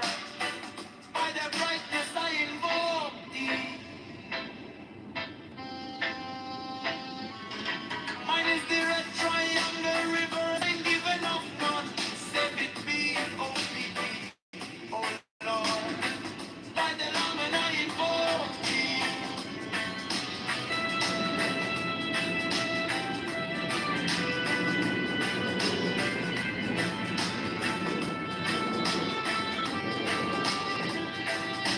Mine is the garment of white sewn with gold. The flushing of my that I wear.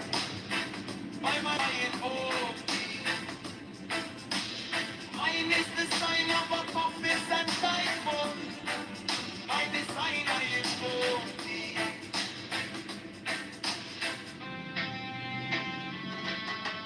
Mine is the turban of white and gold. And mine the blue vicar at the end there. By my crown I invoke thee. My fingers travel on the beads of pearl. So run I after thee in thy car of glory. By my fingers I invoke thee. For that the one love double power in the voice of the master.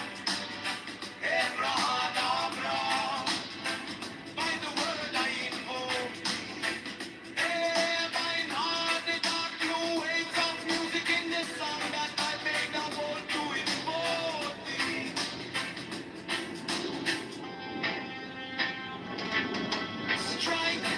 Strike the master chord, draw the flaming sword, grow, child and kind Lord, oh Lord, avenge God, by the sword I invoke. In my sword of revenge, let it strike, as I believe, by the sword I invoke.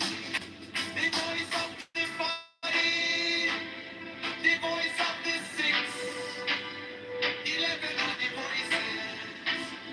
Abra.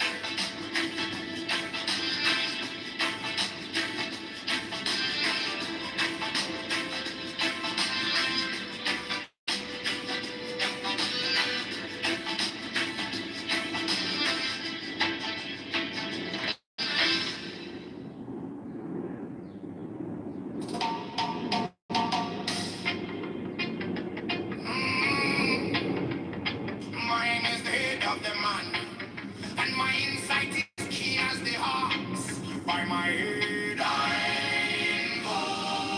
invoke thee. I am the only begotten child of my father and mother. My father is dead. My mother bore me with labor and pain and fear. By my body I invoke thee. About me shine the diamonds of radiance white and pure. By the brightness I invoke thee. Mine is the red triangle reverse, the sign given of none save it be of thee. Oh Lord, by the layman I invoke thee. Mine is the garment of white sewn. No, no, no, no, no, no, no.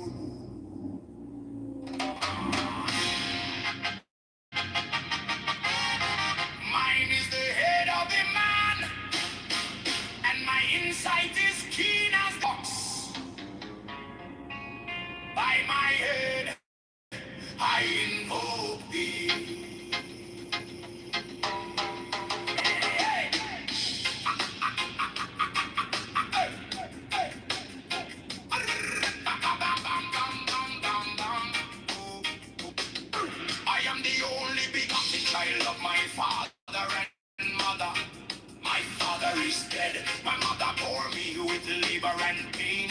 By my body, I invoke thee. About me shine the diamonds of radiance, white and pure. By their brightness,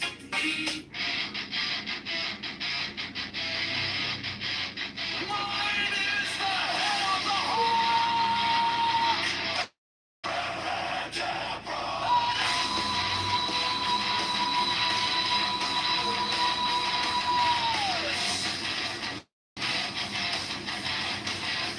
Since I bear the rose and cross of life and life, giving the sun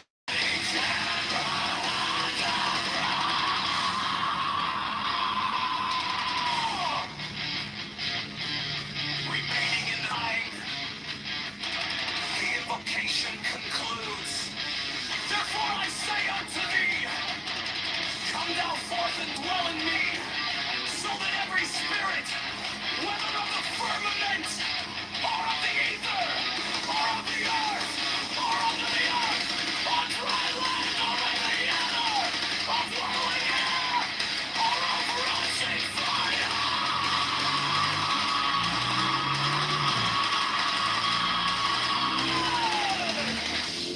and every spell and scourge of God, the vast one might be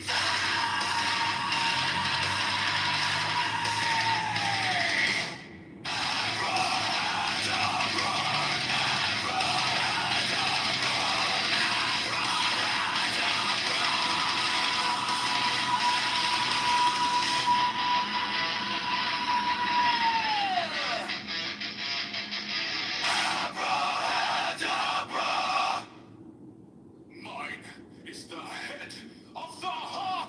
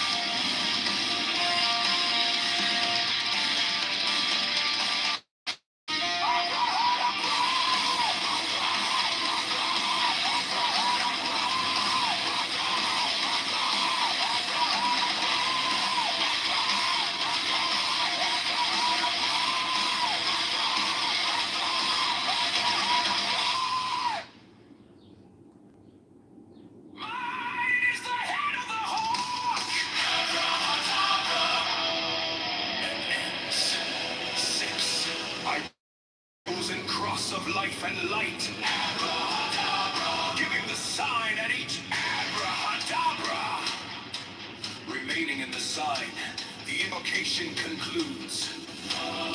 Therefore I say unto thee, come thou forth and dwell in me, so that every spirit, whether of firmament, or of the ether, or of the earth, or under the earth, on dry land, or in the water, of whirling air, or of rushing fire, and every spell and scourge of God, the vast one, might be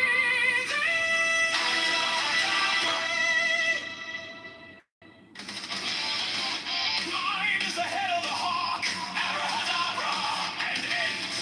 6, I bear the rose and cross of life and light, abracadabra, giving the sign at each abracadabra, remaining in the sign, the invocation concludes. Therefore I say unto thee, come thou forth and dwell in me, so that every spirit, whether of the firmament, or of the ether, or of the earth, or under the earth, on dry land, or in the water, of whirling air, or of rushing fire, and every spell and scourge of God, the vast one, might be abracadabra.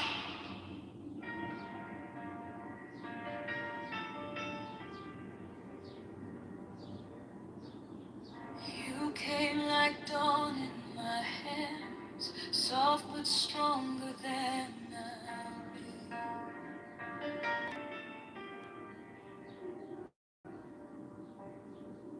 My fear turned gold in your eyes, and my whole night broke in two.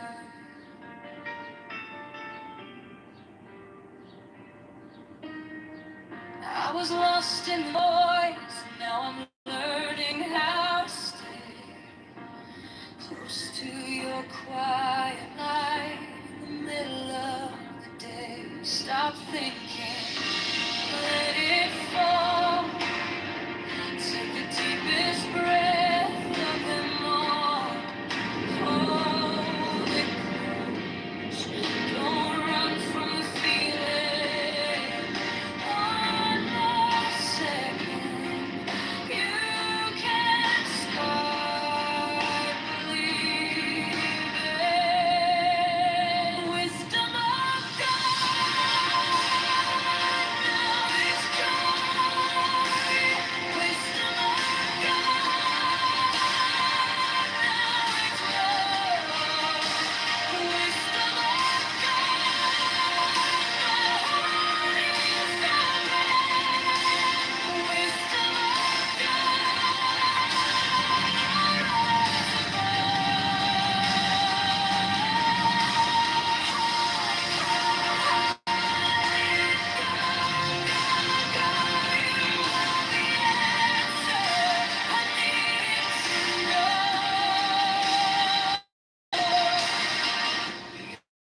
your touch is steady rain on the dust of who I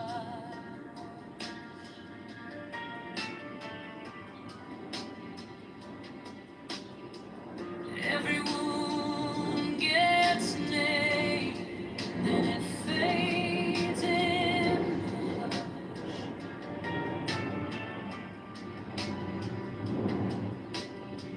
I don't need 1,000 signs when your name is in my chest. One deep breath, one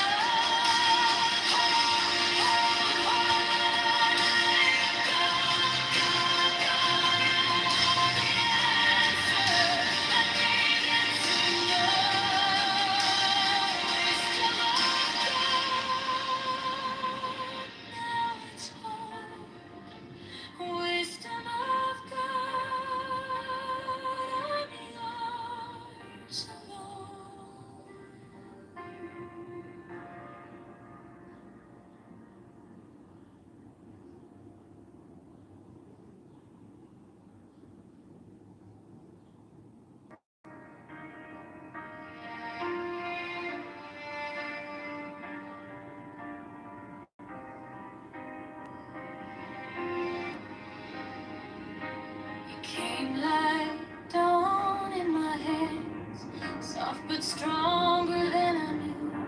The fear turned gold in your eyes, and my old night broke in two. I was lost in the noise, now I'm learning how to stay close to your quiet light. In the middle of the day, stop thinking, let it fall. Take the deepest breath of them all. Hold it close, don't run from the feeling. One more second, you can start believing. Wisdom of God, now it's joy. Wisdom of God, now it's love. Wisdom of God, my heart is open. Wisdom of God, I rise above. Hold, hold, hold, let it go, go, go. You are the answer. I needed to know. Your touch is a steady rain on the dust of who I was. Every wound gets named, then it fades in the hush.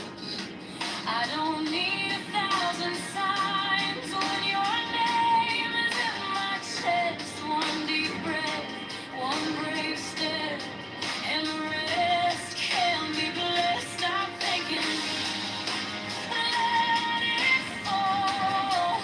Take the deepest breath of them all.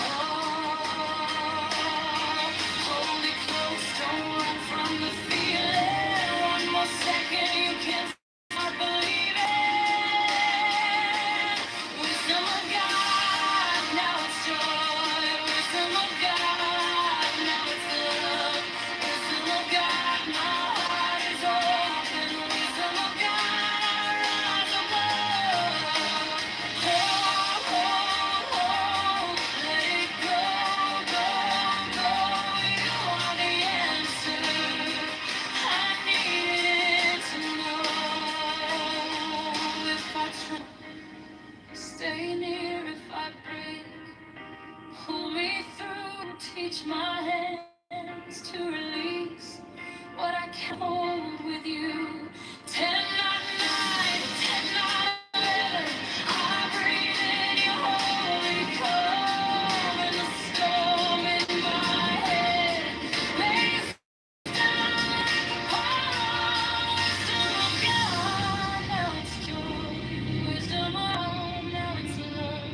wisdom of God, my heart is open. Wisdom of God, I rise above. Hold, hold, hold. Let it go, go, go. You are the answer. I needed to know. Wisdom of God, now it's gone. Wisdom of God, I'm yours alone.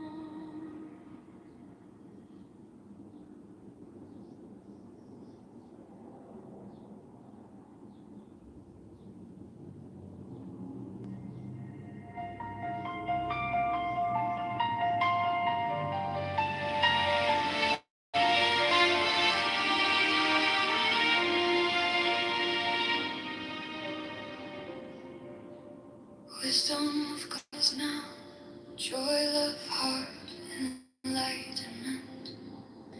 You found me in the quiet with my hands still shaking. I was carrying the hurt like a name I couldn't drop.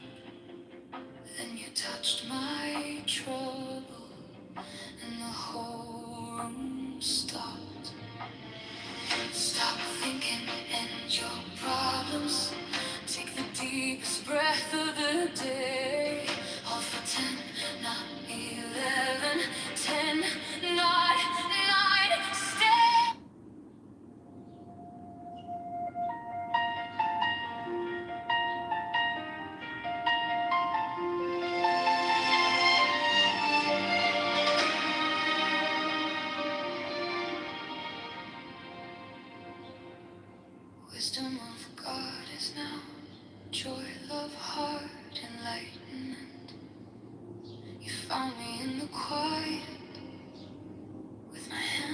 shaken.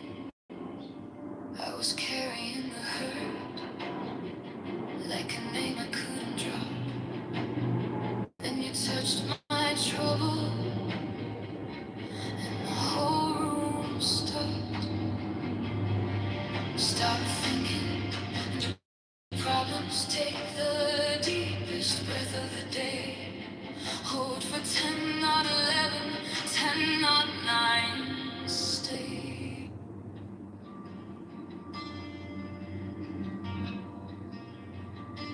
Now ye shall know that the chosen priest, that ox of infinite space,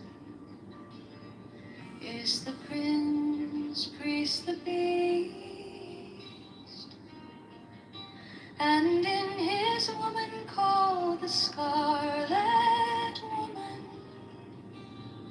is all power given. They shall gather my children into their fold. They shall bring the glory of the stars into the hearts of men.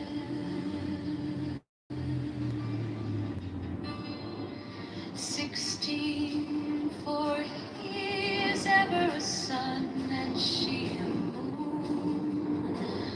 But to him is the winged secret flame, and to her the stooping starlight.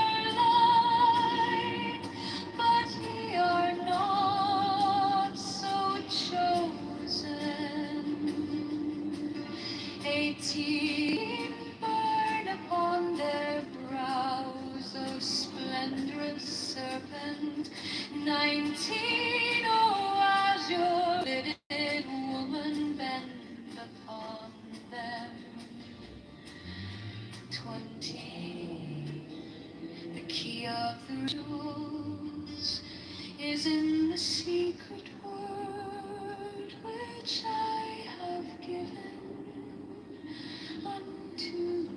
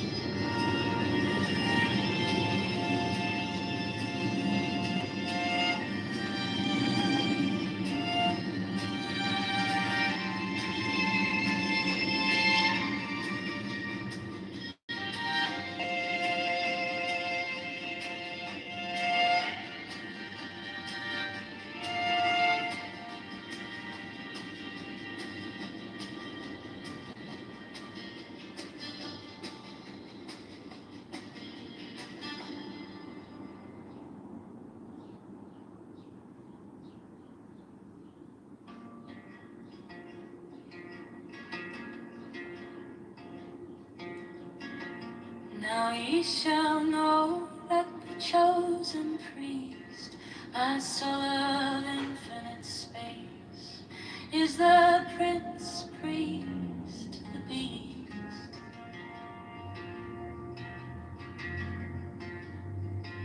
And in his woman, called the Scarlet Woman, is all power given.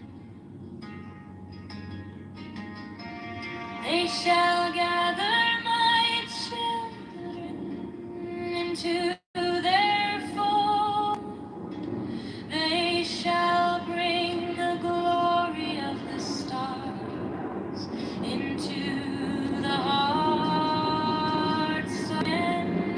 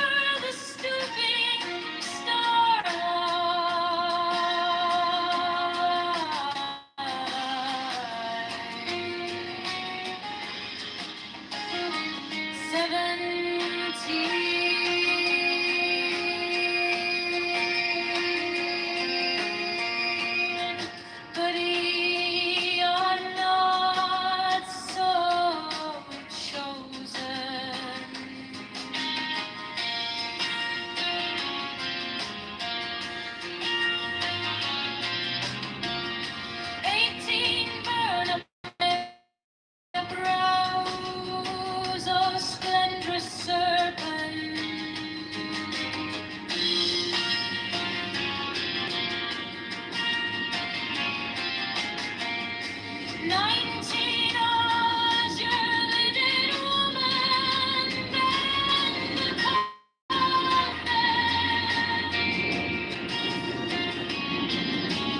20, the key of jewels is in the secret word which I have given unto.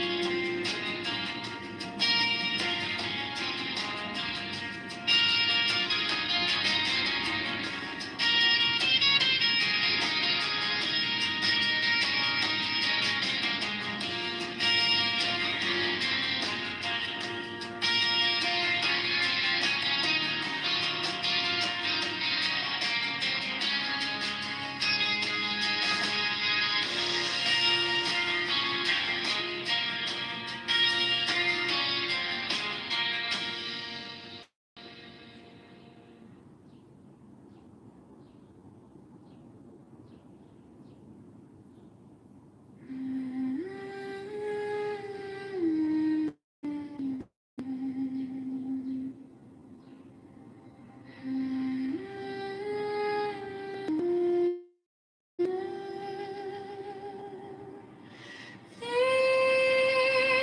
are fools that men adore, but their gods and their men are fools.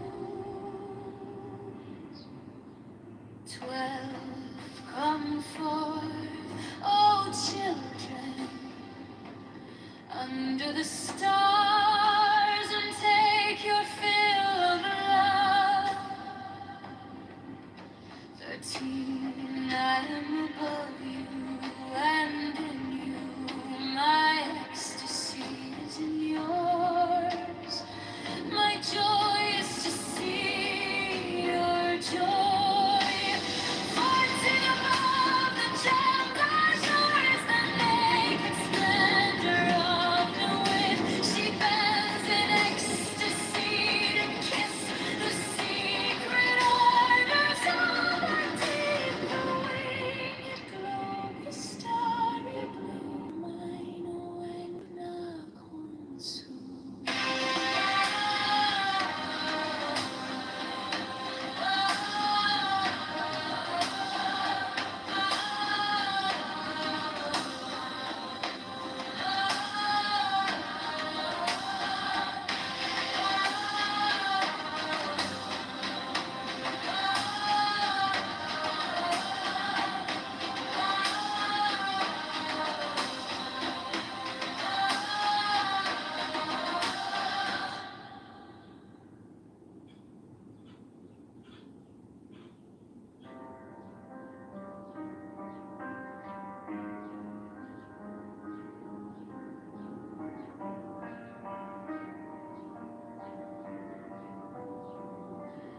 These are fools that men adore, both their gods and their men are fools.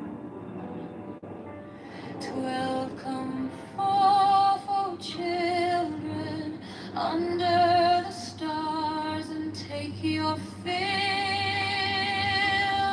of love.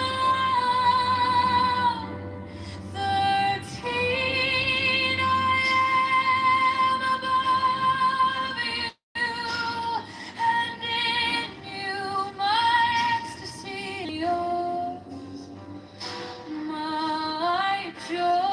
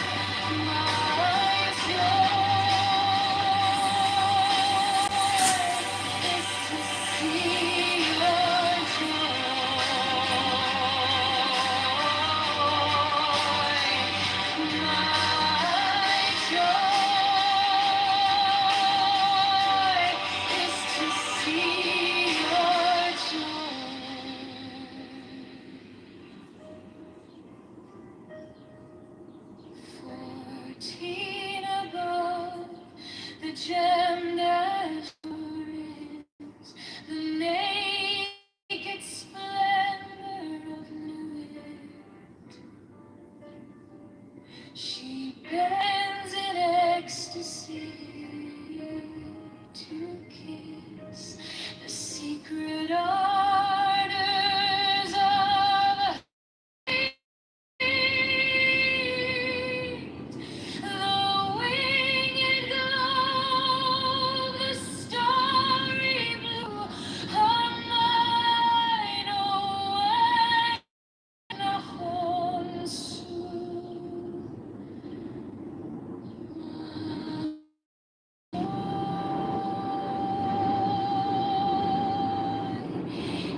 to see your joy.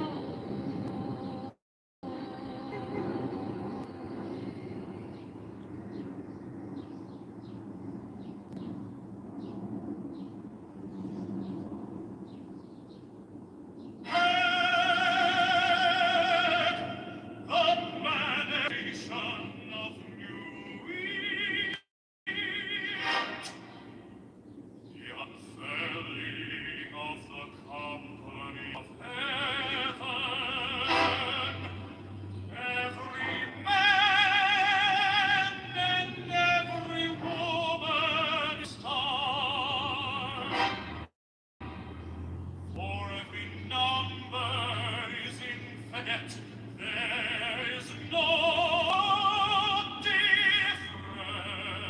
difference. Help me, O warrior, your defeat in my unveiling before the children of men.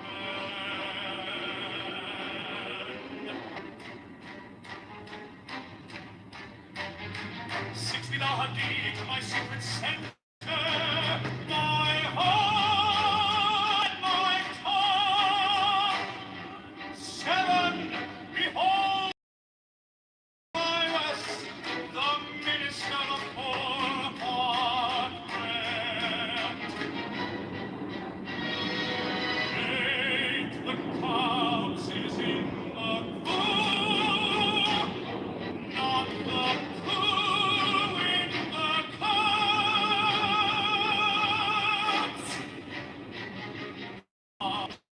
Then the clouds, and behold, my light shall over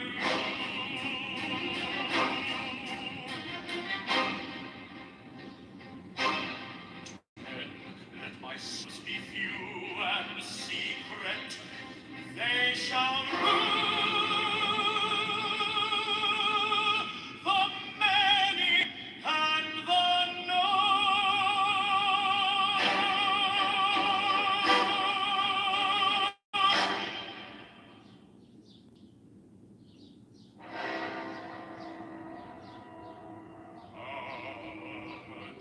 The manifestation of Nuit,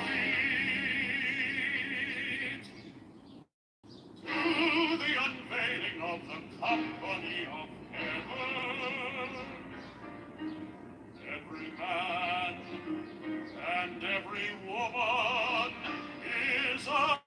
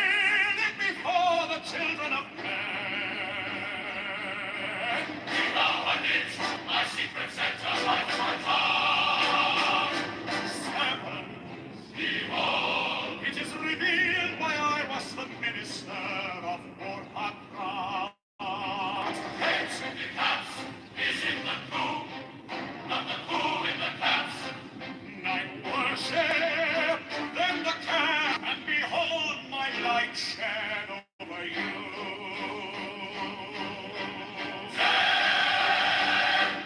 Let my servants be few and secret, they shall love the many and the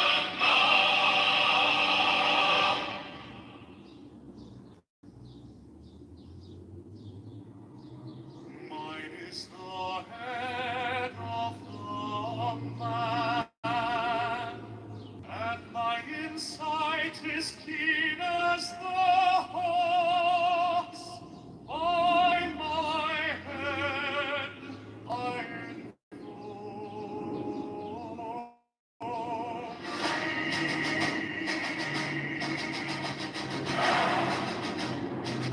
I am the only begotten child of my father and mother. My father is dead. My mother bore me with labor and pain and fear. By my body I invoke thee. About me shine the diamonds of radiance, light and pure. By their brightness I invoke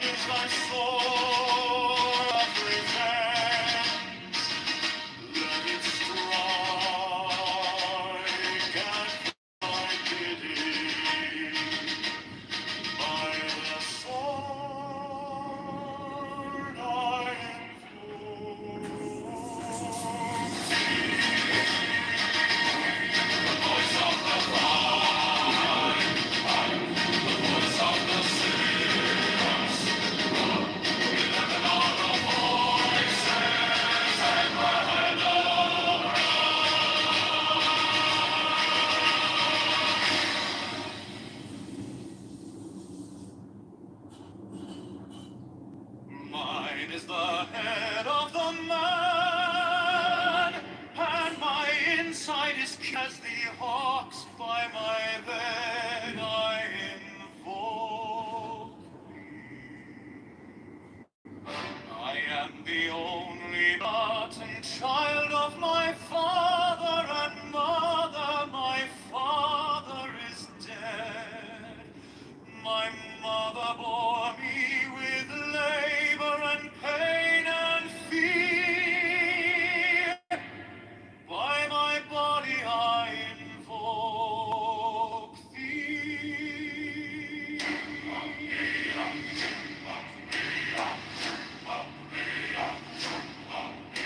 About me shine the diamonds of radiance, white and pure. By their brightness I invoke thee. Mine is the red triangle, reverse the sign, given none, save in thee, O Lord. By the Lamed I invoke thee. Mine is the garment of white, sewn with gold, flashing of day, that I wear. By my robe I invoke sign of the prophets and Typhoon. By the sign I invoke thee. Mine is the turban of white and gold, and mine the blue vigor of the air. By my crown I invoke thee. My fingers travel on the top earth, so run I after thee in thy car of glory. By my fingers I invoke thee. Mine are the wand of double power in the voice of the master. Mine the word of thee. Mine are the dark blue waves of music in the song that I made of holy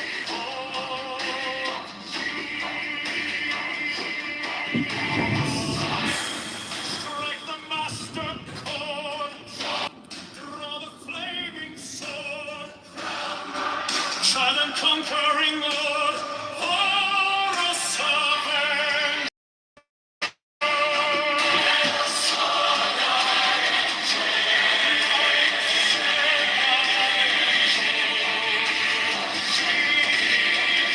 In my hand is thy sword of revenge, and it striketh thy cheek. The sword I hold thee. The voice of the 611 voices, Abrahadabra.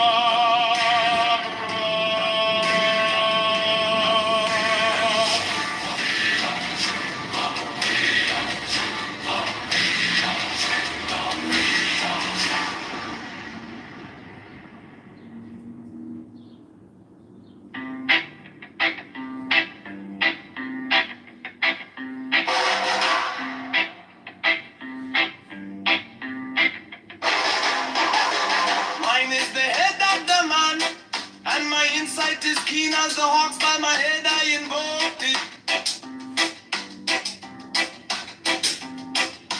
I am the only begotten child of my father and mother. My father is dead. My mother bore me with labor and pain and fear. By my body I invoke thee.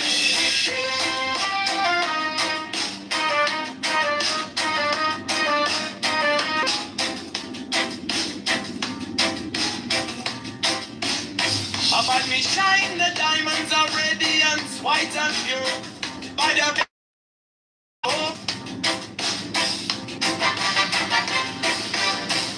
is the red triangle reverse, the sign given up, save it be of thee, O Lord.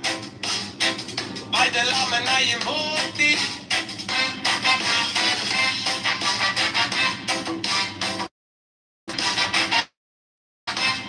Free mine is the garment of white, so the flashing of eye that I wear by my robe I invoke thee.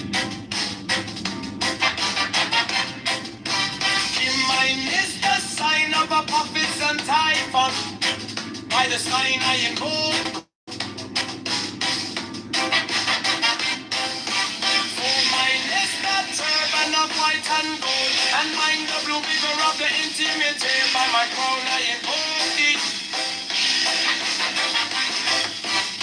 My fingers travel on the beats of earth, so run I after thee in thy car of glory. By my fingers I invoke thee. I hear the want of double power in the voice of the master. Abraham, by the word I invoke thee. Be mine the dark blue waves of music in the song that I made about to invoke thee.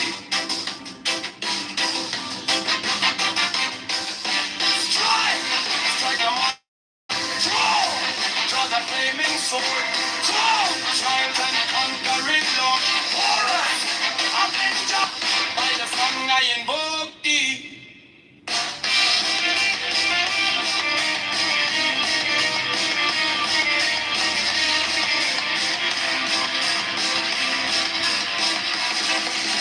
In my hand is my sword of revenge, let it strike at my bidding, I invoke thee. The voice of the fight, the voice of the 611 of the voices, Abraham of blood.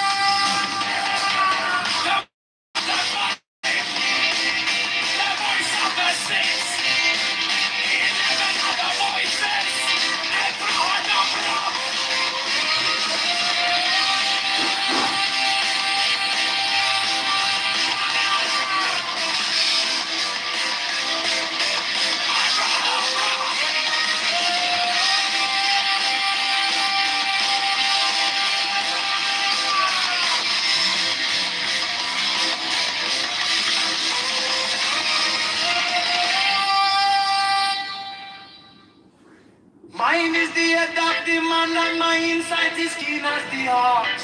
By my head I invoke thee. I am the only begotten child of my father and mother. My father is dead. My mother bore me with labor and pain and fear. By my body I invoke thee.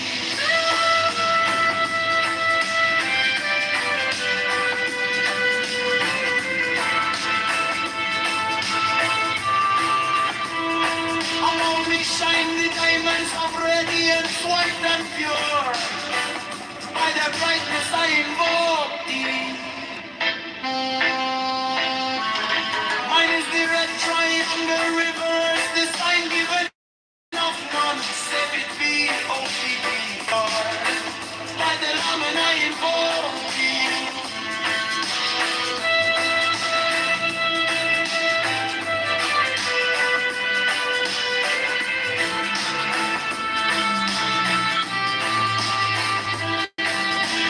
Mine is the garment of white sewn with gold, the flashing of my that I wear.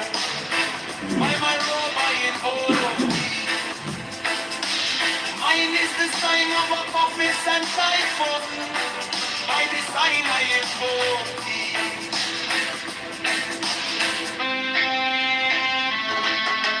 Mine is the turban of white and gold, and mine the blue figure at the end. crown I invoke thee. My fingers travel on the beats of pearl, so rise I after thee in thy car of glory. By my fingers invoke thee. For that the one love double power in the voice of the master. Abraham, by the word I invoke. Hey, mine heart, the dark blue waves of music in the sun, make the world to invoke.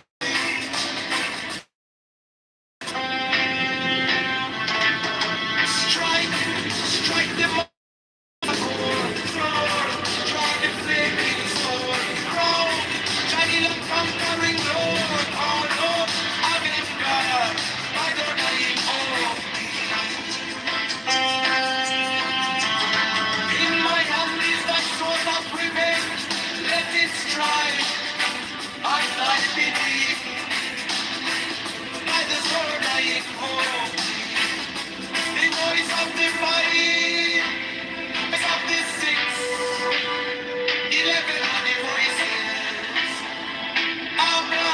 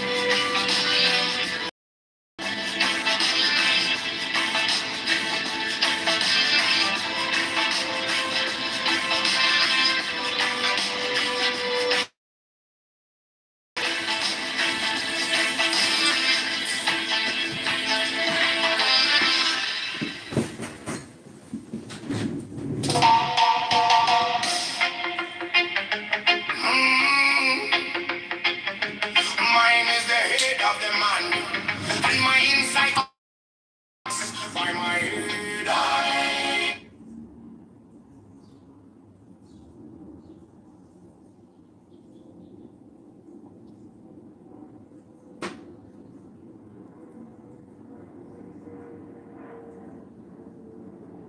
Well, I mean, he wasn't like wrong about the facts. It's just that he thinks that his words are going to change your mind. Well, again, I think that we didn't have a place to debate, right? Because he's a religious flat earther. For him, this is more religious belief. Yeah.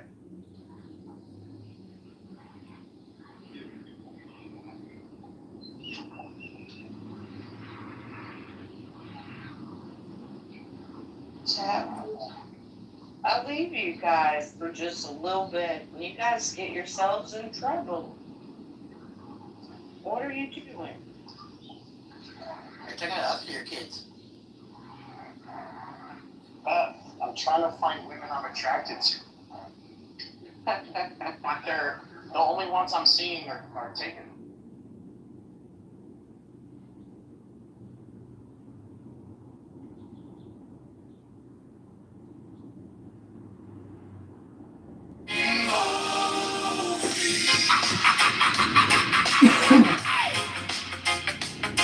I am the only begotten child of my father and mother. My father is dead. My mother bore me with labor and pain and fear by my body. I know thee about me. Shine the diamonds of radiance, white and pure by the brightness. I know is the red triangle reverse with the sign, even of none save it be of thee. Oh Lord, by the limit. I know thee. Mine is the garment of white, so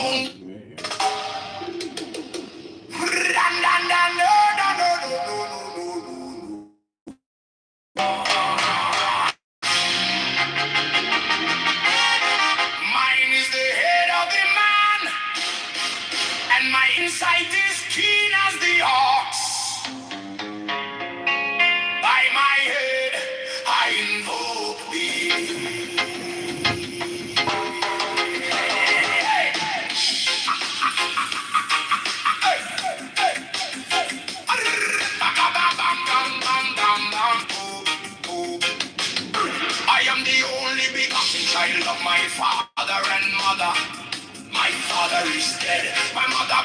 me with labor and pain and fear by my body. I invoke thee. About me shine the diamonds of radiance, white and pure. By their brightness, I.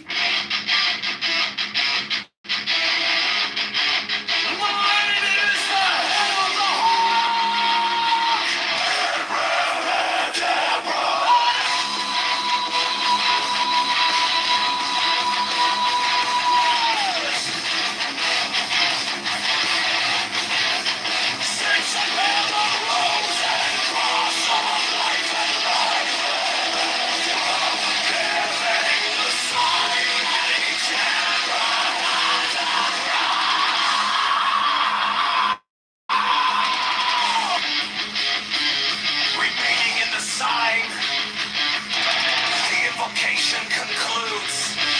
Therefore I say unto thee, come thou forth and dwell in me, so that every spirit, whether of the firmament, or of the ether, or of the earth, or under the earth, on dry land, or in the ether, of whirling air, or of rushing fire,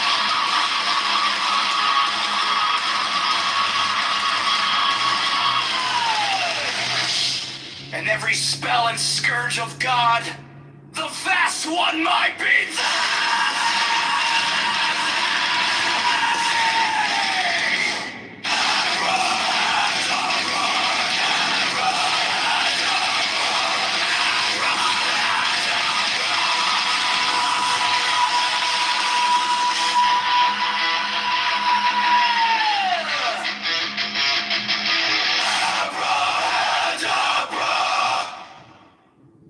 mine is the head of the hawk, Abrahadabra!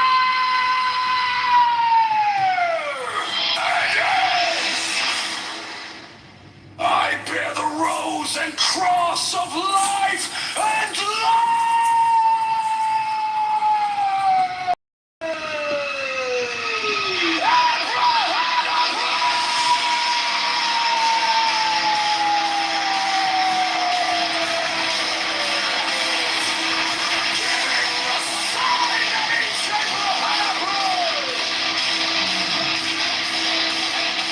Remaining in the sign, vocation complete!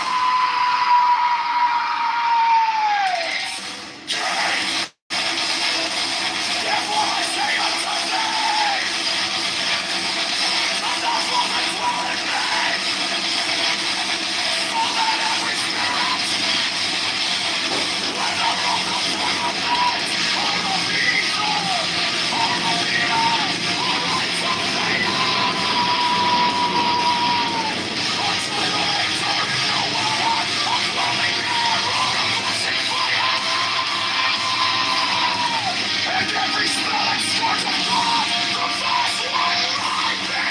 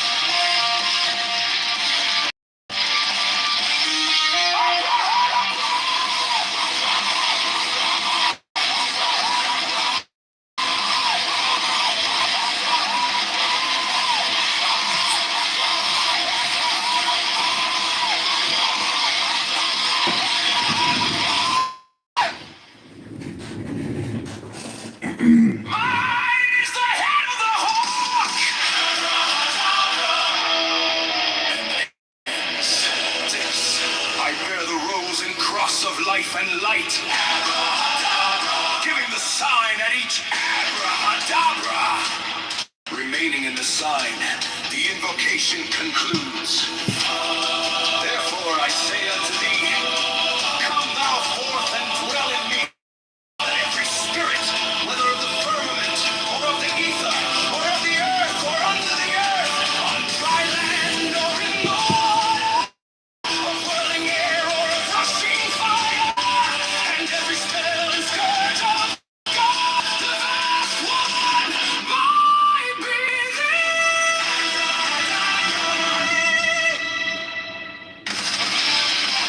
mine is the head of the hawk. Abracadabra.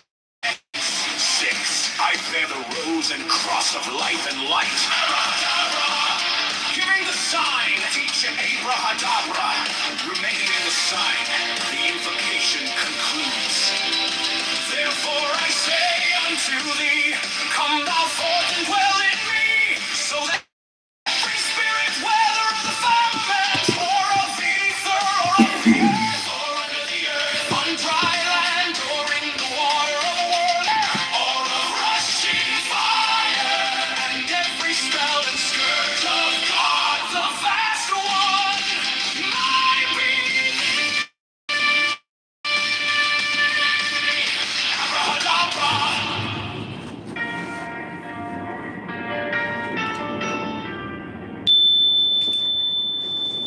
You came like dawn in my hands, soft but stronger than night.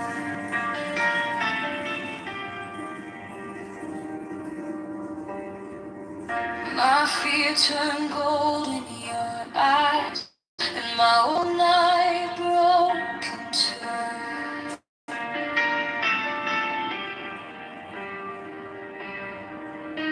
I was lost in the noise, now I'm learning how to stay close to your quiet light in the middle of the day. Stop thinking, let it fall.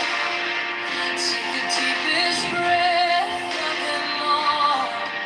Hold it close. Don't run from the feeling. One more second. You can start believing. Wisdom of God.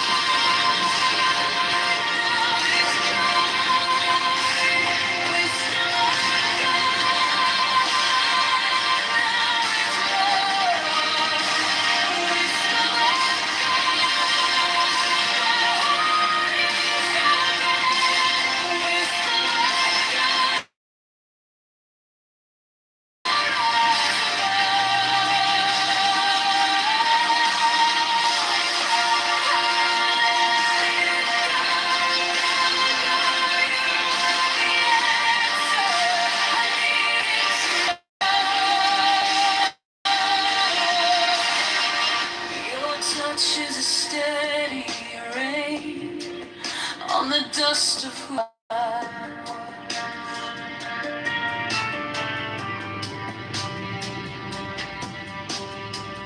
Every wound gets named, then it fades in the hush.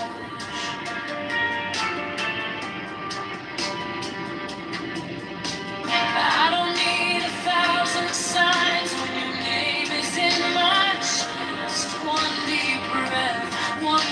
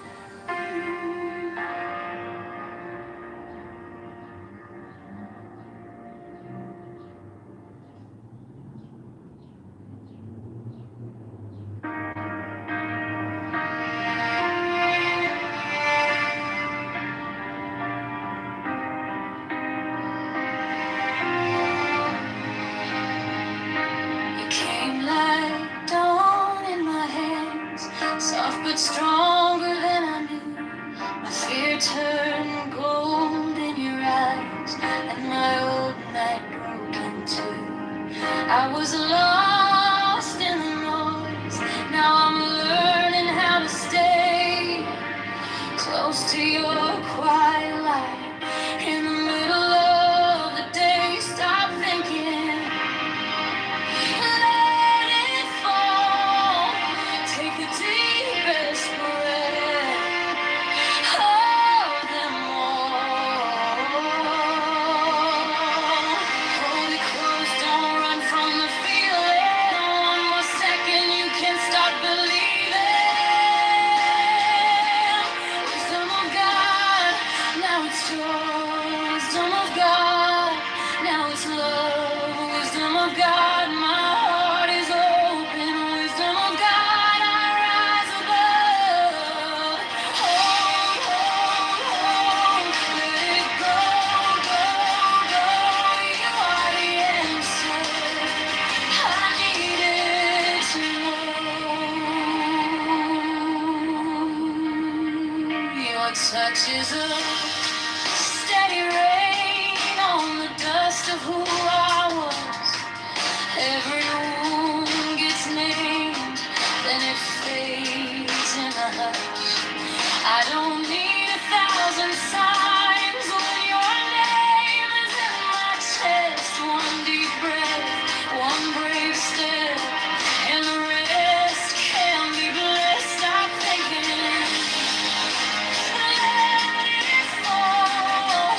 Take the deepest breath of them all. Hold it close, don't run from the feeling. One more second, you can start believing. Wisdom of God, now it's joy. Wisdom of God, now it's love. Wisdom of God, my heart is open. Wisdom of God, rise above.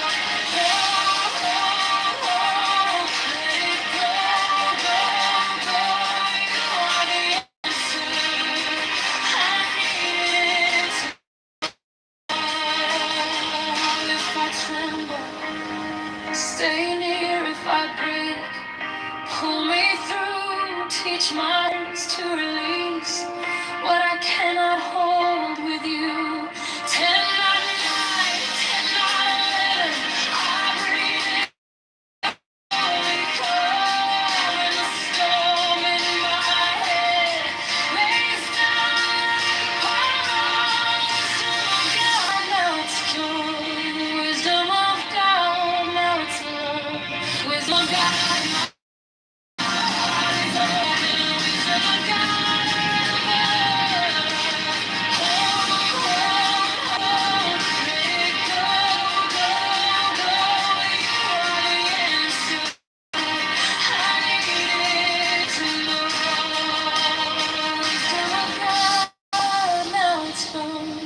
Wisdom of God, I'm yours alone.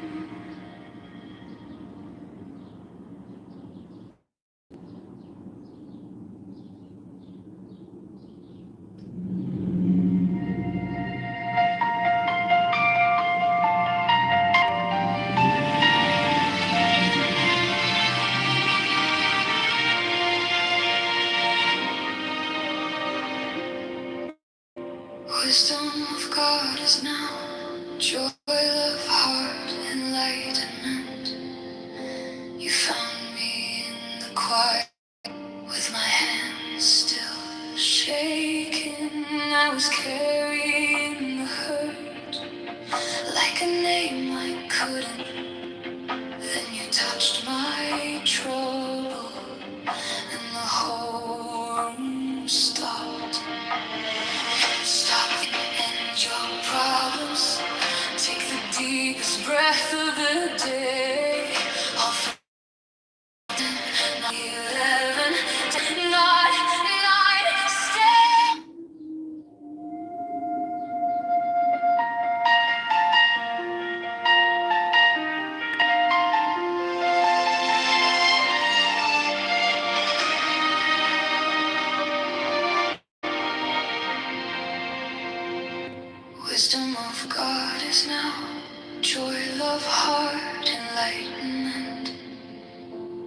found me in the quiet, with my hands still shaking. I was carrying the hurt like a name I couldn't drop. Then you touched my trouble, and the whole room stopped. Started thinking, let's take the deepest breath of the day. Hold for 10, not 11, 10, not 9. Stay.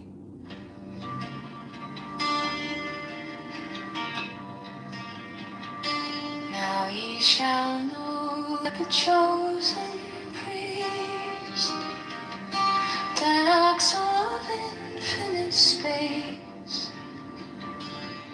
the prince, priest, the beast, and in his woman called the scarlet woman is all power given. They shall gather children into their fold. They shall bring the glory of the stars into the hearts of men.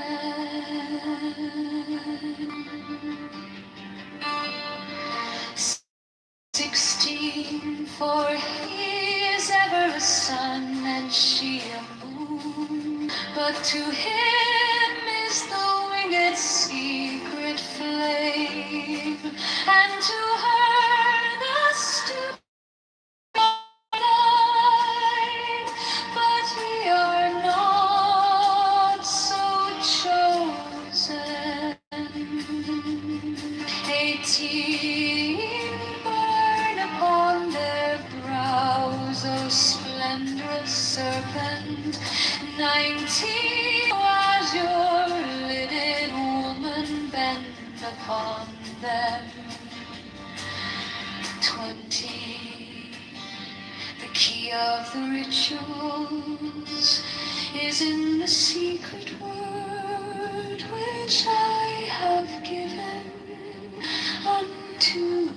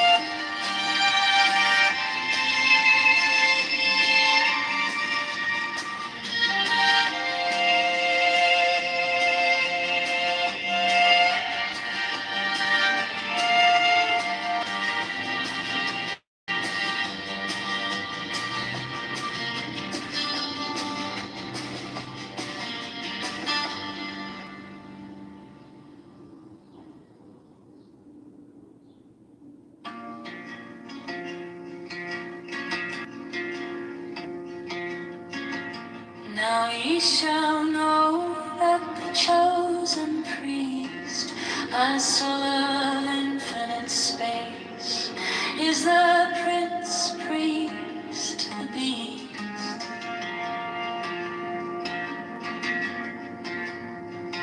And in his woman, called the scarlet woman, is all power given. They shall gather my children into their fold. They shall bring the glory of the stars into the hearts of men.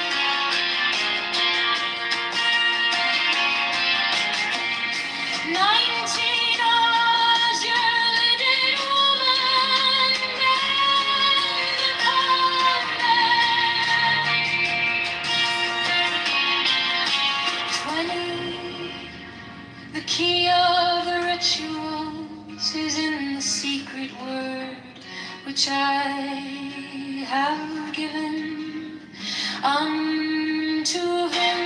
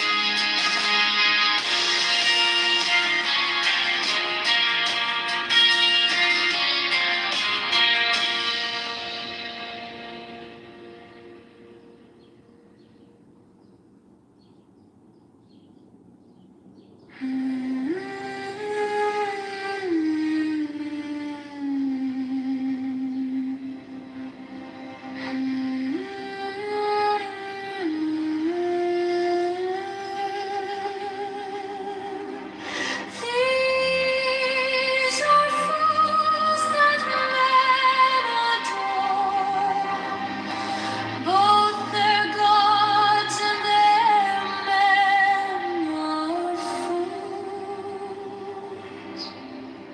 12 come forth, O children, under the stars and take your fill of love.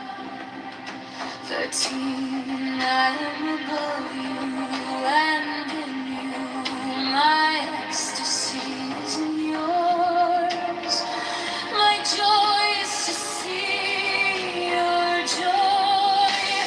14 of the gem's yours, the naked splendor of the wind. She bends in ecstasy to kiss the secret orders of our deep. The winged globe, the starry blue are mine. O Enkavna Konsu.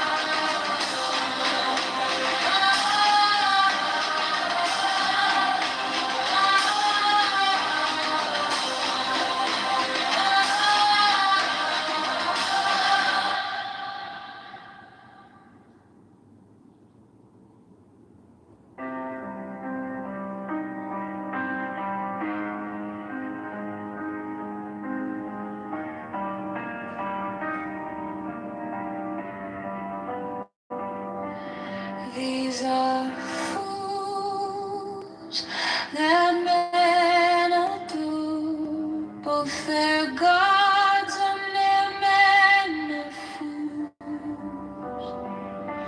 12 come forth, O children, under the stars and take your fill of love. 13, I am above you, and in you my ecstasy is in yours. My joy is to see your joy.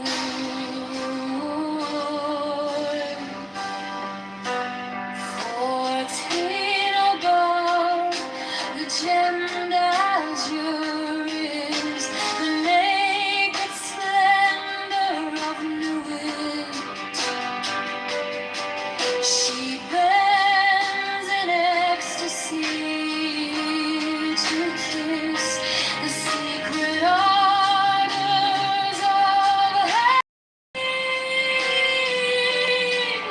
The winged globe, the starry blue are mine. O Enkavna Konsu. My joy is to see your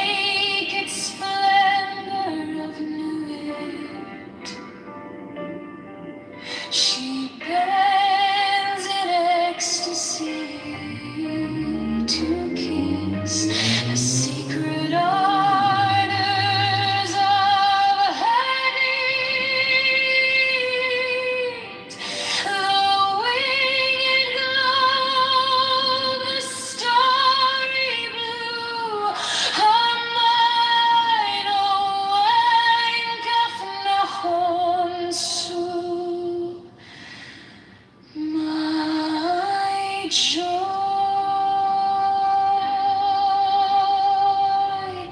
is to see your joy.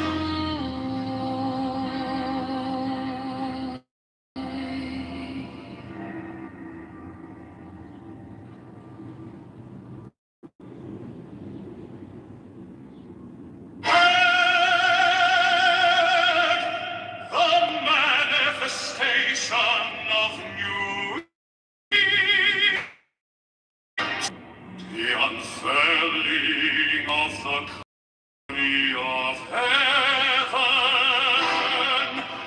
Every man and every woman is a star.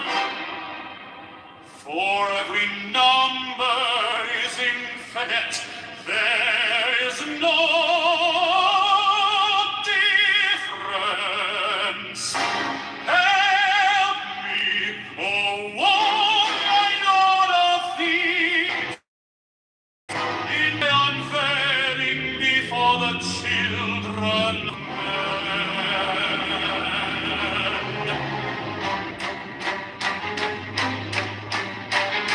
60 thou had deed to my secret center, my heart and my tongue. 7, behold, is revealed my iris, the minister of poor heart. 8, the cubs is in the coop, not the crew in the cups. 9, worship then the cats, and behold,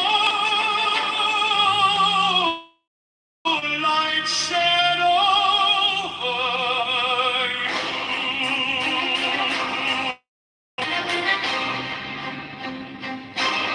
10, let my servants be few, a secret, they shall the many and the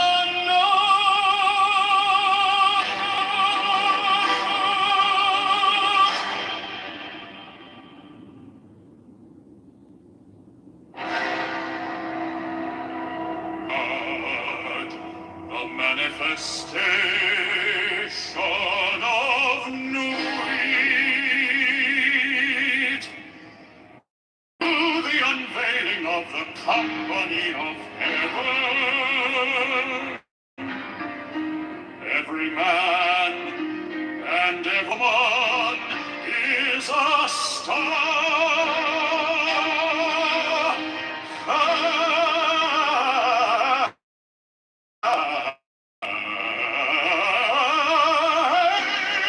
Every number is infinite. There is no difference. 5, help me, O warrior lord of deeds, in my unveiling before the children of men. Thou hadst my secret center, my heart and my tongue. 7, behold, it is revealed by the minister of Orpakrat. 8, the cats is in the coop, not the who in the cats. I worship them the cats, and behold my light shed over you. Let my servants be few and secret, they shall know the many and the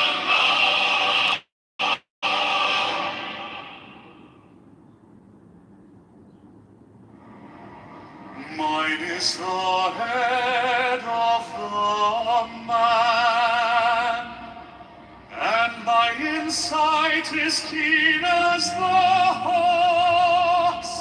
I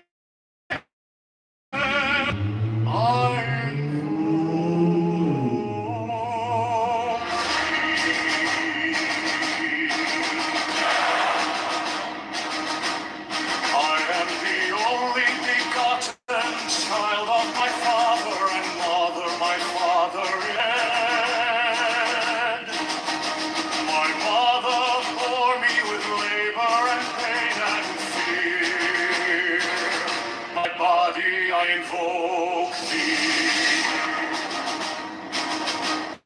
About time the diamonds of radiance bright and pure, by their brightness I invoke thee.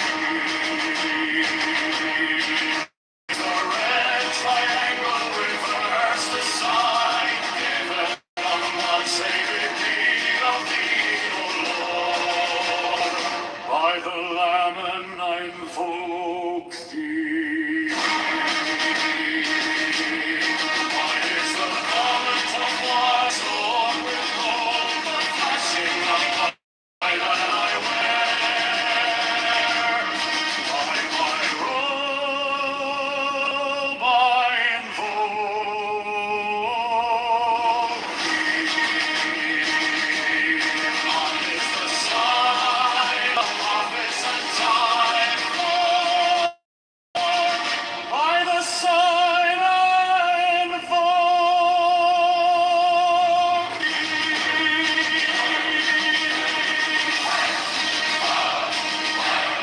mine is the turban of white and gold, and mine the blue figure of the intimate air.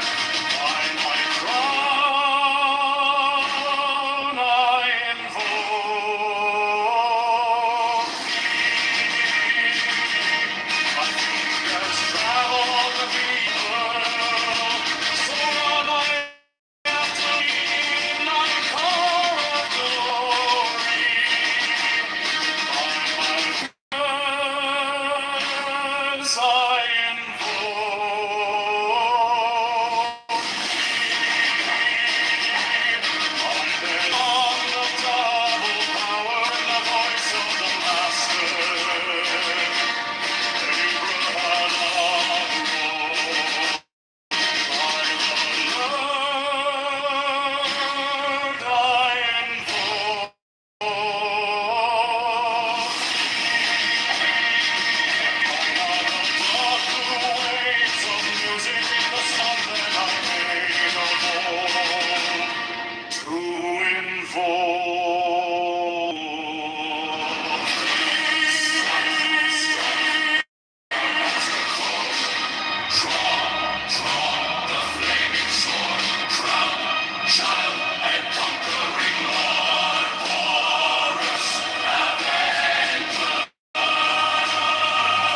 By the song I invoke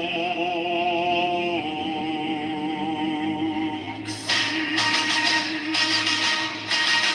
My hand is thy sword of revenge.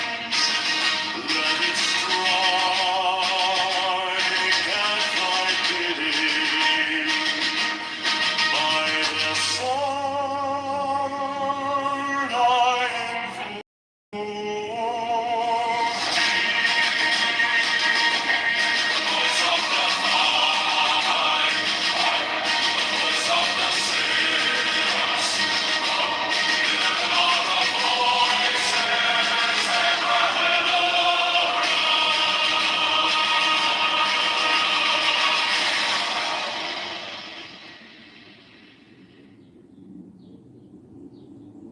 mine is the head of the man, and my insight is keen as the hawk's. By my head I invoke thee. I am the only begotten child of my father and mother. My father is dead. My mother bore me with labor and pain and fear. By body I invoke thee.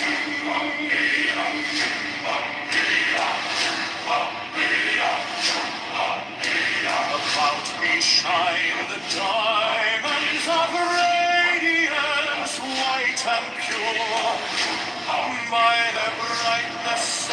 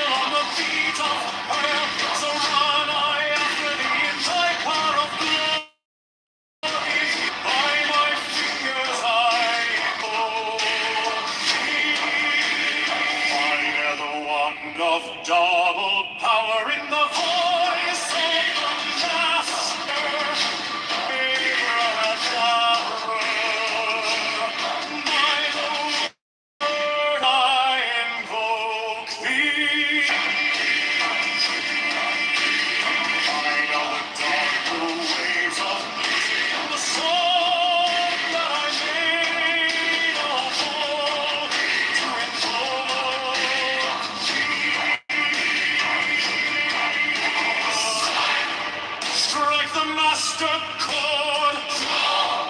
Draw the flaming sword. Child and conquering Lord. Horus Avenger.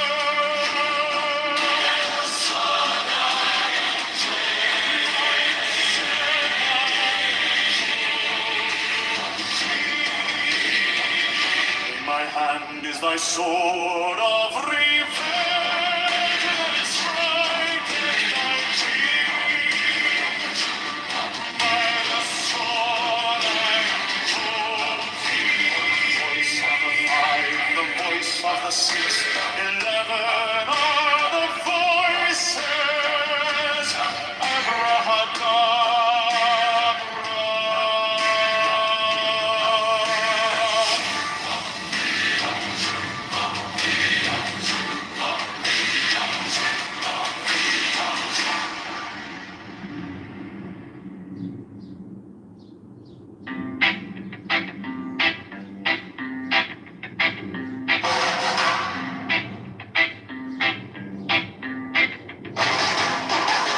Mine is the head of the man, and my insight is keen as the hawks by my head I invoked it.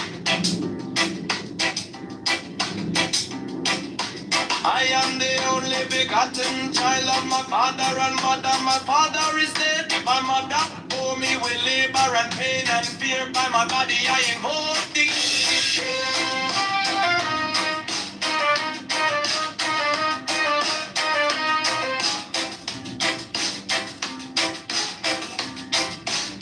About me shine the diamonds of radiance, white and pure. By their brightness I invoke thee. Mine is the red triangle reverse, the sign given of longevity of thee, O Lord. By the Lamb and I invoke thee.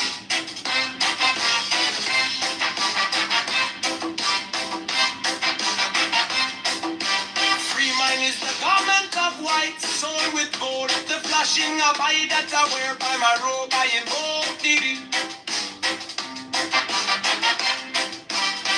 Mine is the sign of a puppet and typhon. By the sign I invoke thee. For mine is the turban of white and gold, and mine the blue figure of the intimate hair. By my crown I invoke thee. My fingers travel on the beads of pearl, so run I after thee in thy car of glory. By my fingers I invoke thee.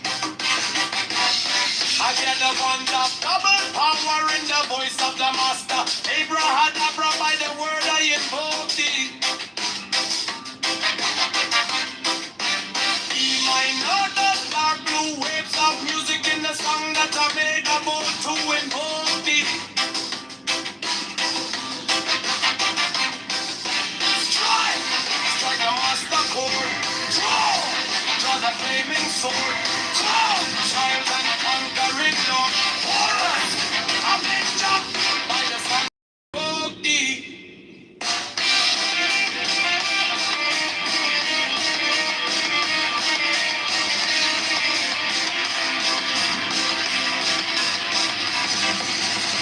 In my hand is my sword of revenge.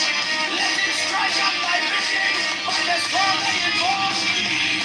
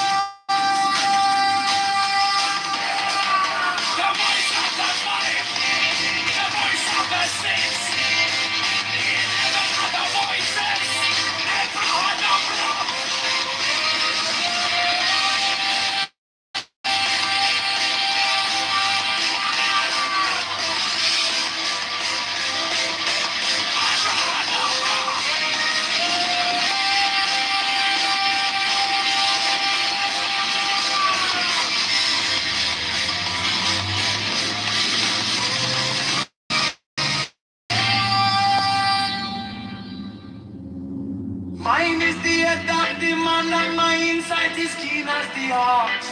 I'm a evoke thee. I am the only begotten child of my father and mother. My father dead. My mother bore me with labor and pain and fear. By my body I invoke thee.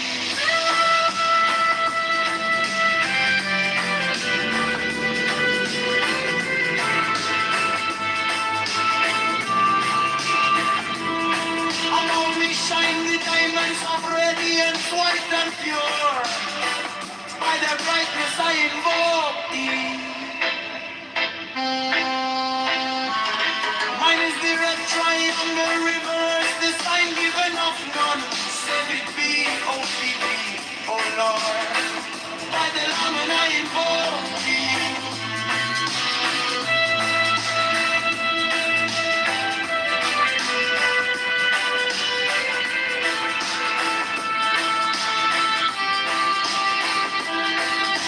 Mine is the garment of white stone with gold, the flashing of light that I wear.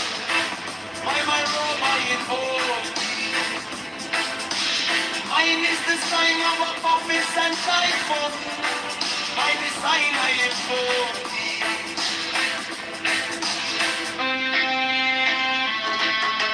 Mine is the garment of white and gold, and mine the blue figure at the intimate there. By my crown I invoke thee. My fingers travel on the beats of pearl, so run I after thee in thy car of glory. By my fingers I invoke thee. For that the one love double power in the voice of the master. Abraham, by the word I invoke thee. Hey, mine heart, the dark blue waves of music in the song that I made a vow to invoke thee.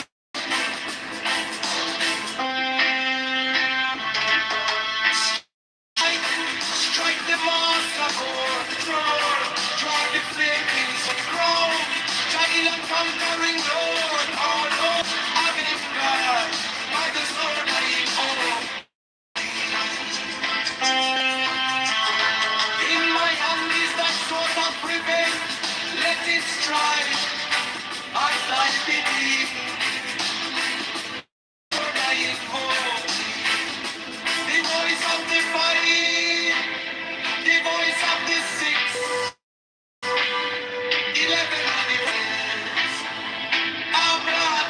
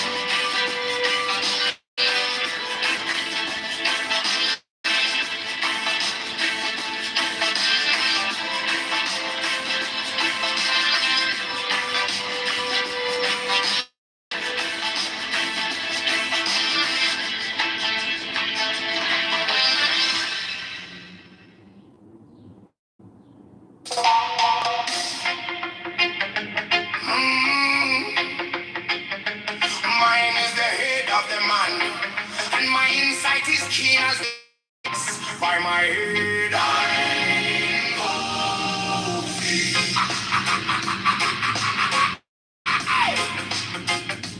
The only begotten child of my father and mother. My father is dead. My mother bore me with labor and fear by my body. I invoke thee about me. Shine the diamonds of radiance, white and pure by the brightness. I invoke thee. Mine is the red triangle reverse, the sign given of none, save it be of thee. Oh Lord, by the I invoke thee. Mine is the garment of white, stone. And I know, no.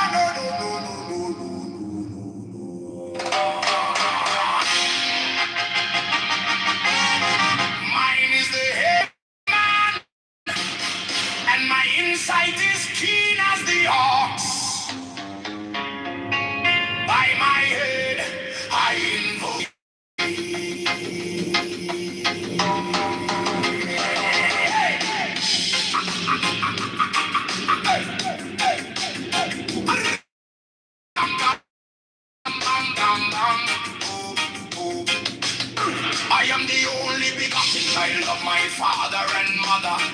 My father dead, my mother bore me with labor and pain and fear by my body. I know about me shine the diamonds of radiance, white and pure. By their brightness, I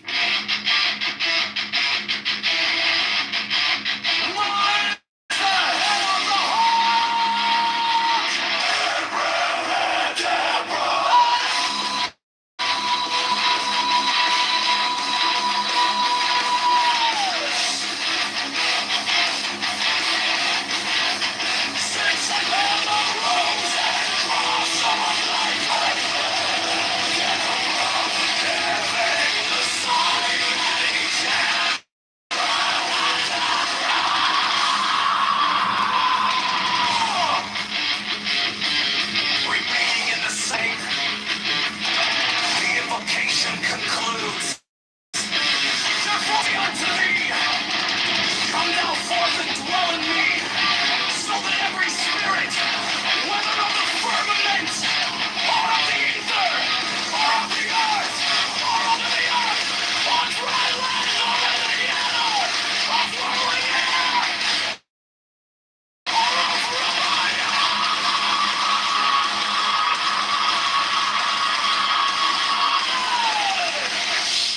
and every spell and scourge of God, the one might be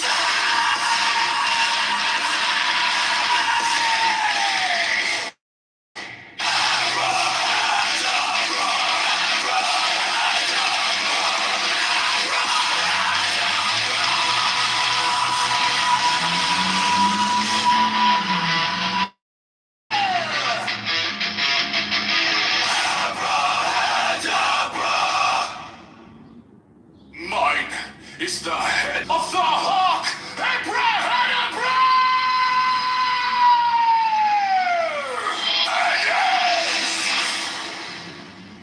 I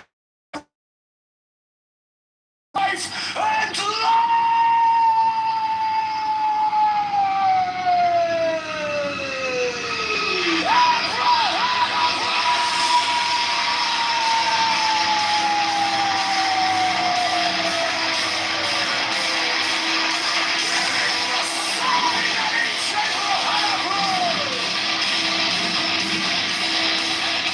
remaining in the sign, the invocation comes life.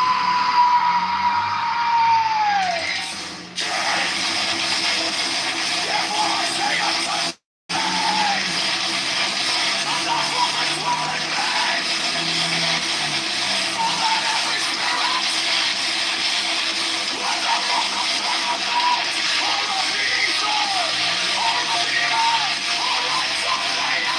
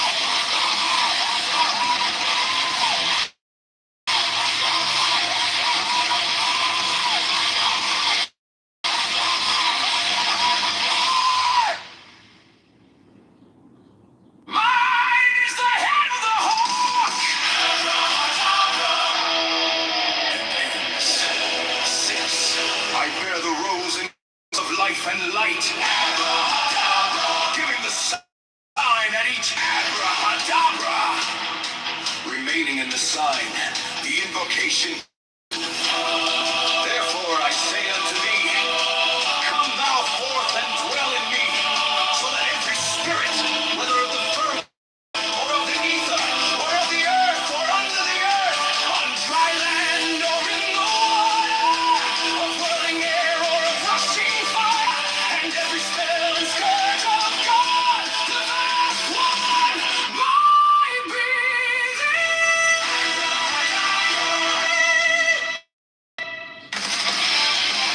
mine is the head of the hawk, abracadabra, and ends. 6. I bear the rose and cross of light. Hearing the sign, teach abracadabra. Remaining in the sign, the invocation concludes. Therefore, thee, come thou forth and dwell in me, so that every spirit, whether of the firmament, or of the earth, or under the earth, on dry land, or in the water, of whirling air, or of rushing fire, and down and scourge of God, the vast one, my being.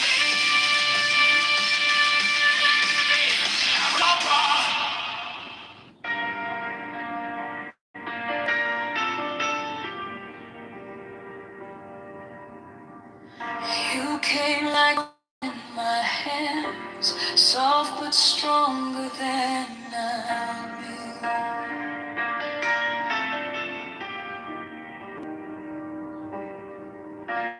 My fear turned gold in your eyes, and my whole night broke into.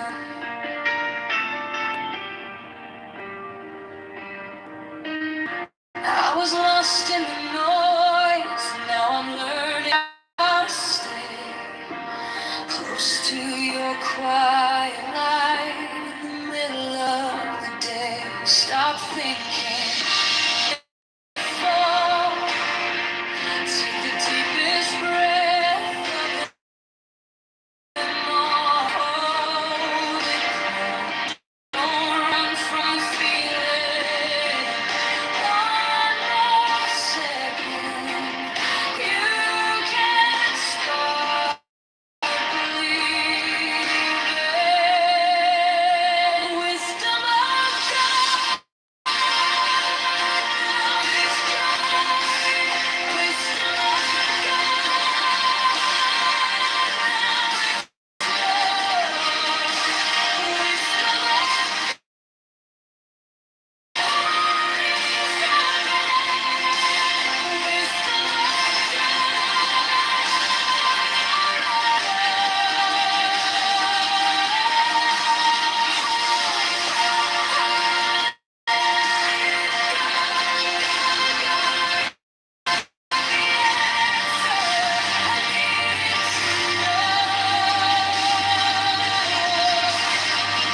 Your touch is a steady rain on the dust of who I am.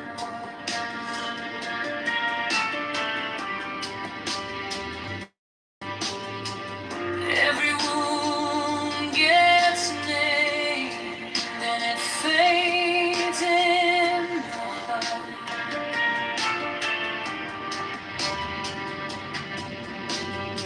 I don't need 1,000 signs when your name is in my chest. One deep breath, one brave step, and the rest can be blessed. Stop thinking, live on, take the deepest breath of them all. Hold it close, run from the feeling. One more second, you can't stop leaving.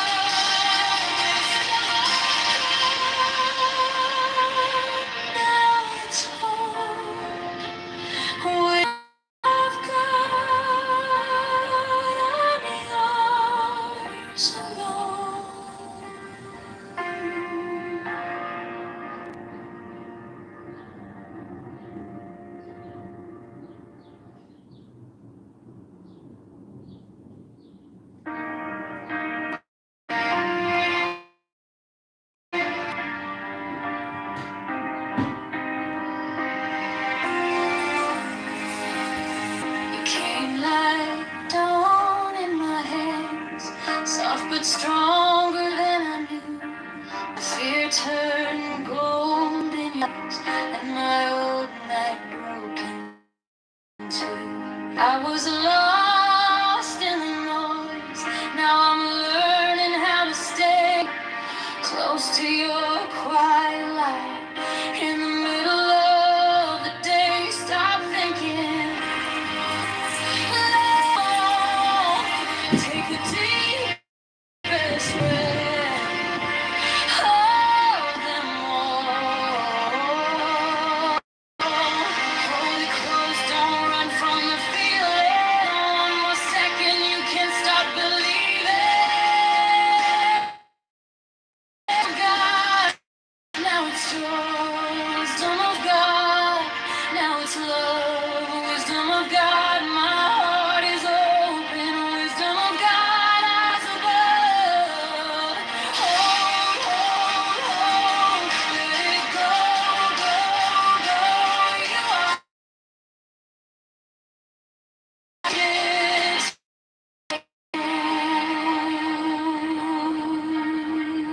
Your touch is a steady rain on the dust of wounds.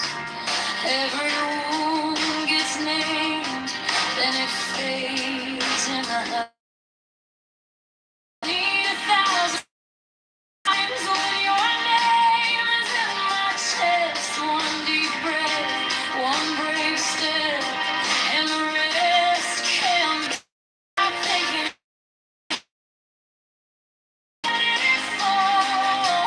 Take the deepest breath of them all. Hold it close, don't run from the feeling. One more second, you can't stop. Wisdom of God, wisdom of God. Now it's the wisdom of God. My heart is open. Wisdom of God, rise above.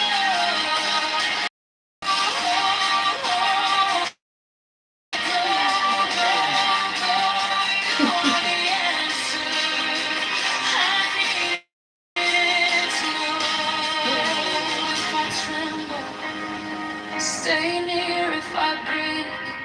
Pull me through. Teach my hands to release.